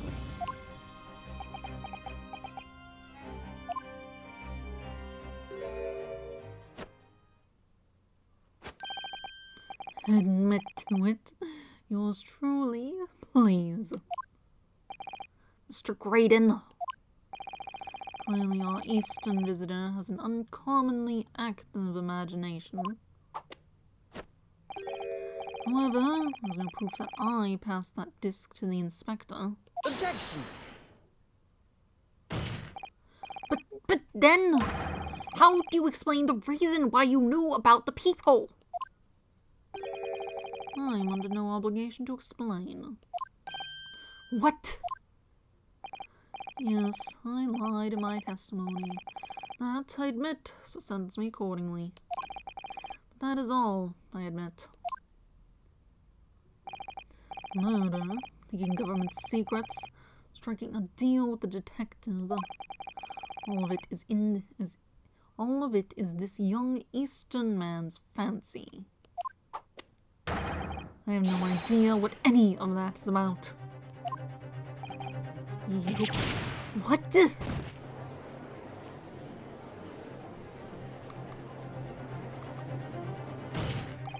Well, what about you, then, Inspector Gregson? Do you admit to making a deal with Mr. Graydon in order to acquire the disc?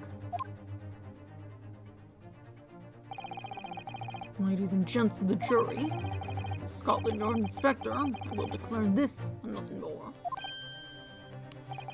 I am acting in the best interests of the country. Whatever I've done, it's been in the name of justice. So, as members of the public of this fine country, I'd like to think that justice will be your guide and light when you're making your decisions.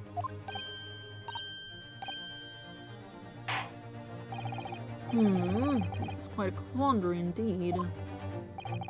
Rarely have I encountered such extraordinary tumultuousness in the concluding of trial. Nevertheless, in the absence of any further evidence to be presented, I believe it is time that we put the matter to the jury for their final leanings. Well now, as a fellow servant of the Queen and country, I must say I sympathize with the old inspector. Yes, he's a dependable man, I'm quite sure. In service, one becomes a good judge of character. Even crossing your eyes doesn't help when it comes to looking at this case. It's all blurred to me. Well, as a fellow professional, I'd like to put my faith in the detective, really. Graydon is highly skilled operator stop. Currently in presence of vital stop. Detective has very much trust in eyes. More than this, I cannot say. I don't believe it. These 6 jurors are going to believe Gregson.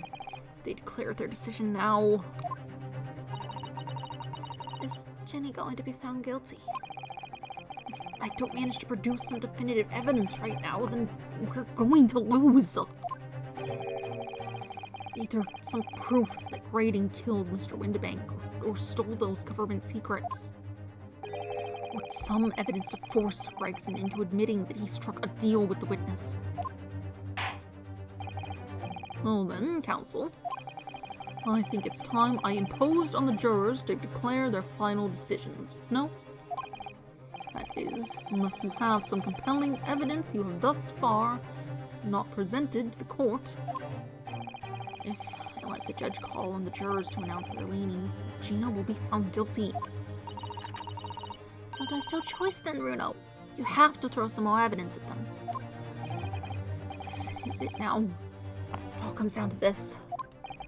Who do I present evidence against? Gregson or Graydon?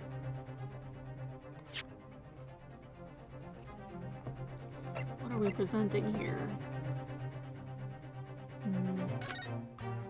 Legal representation. That's not helpful.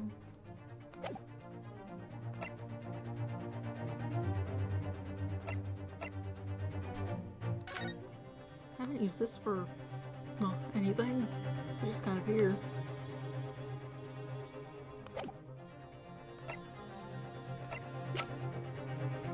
Autopsy report.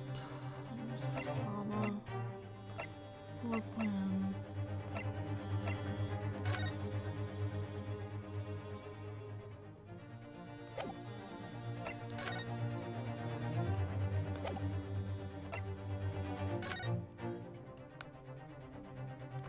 That's not gonna help me.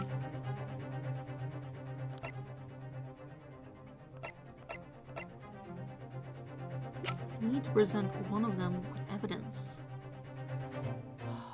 What?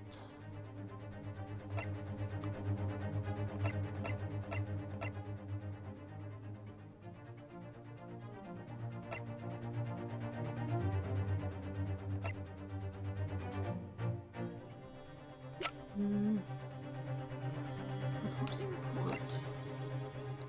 Crime scene photograph.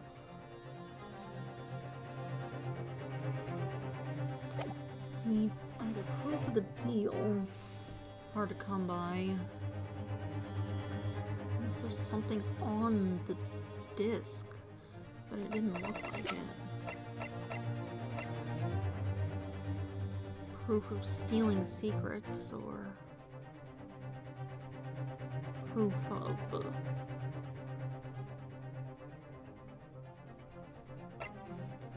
proof of murder. Maybe proof of secrets in the music box itself. Force them to play the thing, but that seems unwise for a variety of reasons. Even so, I don't have a better idea, unless we are to leave it to the jury, but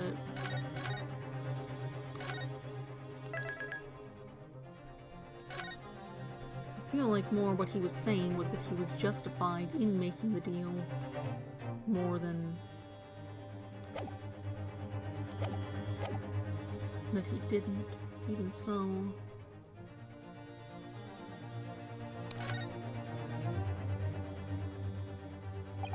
Mr. Graydon, there is one final piece of evidence I would like you to see. You misguided fool. Whatever you intend to show me now, you'll be wasting your time. I have nothing left to lose. I assure you, I will admit to nothing. This is my last chance, so I'm going to have to force his hand here. One final piece of evidence to get him to admit to the deal he clearly struck on the stand. Huh. Did I, do the wrong person? Yeah, I guess trying to play that thing would also be decent for getting him to admit the deal. Like, if it's fine, then let me have it. Let's play it. It's fine. Given that statement, I'm guessing I was meant to press the other guy, and they just didn't set up another sentence for this one. Even so, look at this music box.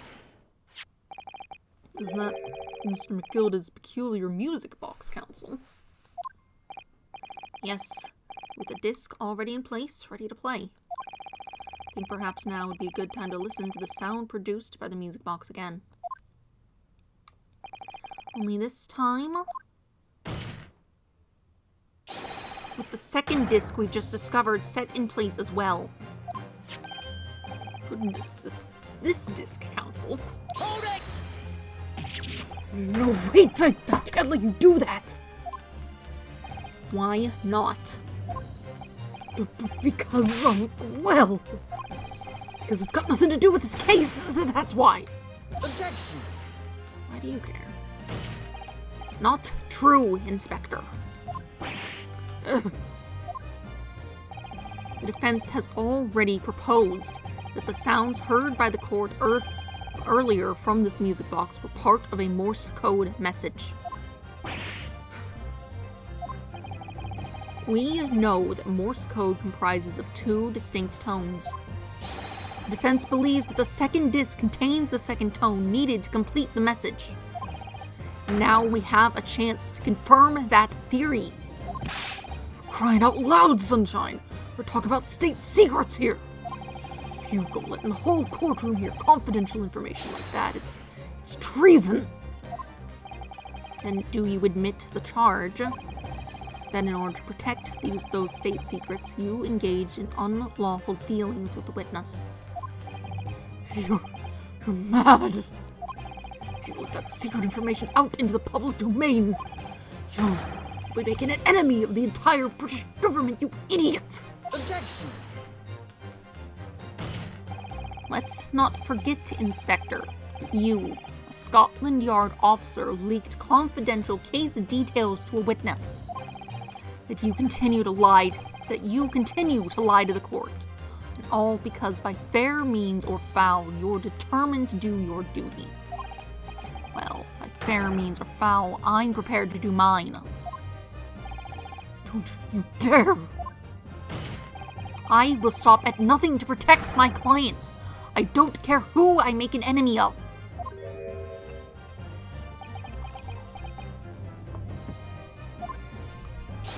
My lord, if you please, the court must hear the sounds made by that music box. Come on, Ramses. For Pete's sake, stop him! Objection! Inspector, you should know my methods by now. I'm a prosecutor. I'm no Scotland Yard puppet. In this courtroom, my duty is to the law. So let me propose a toast to uncovering the truth, by fair means or foul.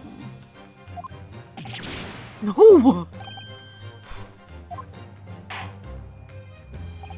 Very well, the defense's stance here and that of the prosecution has been made very clear, I feel.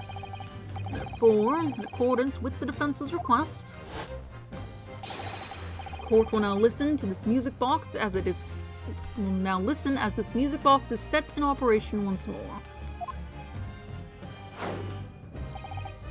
This time, with the second disc in place and both discs playing simultaneously.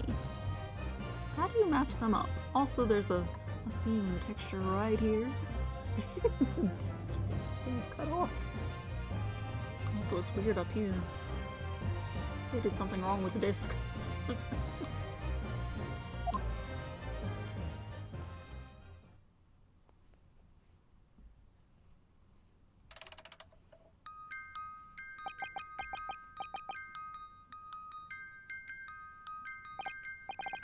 Oh, listen to that. It's unmistakable now. It's Morse code. All right, I admit it, whatever you want. But for the love of God, shut that bloomin' box up!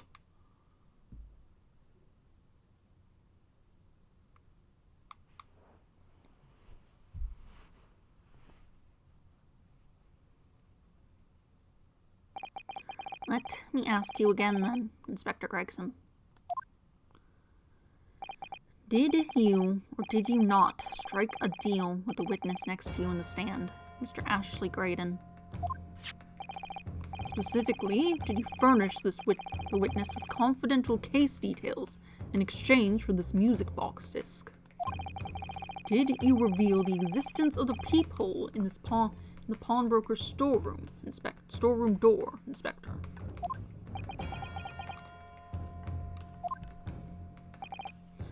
I did. Stop. What are you doing, man? It's all exactly like the young Eastern lawyer said. When the trial resumed after the recess, we were stood here in the stand together. That's when he approached me with the deal. Shut up, you imbecile! Shut up! You there. You're the detective who turned up at the pawnbroker the other day, aren't you? We have something you're looking for, Inspector. With me at this very moment. So how about a trade? I suggest you accept. More information that may make certain individuals uncomfortable will soon become very public indeed. I couldn't let that information become public knowledge, not under any circumstances. So I accepted the man's proposal and told him details about the case that should have put him in the clear. The people in the storeroom door, the bloodstains on the overcoat. By giving false testimony, this witness intended to have the defendant wrongly accused of murder. Inspector, you knew that. Yet you still revealed those details to facilitate the witness's perjury. I did. But then it turned out the peephole had only been made the night that night after the incident took place. Scotland Yard wasn't aware of that, if I'm perfectly honest. Well, Mr. Graydon, what do you have to say for yourself? There's nothing and no one left for you to hide behind. You struck a deal with the inspector in order to escape conviction of a very serious crime. Namely this. You are the third intruder who broke into the pawnbroker on the night in question. And you perpetrated the murder of the proprietor, Mr. Pop Windibank. You... Whoops. Traitor! Dad, don't do that.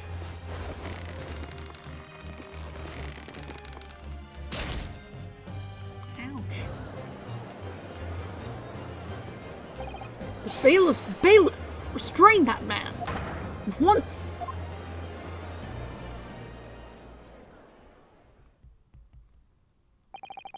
That's it then. It's all over.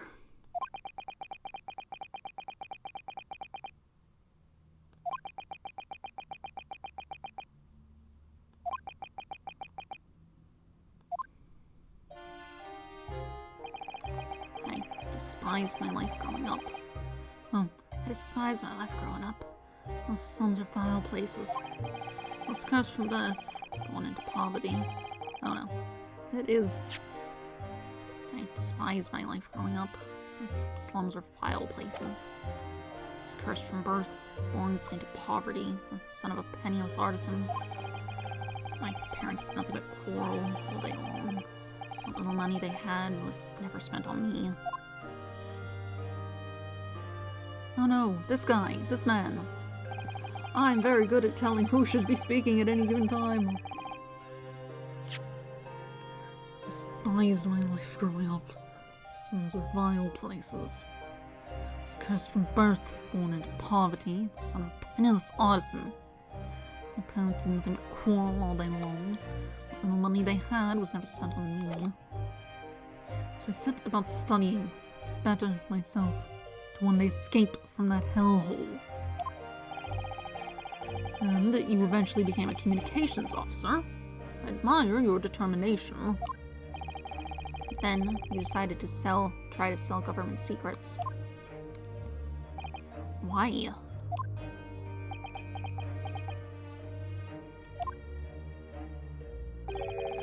Isn't it obvious? Because I wanted money. Even now, years later, nightmares of my life in the slums wake me in small hours. I wanted to drown them out with more money than anyone who lived in that squalor could ever imagine. And one day, I met him. Mr. Magnus McGilded.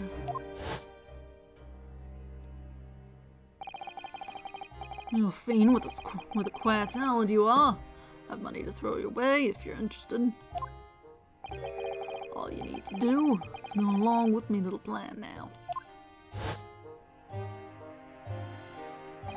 I was to steal the Ministry's telegraphic message logs, and McGilded would buy them for a handsome sum. As I was responsible for inspections of the Ministry's communication offices, it was a simple enough task. The law of the devil's offerings. How easy it is to succumb. But you must surely have realized the seriousness of the crime you were committing. And for that reason, I took great lengths to ensure that my actions were untraceable. By using the music box.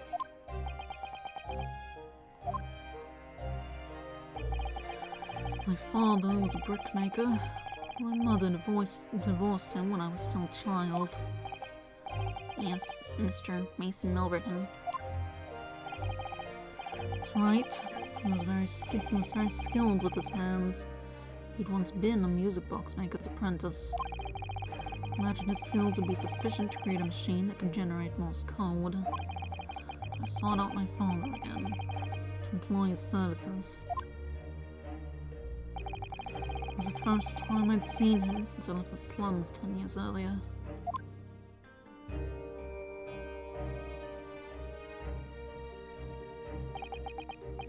Look at you, Ashley. What a fine gent you've become, eh? He was a different man to the one in my memory. A thin, frail old man. Poverty had never broken him, never corrupted him like it had me. Sure that he wouldn't help me if I told him the real reason. So I made up a story. Got some work for you, father. I need some music box discs made. Music box discs, eh? A musician friend of mine has written some music he wants to sell to the public. What's that on top of? What are you doing? My sleeve. I've brought the score with me. Or two, actually. I'd be delighted, son. It's been 20 years since I did any work like this, though. Fetch my tools, would you? They're in the loft. That's how I had to make the 2 discs. Now, by splitting the information in 2, we were taking considerable precautions indeed. It was to protect myself as much as anything. It meant that I could deal with McGilded in 2 separate transactions. The first involved the 2 discs and the music box for playing them. The first of the 2 discs and the music box for playing them. Exchanged them with McGilded for 10 guineas. Then, on receipt of the second disc, we would pay 1,000 guineas. So, what happened on the omnibus 2 months ago? Was the second part of a deal? The exchange of the second disc? Yes. I sold the man information that way a number of times already. It seems he became reluctant to part with his money. That doesn't quite make sense, Mr. Graydon. For why was it on that omnibus 2 months ago? Your father, Mr. Milverton, was the one dealing with Mr. McGilded and not yourself. When I received 1,000 guineas after my first completed dealings with McGilded, I decided to give 200 to my father for his troubles.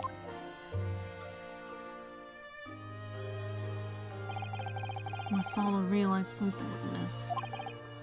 In time, he worked out that I must be involved in something dubious.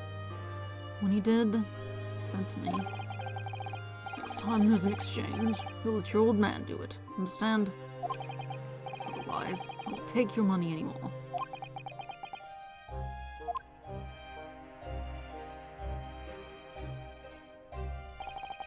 That was my father's way of dealing with it, I suppose. Climb into the omnibus, hand over the second disc, and take the money from McGilded. That's it. I had no idea what was actually on the discs I had asked him to make. Never knew. Just like I'll never know why everything went so horribly wrong that night. All I know is that the disc was taken from him, and he never returned home.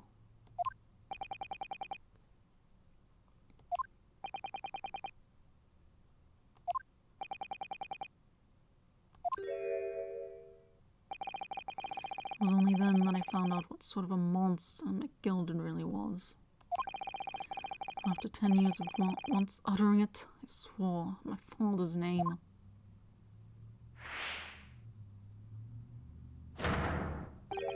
To exact revenge. Revenge? As anyone with even the remotest knowledge of the man will no doubt be able to imagine, McGilded brought all his wealth and influence to bear in the most despicable ways. To crush any semblance of justice in his trial. The crime scene was tampered with, evidence was fixed, and witnesses were bribed. That trial 2 months ago was a farce from start to finish. My feet had barely touched British soil back then, and I walked into that hornet's nest completely unaware of the sinister background to it all. What is that noise? Very loud. I'd made plenty of money out of my dealings with McGilded by then. So I spared nothing in my arrangements 2 months ago. I knew exactly who to hire. You, if you're willing to pay the price, are people in the city willing to do anything you ask. McGilded himself had shown me that. Are you saying that? I think you have the picture now. After he twisted everything to his favor in this courtroom to ensure that he walked free, I took matters into my own hands and delivered the justice that monster deserved.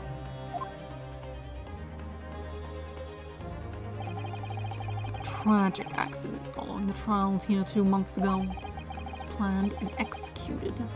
Yours truly. McGilded's death that day was caused by this man. Deserved, I think. Everything is ready, sir, if you'd like to follow me into the courtroom. What's this, officer? Sooner than I was led to believe.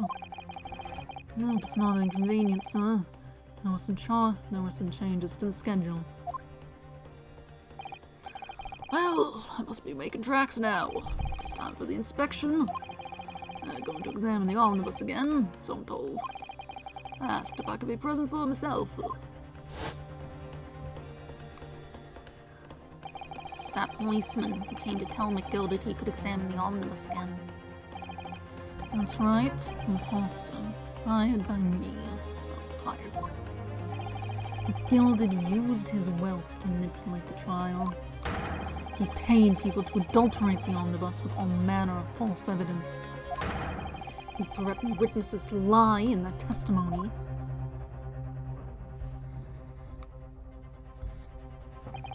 So I gave the man a taste of his own medicine. Once the omnibus was doused in paraffin, one of my sham policemen ushered McGilded inside, sent him on a one-way journey to hell.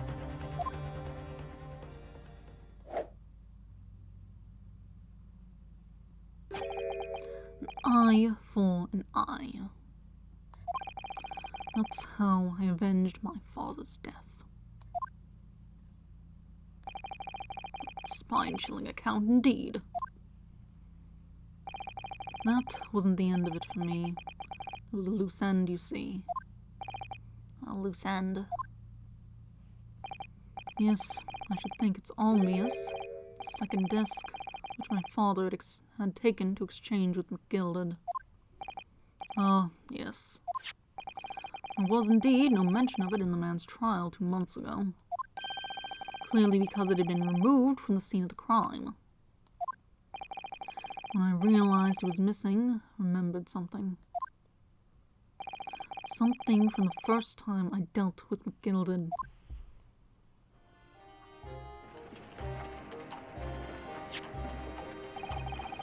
This is the first of the 2 discs. In the music box, you need to play them. Well, look at that now. What an ingenious little invention. So then, as promised, 10 guineas for you, young man. What's in this? Windibank's pawnbroker. Ah, it's a pawnbroker's ticket, so it is. You can use it to redeem an article I've deposited there for you. There's no need to give it a name. Just hand over the ticket and tell the fiend the watchword. I've put a jewel in the pawn for you. It'll fetch a good 10 guineas if you sell it, so it will. I've never heard of a pawnbroker being used in quite that way before. Have you not, Mr. Graydon? London's pawnbrokers are very useful places, you know. Each one is like an extremely secure vault.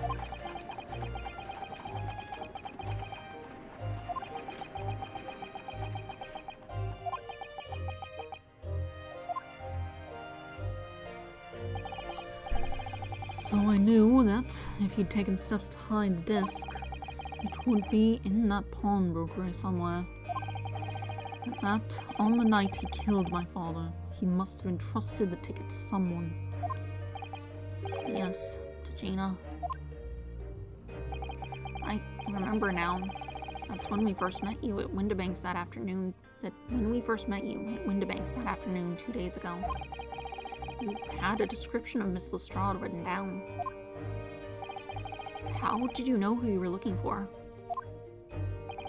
In the trial, that pickpocket's testimony was clearly peculiar, and he would see that after. I realized immediately that she was another of McGilded's pawns, but he must have threatened her somehow. I was fairly convinced it would be her who had the ticket, so I started to make some inquiries. I had a strong suspicion the girl would come out of the woodwork on the redemption deadline. And he was absolutely right. And yes, sure enough she did. All I needed to do was wait until the girl went to Windibanks to redeem the articles. Unfortunately, she redeemed only McGilded's overcoat and the 1 disc that was in his pocket. The all-important music box with the 2nd disc inside was missing. Because it had already been forfeited 2 days earlier. I was unaware of that fact. Had it not been, I could have avoided my nighttime excursion. Meanwhile, as our investigation into the stolen government secrets was progressing, we picked up on the fact that McGilded was involved. Inspector, you've recovered fast.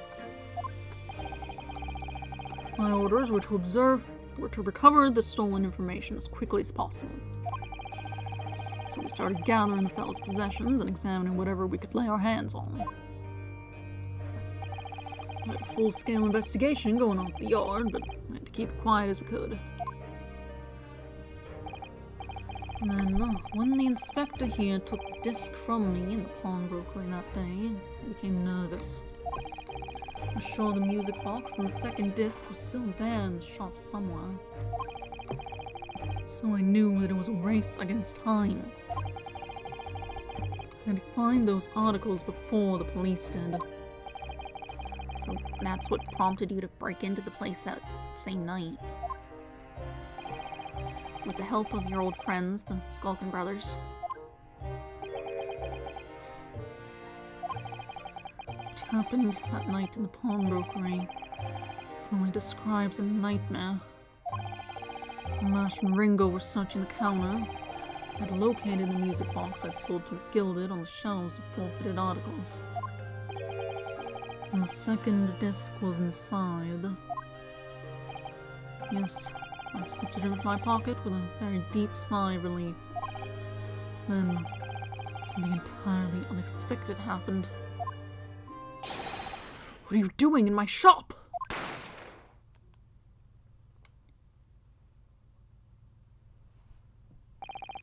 gunshot rang out in the shop. I felt a sharp pain in my left arm. The broker fired his gun, and the bullet pierced your limb. Yes, exactly.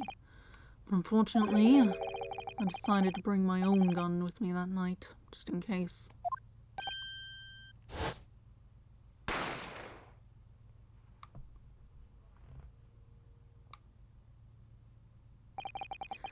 Before I knew what was happening, I'd fired back. The man had already turned to flee. I had an intention to fire in his direction, must thus kill him. But unfortunately for both of us, the bullet hit home. It struck him in the middle of his back as he fled through the storeroom door for refuge. Sorry, sorry, tale. It all took place in the blink of an eye. Don't imagine Nash and Ringo even realized what had happened at first. I was terrified, so I fled. And that's the whole story. It's everything that happened at Windibanks on that wretched night.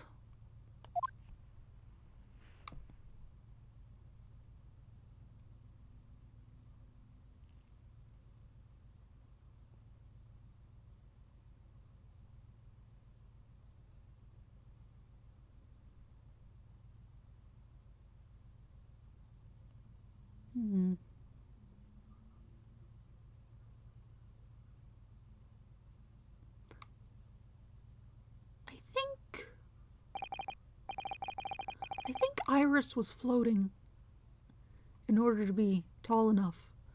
Her feet weren't on the carpet. They were just kind of... They looked like they were on the tile. I think they were above the carpet. They didn't get her a box. She was just hovering. Only, you called McGilden a monster. A man who used his wealth and influence to distort the facts and escape justice for the crime of murder. A tragic irony, for what you have done is exactly the same.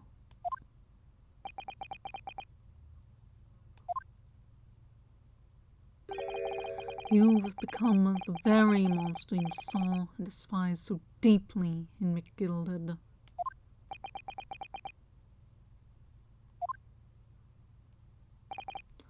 Yes, I think I have.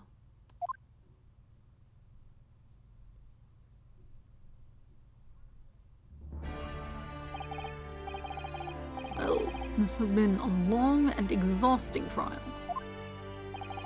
However, it would seem that at last we have arrived at the truth. Inspector Gregson, what of Mr. Ashley Graydon? He's been restrained, my lord, and is being escorted to the yard. He'll be charged with the murder of Mr. Windibank and the stealing of government secrets. Very good. And you, Inspector, regrettably, you will have to face charges yourself.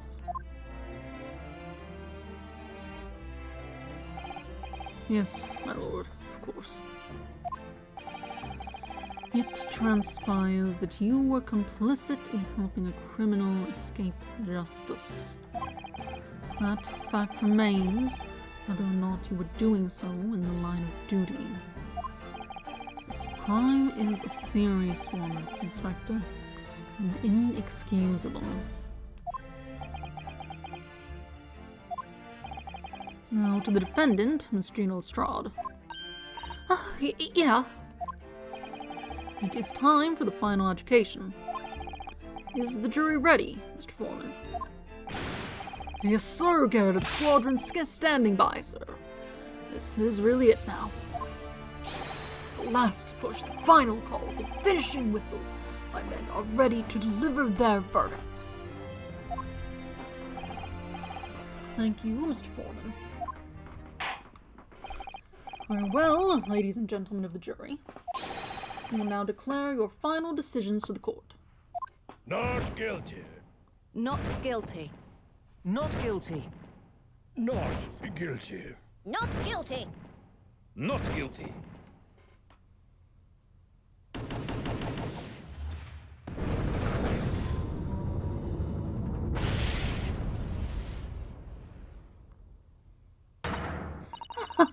That's the stuff.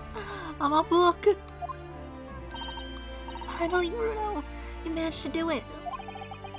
Finally is the word. I really wasn't sure if we'd come out on top for a while there. Susie was right. You're the best lawyer in the world. Miss Lestrade, I am not finished with you yet. Eh? Well, what? What are you looking at me like that for? Before you start enjoying your freedom, there are certain other crimes to consider, Eh? 2 months ago, in my courtroom no less, you gave false testimony, did you not? And in relation to the trial today, not only did you unlawfully enter Winterbank's pawnbroker, you also attempted to abscond with Mr. McGilded's property, it seems. Eh? I've never done nothing of the sort. Of course not. It's not like you were gleefully wearing McGilded's coat in your cell yesterday or anything. Aw, just when I was getting excited about throwing a party for Ginny this evening. And turning our attention to the defense, determining that, when played together, the music box disc contained a message in Morse code was certainly a most unexpected revelation, counsel. Quite so, my lord. The prosecution was caught entirely off guard. In fact, I think we should applaud my learned friend's courage here today. I propose a toast to demanding that government secrets be disseminated before the entire courtroom.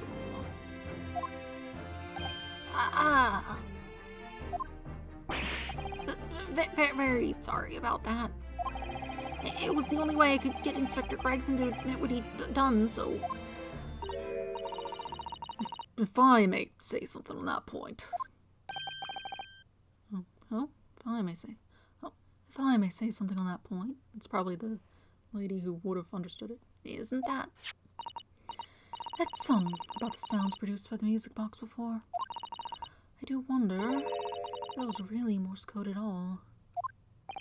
What are you saying, madam? Oh, well, it's just that I'm really rather fanatical when it comes to Morse code, you see. So much that the whole world seems to be covered in dots and dashes to me, in fact. Goodness, madam, an unhealthy level of obsession one feels. But I must say, in my opinion, the sounds produced by those 2 discs were nothing more than that, meaning a series of 2 different tones. What? Can that really be? It wasn't Morse code after all? Yeah, you gotta make sure you gotta line them up right and make sure they're set in the right places, and we didn't do either of those things. We just kind of stuck them both in there and we're like, yeah, that's something. My lord, the defense would like to listen to the music box again. You off, you're not. How many times do I have to tell you those discs contain ministerial secrets, sunshine? This courtroom is not an appropriate forum to discuss the nature of government communications. We know McGilded conspired to trade national secrets with our enemies, secrets acquired from Mr. Graydon. Now that the man has admitted to his crimes, we have no need to pursue the matter further. But it's really going to bother me.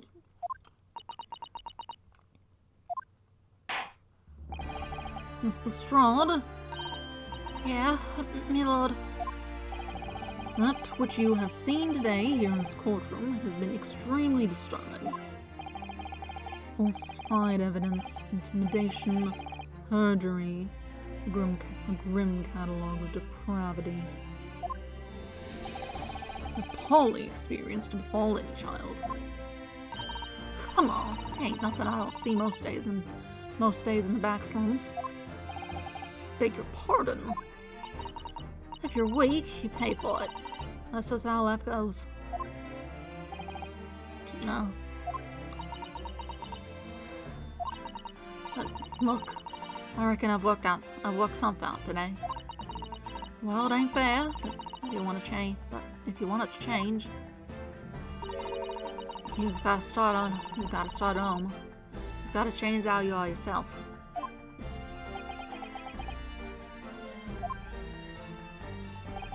Well, it's a very laudable lesson, I would say. I eagerly look forward to the born-again Miss Lestrade never gracing my courtroom with her presence again.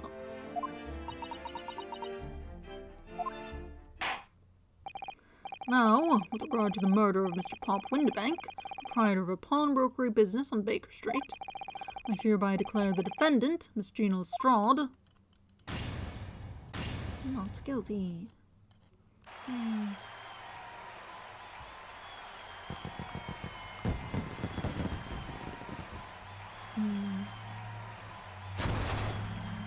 I'm not sure you were meant to be doing that. Oh, fancy.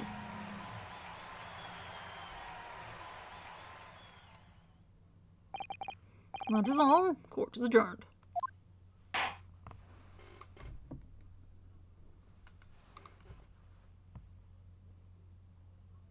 Now we're just still in here. Hi.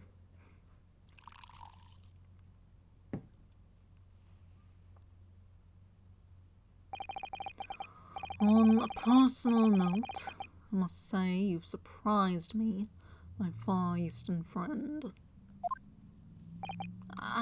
Oh!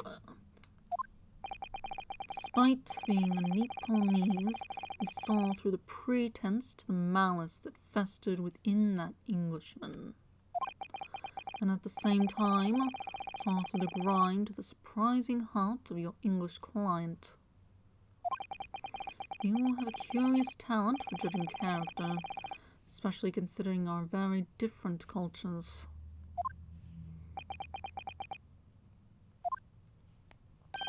I don't think there's anything curious about it.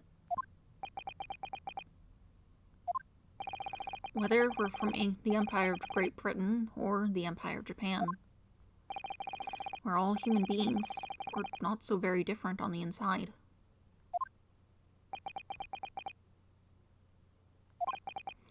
You know, I took this case for one very simple reason. To lock swords with you once again here in the courtroom. You did? When I encountered you for the first time 2 months ago, it reminded me. Toasting friendship and trust with another Nepalese, only to find my trust betrayed. Through you, I hope to look into the eyes of the man I once knew, try to understand.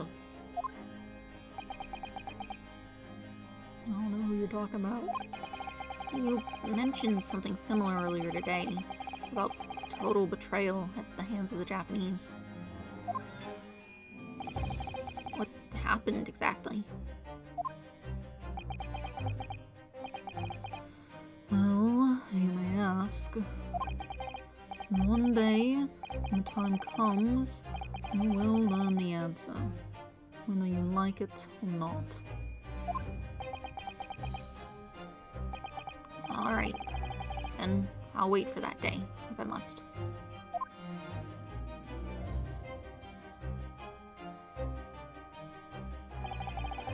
Coming to be known as the Reaper of the Bailey in my retirement from service 5 years ago gives me cause to wonder if our meeting has some deeper purpose.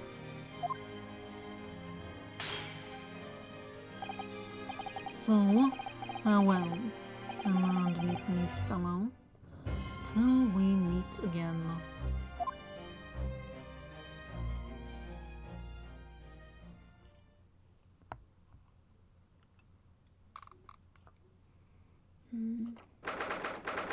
17th of April, 5:24 p.m.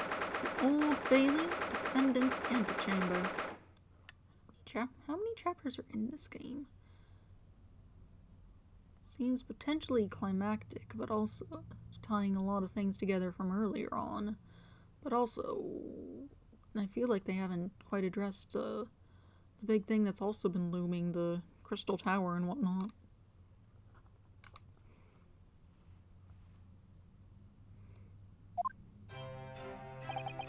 It's done.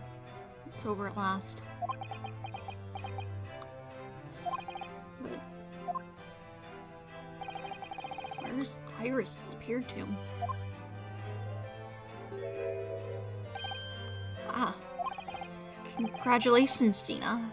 I knew it all along. I knew that you were innocent. Well, you did what you said, Mr. Naruto. You believed in me, right up to the end. You're as odd as your name. What's odd about it? I told you I had faith in you, didn't I?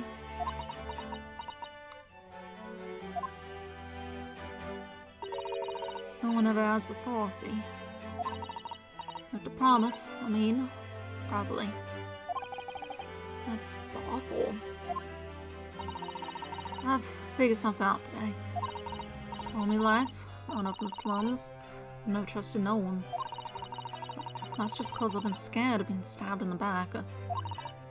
I mean, the more you trust someone, the more it hurts when they let you down. Yes, I think I can understand that. After all, I had a taste of it in that trial 2 months ago. I chose to trust someone. I paid for it. That betrayal left a big scar. You know, though, Gina, I worked something out quite recently, too. Trusting in someone else is really an exercise in learning to trust yourself.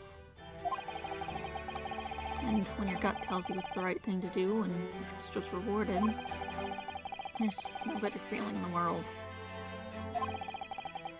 I think I have you to thank for reminding me of that valuable lesson. Oh, well, if you say so. Don't make a fat lot of sense to me, though. I'm trying to say that putting my faith in you, Gina, has been a real pleasure.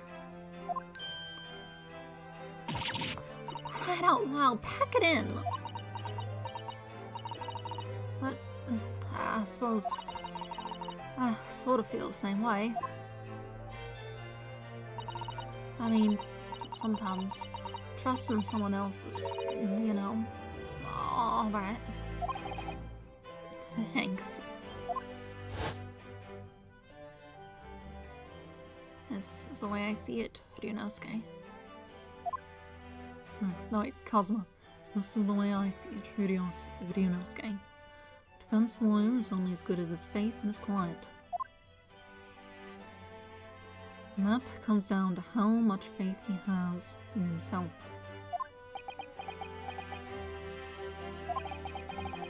After this experience, I'm starting to feel like I understand what you mean. Kazuma, am I living up to your expectations? Am I turning out to be the lawyer you believed I could be?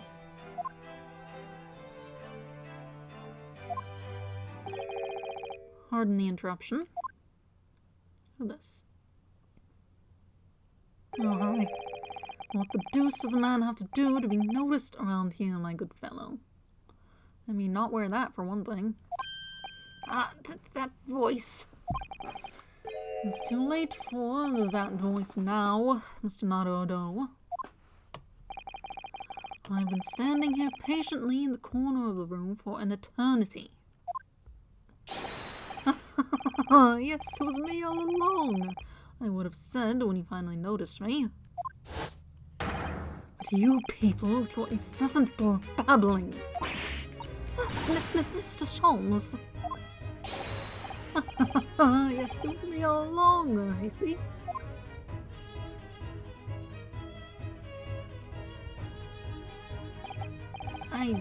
I'd assumed you'd been taken back to the hospital, to be honest. Indeed I was, but I managed to escape again. Oh. Oof. I happened to be aware of one or two foibles of the doctor who was tending to me. I merely made my knowledge of them known to the man, and he happily issued me with a leave of absence. How very above board. But enough of my adventures.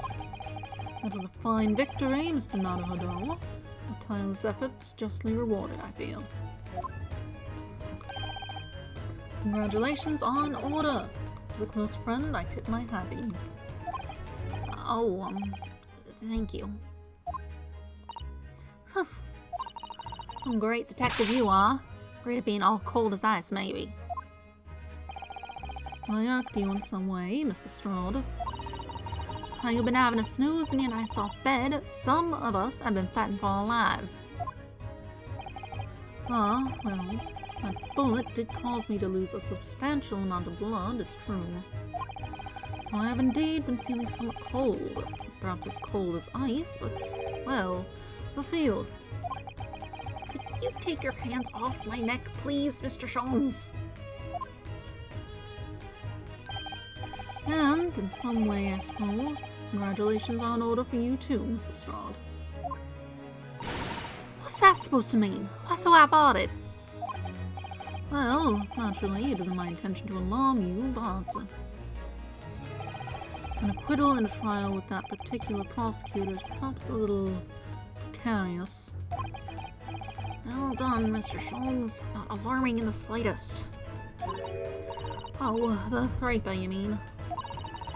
Because anyone who's found not guilty in a trial he was working on winds up dead anyway. Is that it? The very point I was trying to make. As exemplified by the fate of Mr. McGilded, in fact. Ah, but of course, I pay no attention to such irrational drivel myself.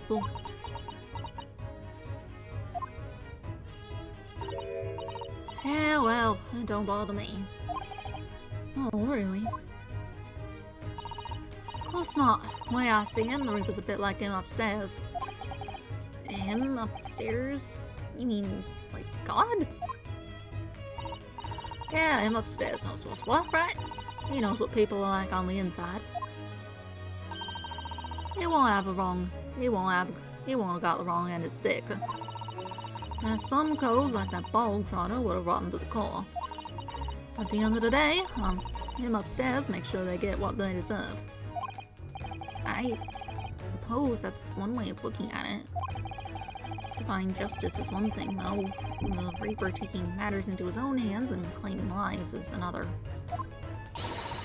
Well, I like the McGildeds of this world, so I ain't scared. I got principles, see?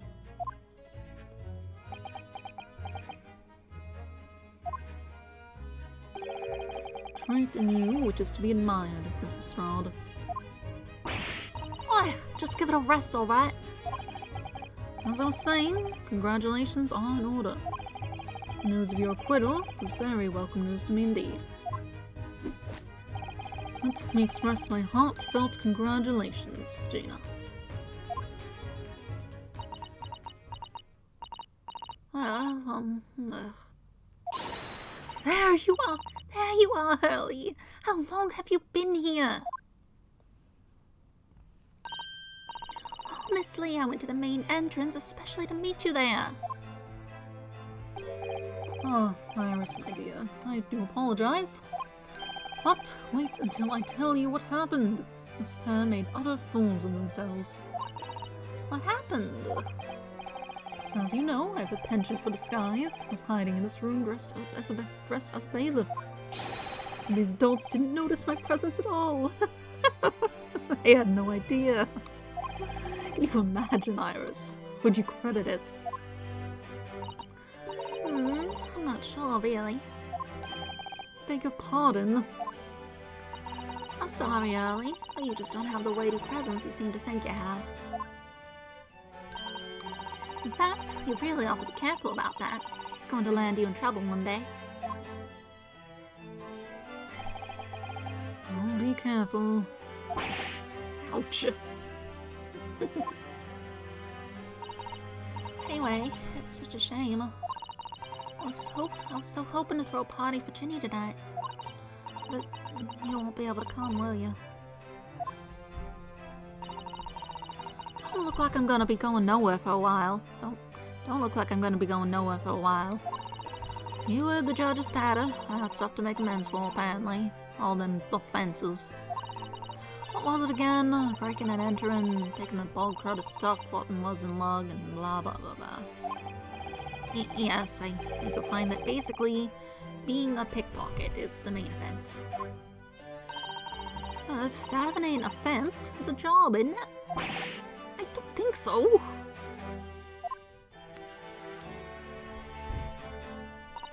Still, it's got me thinking all this. Maybe I should start looking for another line of work. I mean, you didn't start off as a lawyer, did you, Odo? Well, no, but I was never a pickpocket. Well, anyway, I reckon I can make a change. I'm gonna do something for all of them lot like me from the slums. Something that makes a difference for them. That's a wonderful idea, Ginny. And I'm sure you can do it.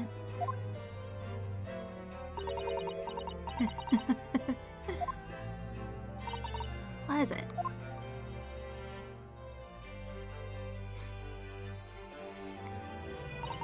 Nothing. Miss Gina Lestrade? Prison carriage has arrived, ma'am. Come with me to the rear gate at once. Right. Well, looks like I'm off then. Yes. Goodbye, Gina. And good luck.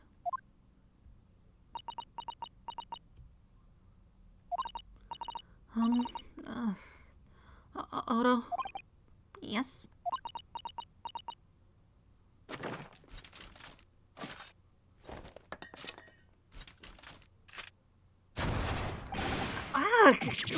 What was that for? I don't know. I mean, I don't know what to say, so... Indeed. Perhaps the situation calls for a phrase hitherto missing from your vocabulary, Miss Lestrade. On occasions such as this, I would recommend a simple thank you. Oh, yes. It's good advice, Jenny.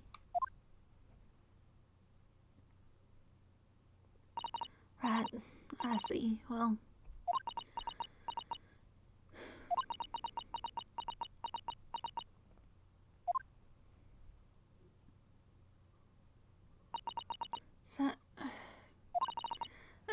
Thanks, Odo.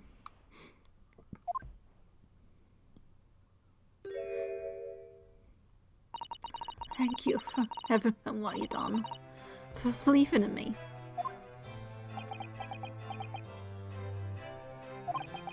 Not at all. In fact, that should be my line. Thank you, Gina.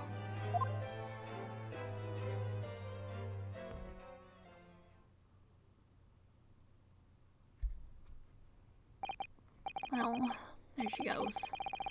Wonder if I'll ever see her again. Oh well, quite the indomitable pickpuss. Oh, I nearly forgot. I bought a paper outside. It's a special edition. This trial's all over the front page. Pickpocket's innocent proven. Isn't it wonderful? You should have shown it to Gina, Iris. She would have been thrilled. Oh no, how silly of me. But anyway, would you like the good news or the bad news? Not again. Well, what do you say? What do you say, Reno? Ellie? As usual, I think I'd rather get the bad news out of the way first. Absolutely not. I have no intention of listening to anything but good news. And there you have it. Well, people answer that question says a lot about them, doesn't it? Let's not go there. Alright then, maybe let's start with the good news this time. Rain has finally stopped. It was a record level of rainfall, apparently.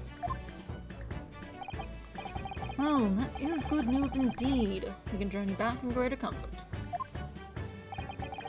Alright then, what's the bad news? A huge storm has left the seas very choppy. The channel in particular is awful. Sailings out of Dover has been delayed by a day or more. Wait, Dover? That's right. If we head to the station immediately, we may still make it in time to wave Susie off. I really need to use the bathroom. But There won't be a train, surely. We couldn't be that lucky. who do you think I am, Mr. Naruhodo? Mr. Jones? I rushed to Victoria Station earlier and made arrangements for a special express. If we hurry now, we shall be there in time for dinner. And I know of a fine restaurant that serves the most delicious baked sole. I don't... The great detective does it again. Indeed he does. I happen to be aware of a number of the rail transport director's foibles. What? Merely made my knowledge known to the man, and he happily laid on the locomotive. Elementary. Just an idea, but it might be wise to stop manipulating people that way. What are we waiting for then? London Victoria. Give me like a second. It's popping up a thing. So if I just kind of leave it here for like 2 minutes, I will be right back. 2 minutes.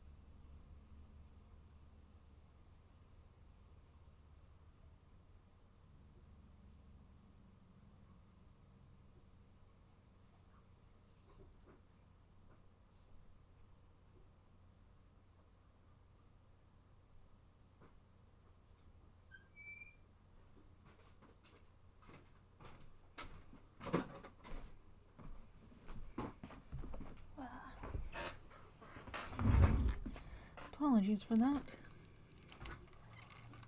But I'm back. We can get back to this. 18th of April, 5:32 a.m., Port of Dover, Quayside. It took somewhat longer than I had anticipated. Susie's boat must be about to leave now.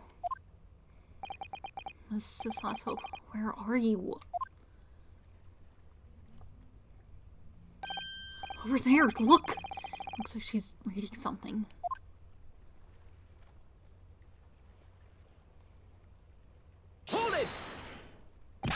Mr. Sato, wait! What are you doing?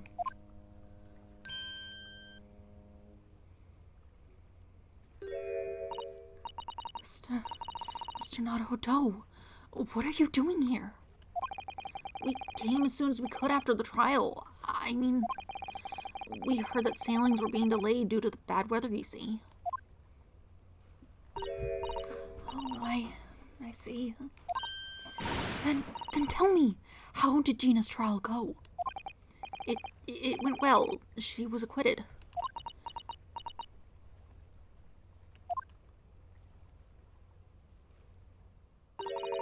That's wonderful.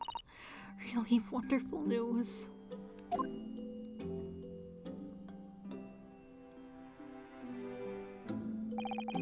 The book you were about to throw into the sea. It was your encyclopedia of British law, wasn't it? Oh dear. I was hoping you hadn't seen that. I'm not worthy of practicing law in any way now. So, I was saying my final farewell. You were saying goodbye to law? You? Sato-san? Might I be correct in assuming it's because of the peephole, Mr. Sato?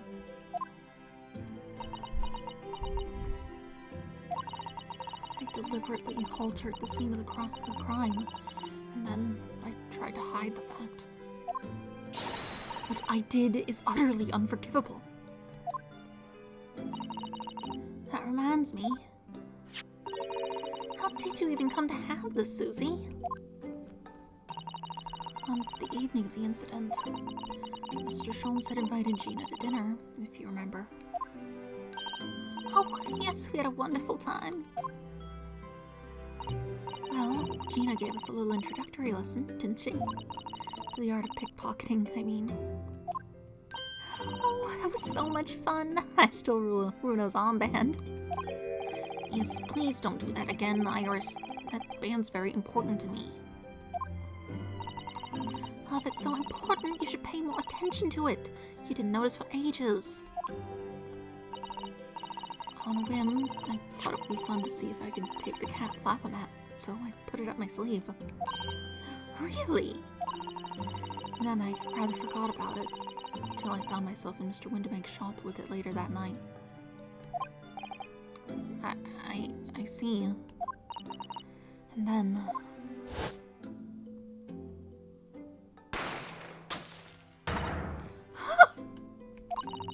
Mr. Sholmes! Mr. Sholmes! Leave me, Mr. Naruhodo. Right.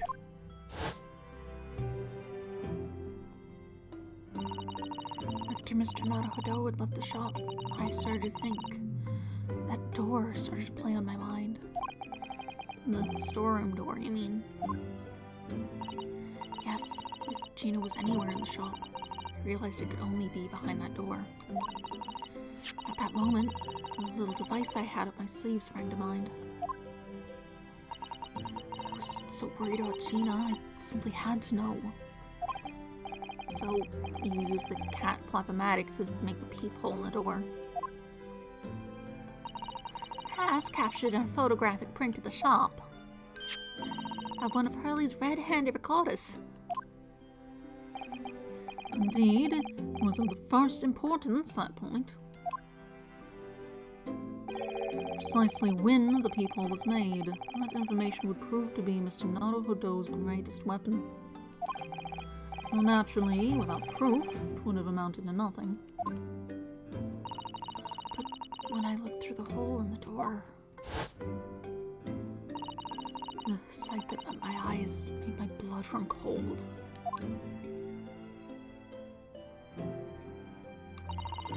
Thoughts started to run through my mind. I remembered that trial 2 months earlier. The trial of Magnus McGilden. I thought about how he had manipulated the evidence and arranged false testimony to secure his freedom. It made the British justice system feel very dark and sinister to me. And then a terrible thought occurred to me. What if some wicked criminal was planning to do the same thing now?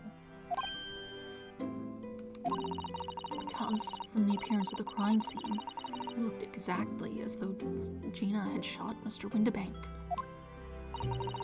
Even though I was sure she would never have done such a thing. You were worried the true culprit would try to frame her for the crime? That's right. But then I realized it would be very difficult for anyone to give false testimony in this case. What do you mean? Well, the crime appeared to have happened behind the door of a locked room. For someone to claim falsely to have witnessed it, there would have to be a way to see beyond the door. For which, a peephole would be the very thing. Only the peephole I had made wasn't actually there until after the crime had been committed, of course. And the criminal would know that, so it wouldn't make any difference. But the possibility of a rather ingenious trap was there, was it not? A trap? Is that why she did it? So, is that why you kept it a secret, Susie?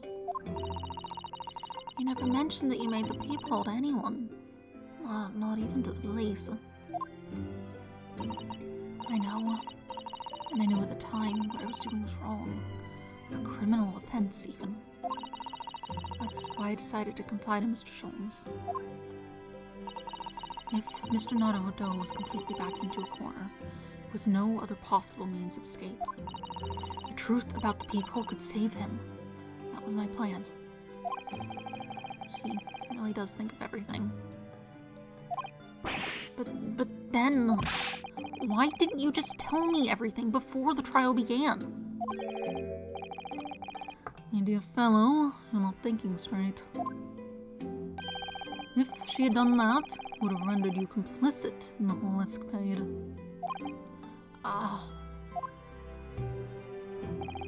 You could have been disbarred if you had been seen to have knowingly tampered with a crime scene. So Mr. Sato decided to shoulder the burden of responsibility alone. For your sake, and Mr. Strahd's. Mr. Sato. The truth is, when it happened, I did it because I'd lost a little of my faith in the law. I was worried that the right person wouldn't be convicted of the crime. But the moment I allowed myself to think that is the moment I lost my right to call myself a judicial assistant.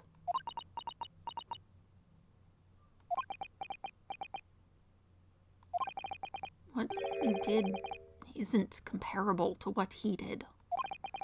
Graydon is the one who lied in the witness stand, using that peephole as a way to implicate Gina. And besides, if the peephole inconsistency hadn't existed, I'm not at all sure she would have been acquitted in the end. Miss Susato, what you did saved Gina's life.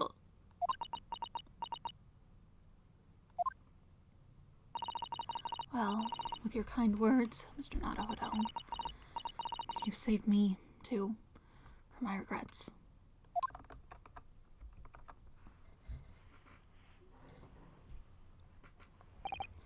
Well, we must all be thankful that Miss Lestrade's freedom has been assured. Yes, exactly. Although, some of the loose ends in that trial will continue to play on my mind, I'm sure. The revelation that the music box disc contained secret messages, Mr. Naruhodo. What a triumph to work that out. I'm full of admiration. Well, actually, that argument wasn't quite as compelling as I thought it was. Oh, it wasn't? There was a communications officer among the jury members, you see, a telegraph operator. And she said the majority of the sounds on the disc were just meaningless tones. Well, as one would expect. After all, we are talking about secret government communications. No doubt they were written in cipher to avoid being readily understood should they have been intercepted. In cipher? I see. So then we could never have hoped to understand the message anyway. Nonsense, my dear fellow. It's quite a zero-pipe problem, I assure you.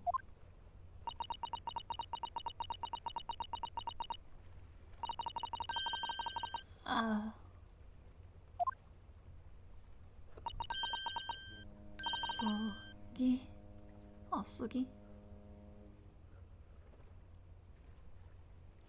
Wasn't that Cosmo? What? Well, that can't be a real word, can it? Can it? How funny. Wait, Iris, what did you just say? Oh, I just said Asugi. Does that word mean something to you? Means something? Asugi was the name of my best friend. What? But how do you know that name, Iris? I wrote it down during the trial before, when the message was playing on the music box. She transcribed it on the fly. She really is a genius. I thought the message probably wouldn't be written out in plain Morse code, so I tried various ways to interpret it. Whatever I tried, the words just didn't seem to make any sense. It is, in English at least. Oh. It suddenly occurred to me, you see. There's more than one Morse code, not just the English variety. Various countries around the world have altered and added to Morse code to use it in their own languages. I don't believe it. Are you saying... That's right. I've only actually seen a chart of Japanese Morse code once before. I think it's based on the Iroha panagram, isn't it? And you mean to say that in Japanese Morse code, the message says Asugi? Yes, I think so. I'm sorry, but I don't remember all of the Japanese Morse code. Iris, do you let me see that? Mr. Sato, do you know it? Do you know Japanese Morse code? Yes, I spent some time studying it. Because I'm quite sure most Morse code will become ever more important for international communications. Then, might I recommend, my dear madame, that you focus your efforts on the English version. Be that as it may. Iris, show me the message, please. Of course.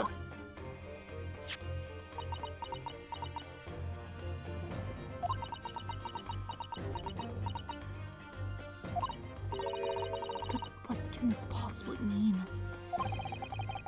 Whatever it is in that long sequence of supposedly meaningless dots and dashes, it's made the color drain from Susato-san's face.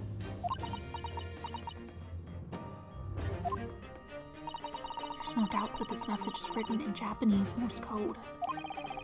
So the British Empire has been using Japanese for its secret communications? I don't understand the reason why, but the message appears to be a list of 4 people's names. 4 names. First is Kei Asugi. Kazuma Asugi. Why was his name on that disc? Second is A. Shin. Shin, I don't recognize that name.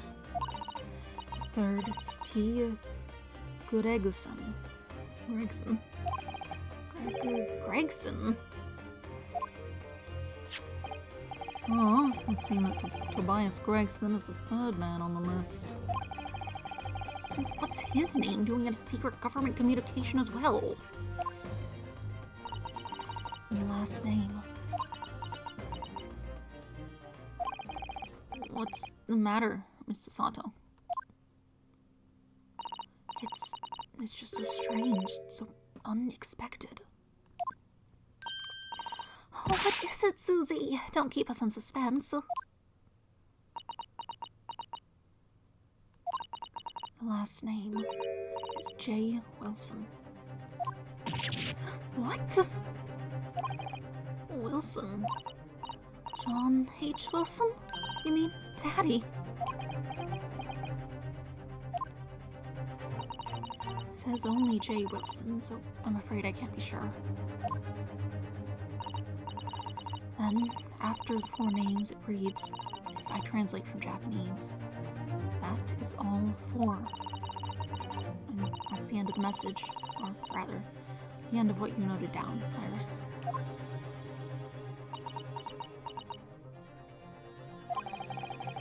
I just can't believe it. Who would have ever thought that those discs contain Japanese Morse code? Not to mention a strange list of some disturbingly familiar names. It would appear that this particular message is communication of some kind between Great Britain and the Empire of Japan. So, Daddy could be in Japan then, where Susie and Bruno come from.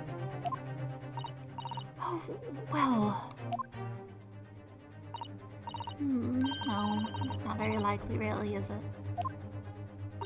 I mean, there are thousands of people with the same name Wilson. There must be lots of J's among them. Professor John H. Wilson, visiting professor of medicine at the Imperial Yume University. But we can't tell Iris about that now. We just can't.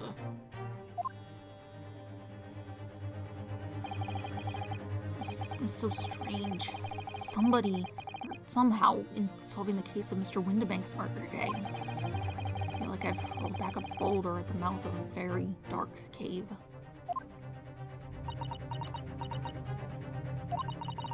I do wonder. Perhaps it's a dark cave that we shouldn't go wandering inside.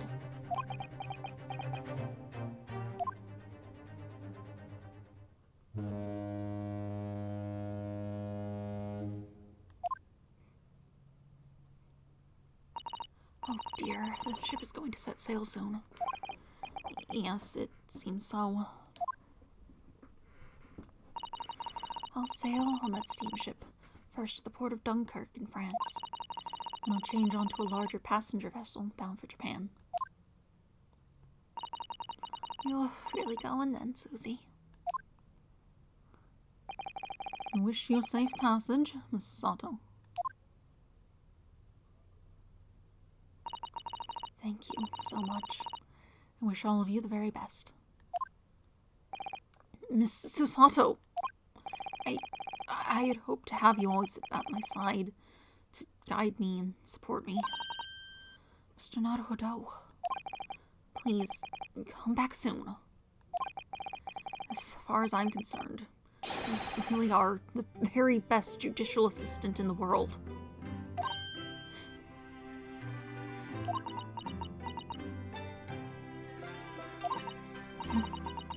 I'm quite sure I'll be back before you know it. Really, Susie? Oh, don't forget, Iris. I made you a promise I've yet to fulfill. A promise about your manuscript. Oh, yes, the Hound of the Baskervilles. Well, I'll be waiting for you then, Susie. A promise is a promise. Definitely, Iris.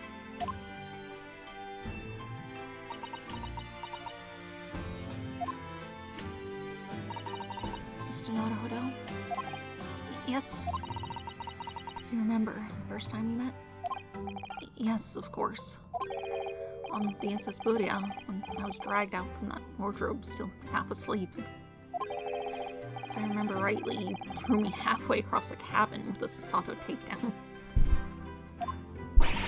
You know very well what I'm talking about after that. Strange, but being thrown together as we were in that case, I somehow felt straight away that you were the perfect person to continue Kazuma-sama's great legacy. Miss Susato. And my instincts were right. I really want to leave. No. I'm sure that I'll be back soon. Farewell, until then.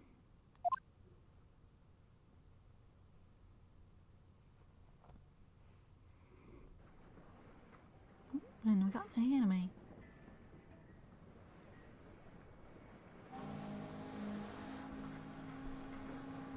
Somehow we seem to have come to the end of the adventures of Ryunosuke Naruhodo.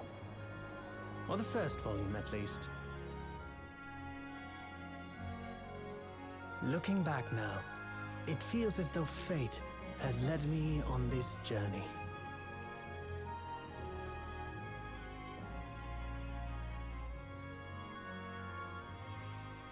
Fate led me to becoming a lawyer, to traveling halfway around the world, to meeting the great detective. I'm sure there'll be trials and tribulations ahead. Of course there will. But whatever happens, I know I'll be able to turn my fortunes around.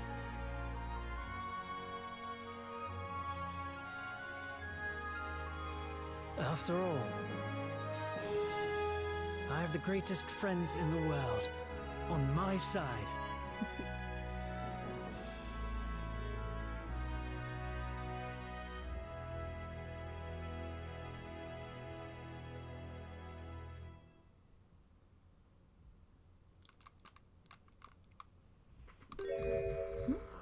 Hi.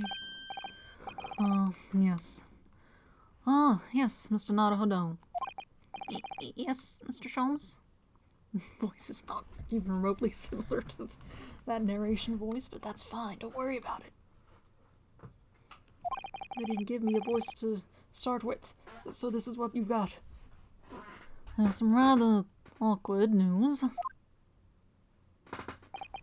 The railway company has decided to sue over the special express train, apparently.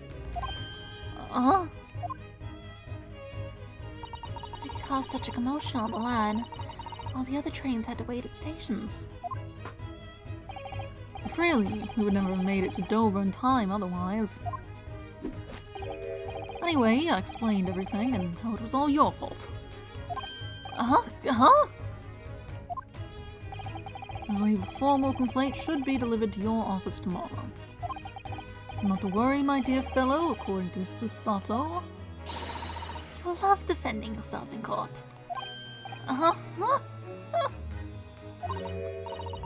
It's alright. I'm perfectly happy to testify. I really didn't look like the sort of man who would do something so outrageous. See?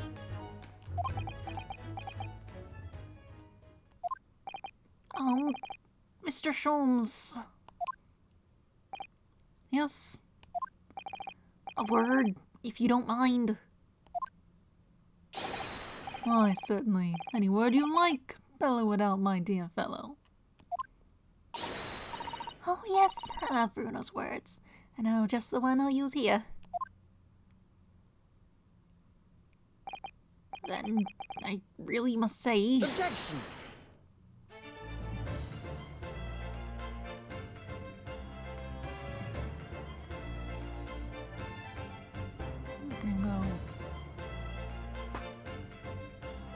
Ooh, fancy credits this time.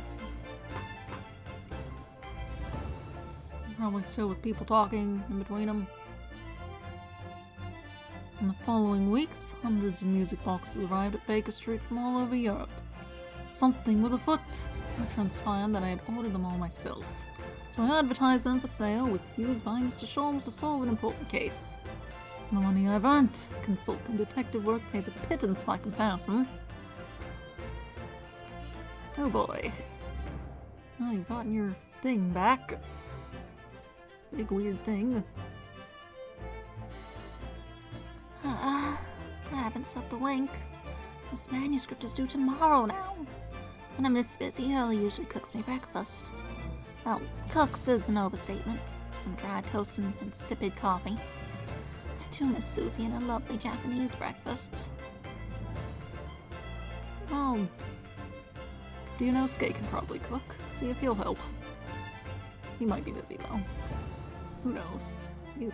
Witness your testimony. It's riddled with contradictions. Exactly! Rarely do Kobangoins hide under rare stakes themselves. Well, aside, I don't know, son knows her father's an innocent man. You're calling my son a liar. Witnesses, my courtroom is no place for your petty arguments. Did not give the judge a different voice ever. I vaguely attempted to make him British when he was meant to be, but not that hard. You, having to live in the Russian dancer show in Shanghai and laid low for something. Last night I had apprehended an extremely suspicious Japanese national. I've done nothing wrong! All I did was give Wagahai's offspring refuge in my pocket. The man brings some kittens on board and suddenly he's a hardened criminal. It's not fair. And then this whole lineup as I struggle to remember anyone's voices. It's been a minute. Scientific investigation will be the gold standard for policing the new age.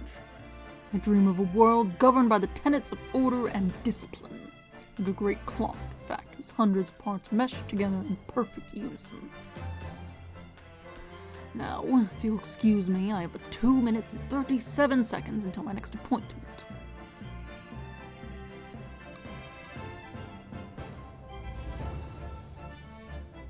This has a lot of plot threads. I guess they were just planning to make another game, because there's another one in this collection. The latest Rance magazine is out, and I'm in it again. Whenever I say that one line she wrote now, I get a standing ovation. I want to hear it. Why are you in here? Not bad, I suppose, for an amateur. This place should be closed, right? Oh, her ladyship puts me to shame.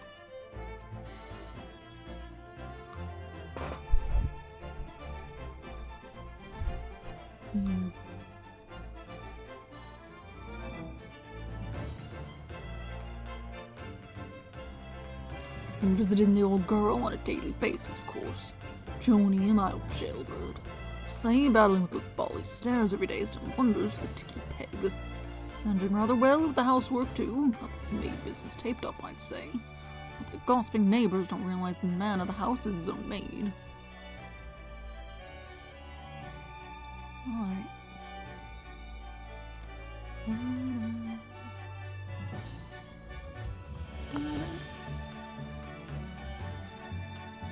Rolly is back on the beat again. All thanks to the Reaper. There's nothing I enjoy more these days than hunting out small change in the gutter. I'm a better Bobby now, looking out for Londoners that dropped hay pennies and my lovely wife. Oh, Pat. Oh, Rolly.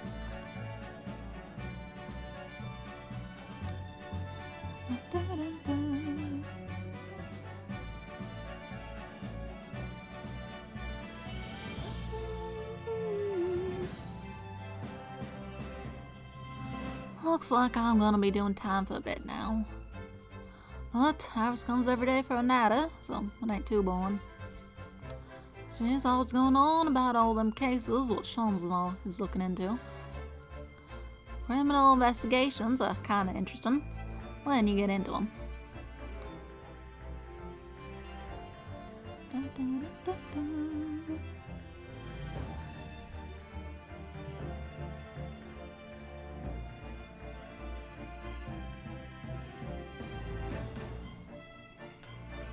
Yes, I renounced my upbringing and chose a life of sophisticated crime. Regrets, please. Give it over, bruv. I ain't the Ash we used to know. We got time in here to plan the comeback of Milverton and Skulkin's Milk Run, right? The three must give what's it's milk in the neighborhood for all it's worth.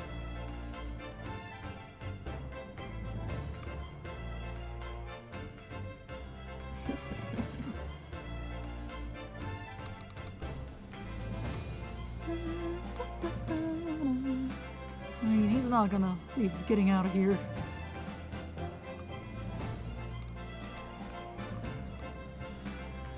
This past 6 months has been a time I shall remember forevermore.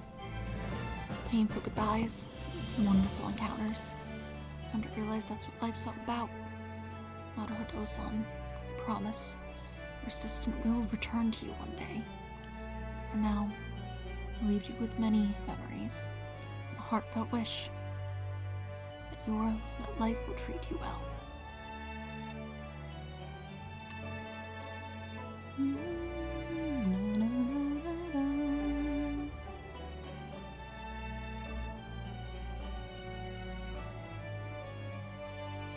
No. Oh, that's adorable. Look at them. Ah.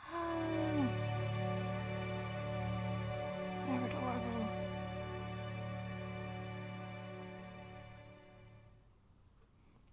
The ending pictures are always so nice. Oh, hi there.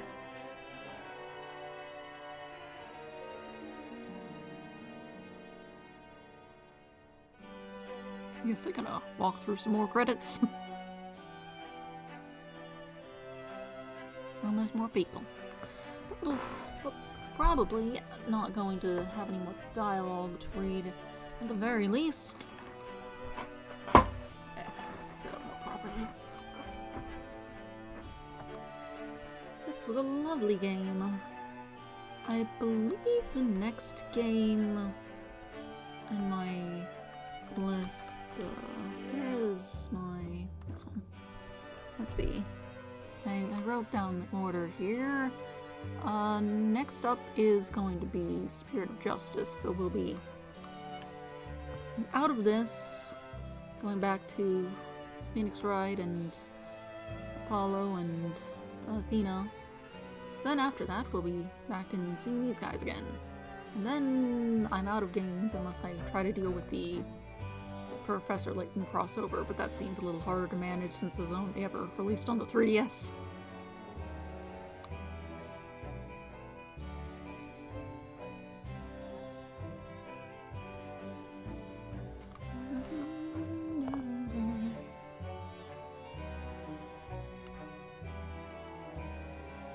I think I saw something about if I had a new 3DS type, then oh, there he goes.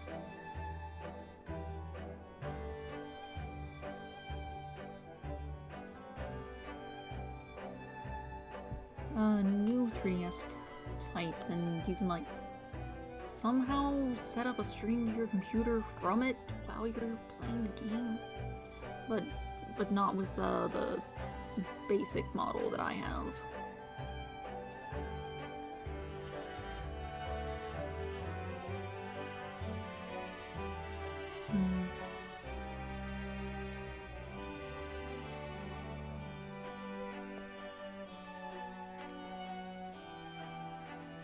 So I'd either have to borrow one of my siblings' things, which I'm not sure how much it relies on 3D functions, and only one of them has a new 3DS. Whether have any other 2DSs. Or try to emulate the thing, and that sounds difficult to manage. I've looked into emulating 3DS, and it's certainly not as just sit together as other stuff. It's probably not too bad, but I don't know, I gotta look into it more. Plus I need a new layout. My normal DS layout wouldn't work for it. The screen sizes aren't right. Everyone's marching along. Look at them go.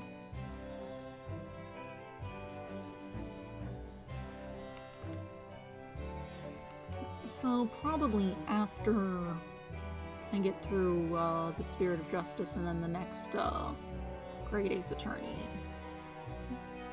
I probably won't go directly to that. I'll have to pick something else. Honestly, I'm thinking either the Detective Conan and Kindaichi Case File crossover game, or maybe Raincode. I do have Raincode. Okay, well.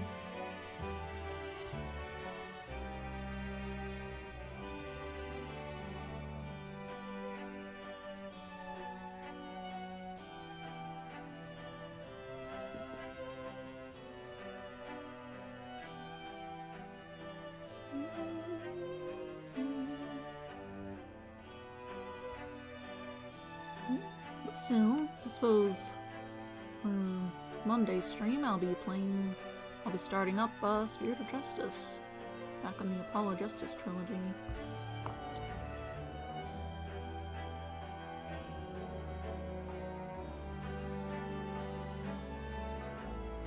What can I do?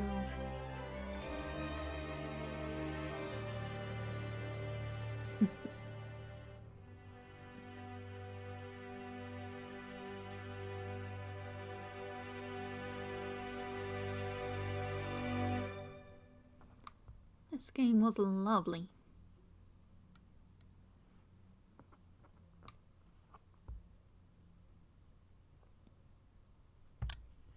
Let's see. Oh, how nice.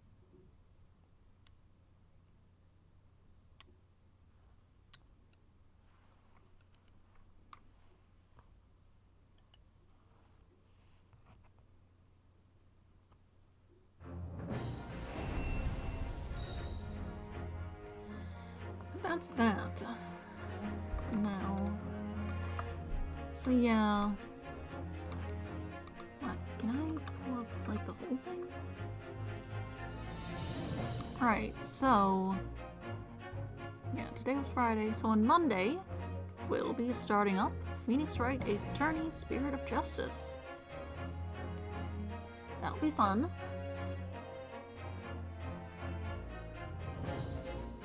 And once I'm through that, we'll move on to the Great Ace Attorney Resolve.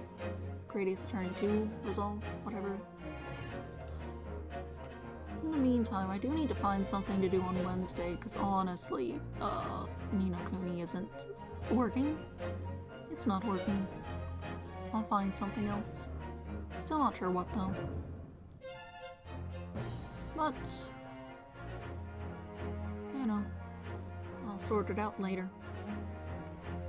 I will not update, go away. Anyway. So that was the Great Ace Attorney Adventures. A wonderful game, clearly planned with a sequel in mind from all the threads they left off, and there was indeed a sequel, which is also in this collection, but will be done after Phoenix Wright Ace Attorney Spirit of Justice, which will start up on Monday. Yes. I think that's all I really need to cover for now. So I'll be back on Monday with Phoenix Wright. And I'll find something for Wednesday. Thinking maybe Celeste or some other type of platformer. We'll see. That's that for now. Have a nice day. Goodbye.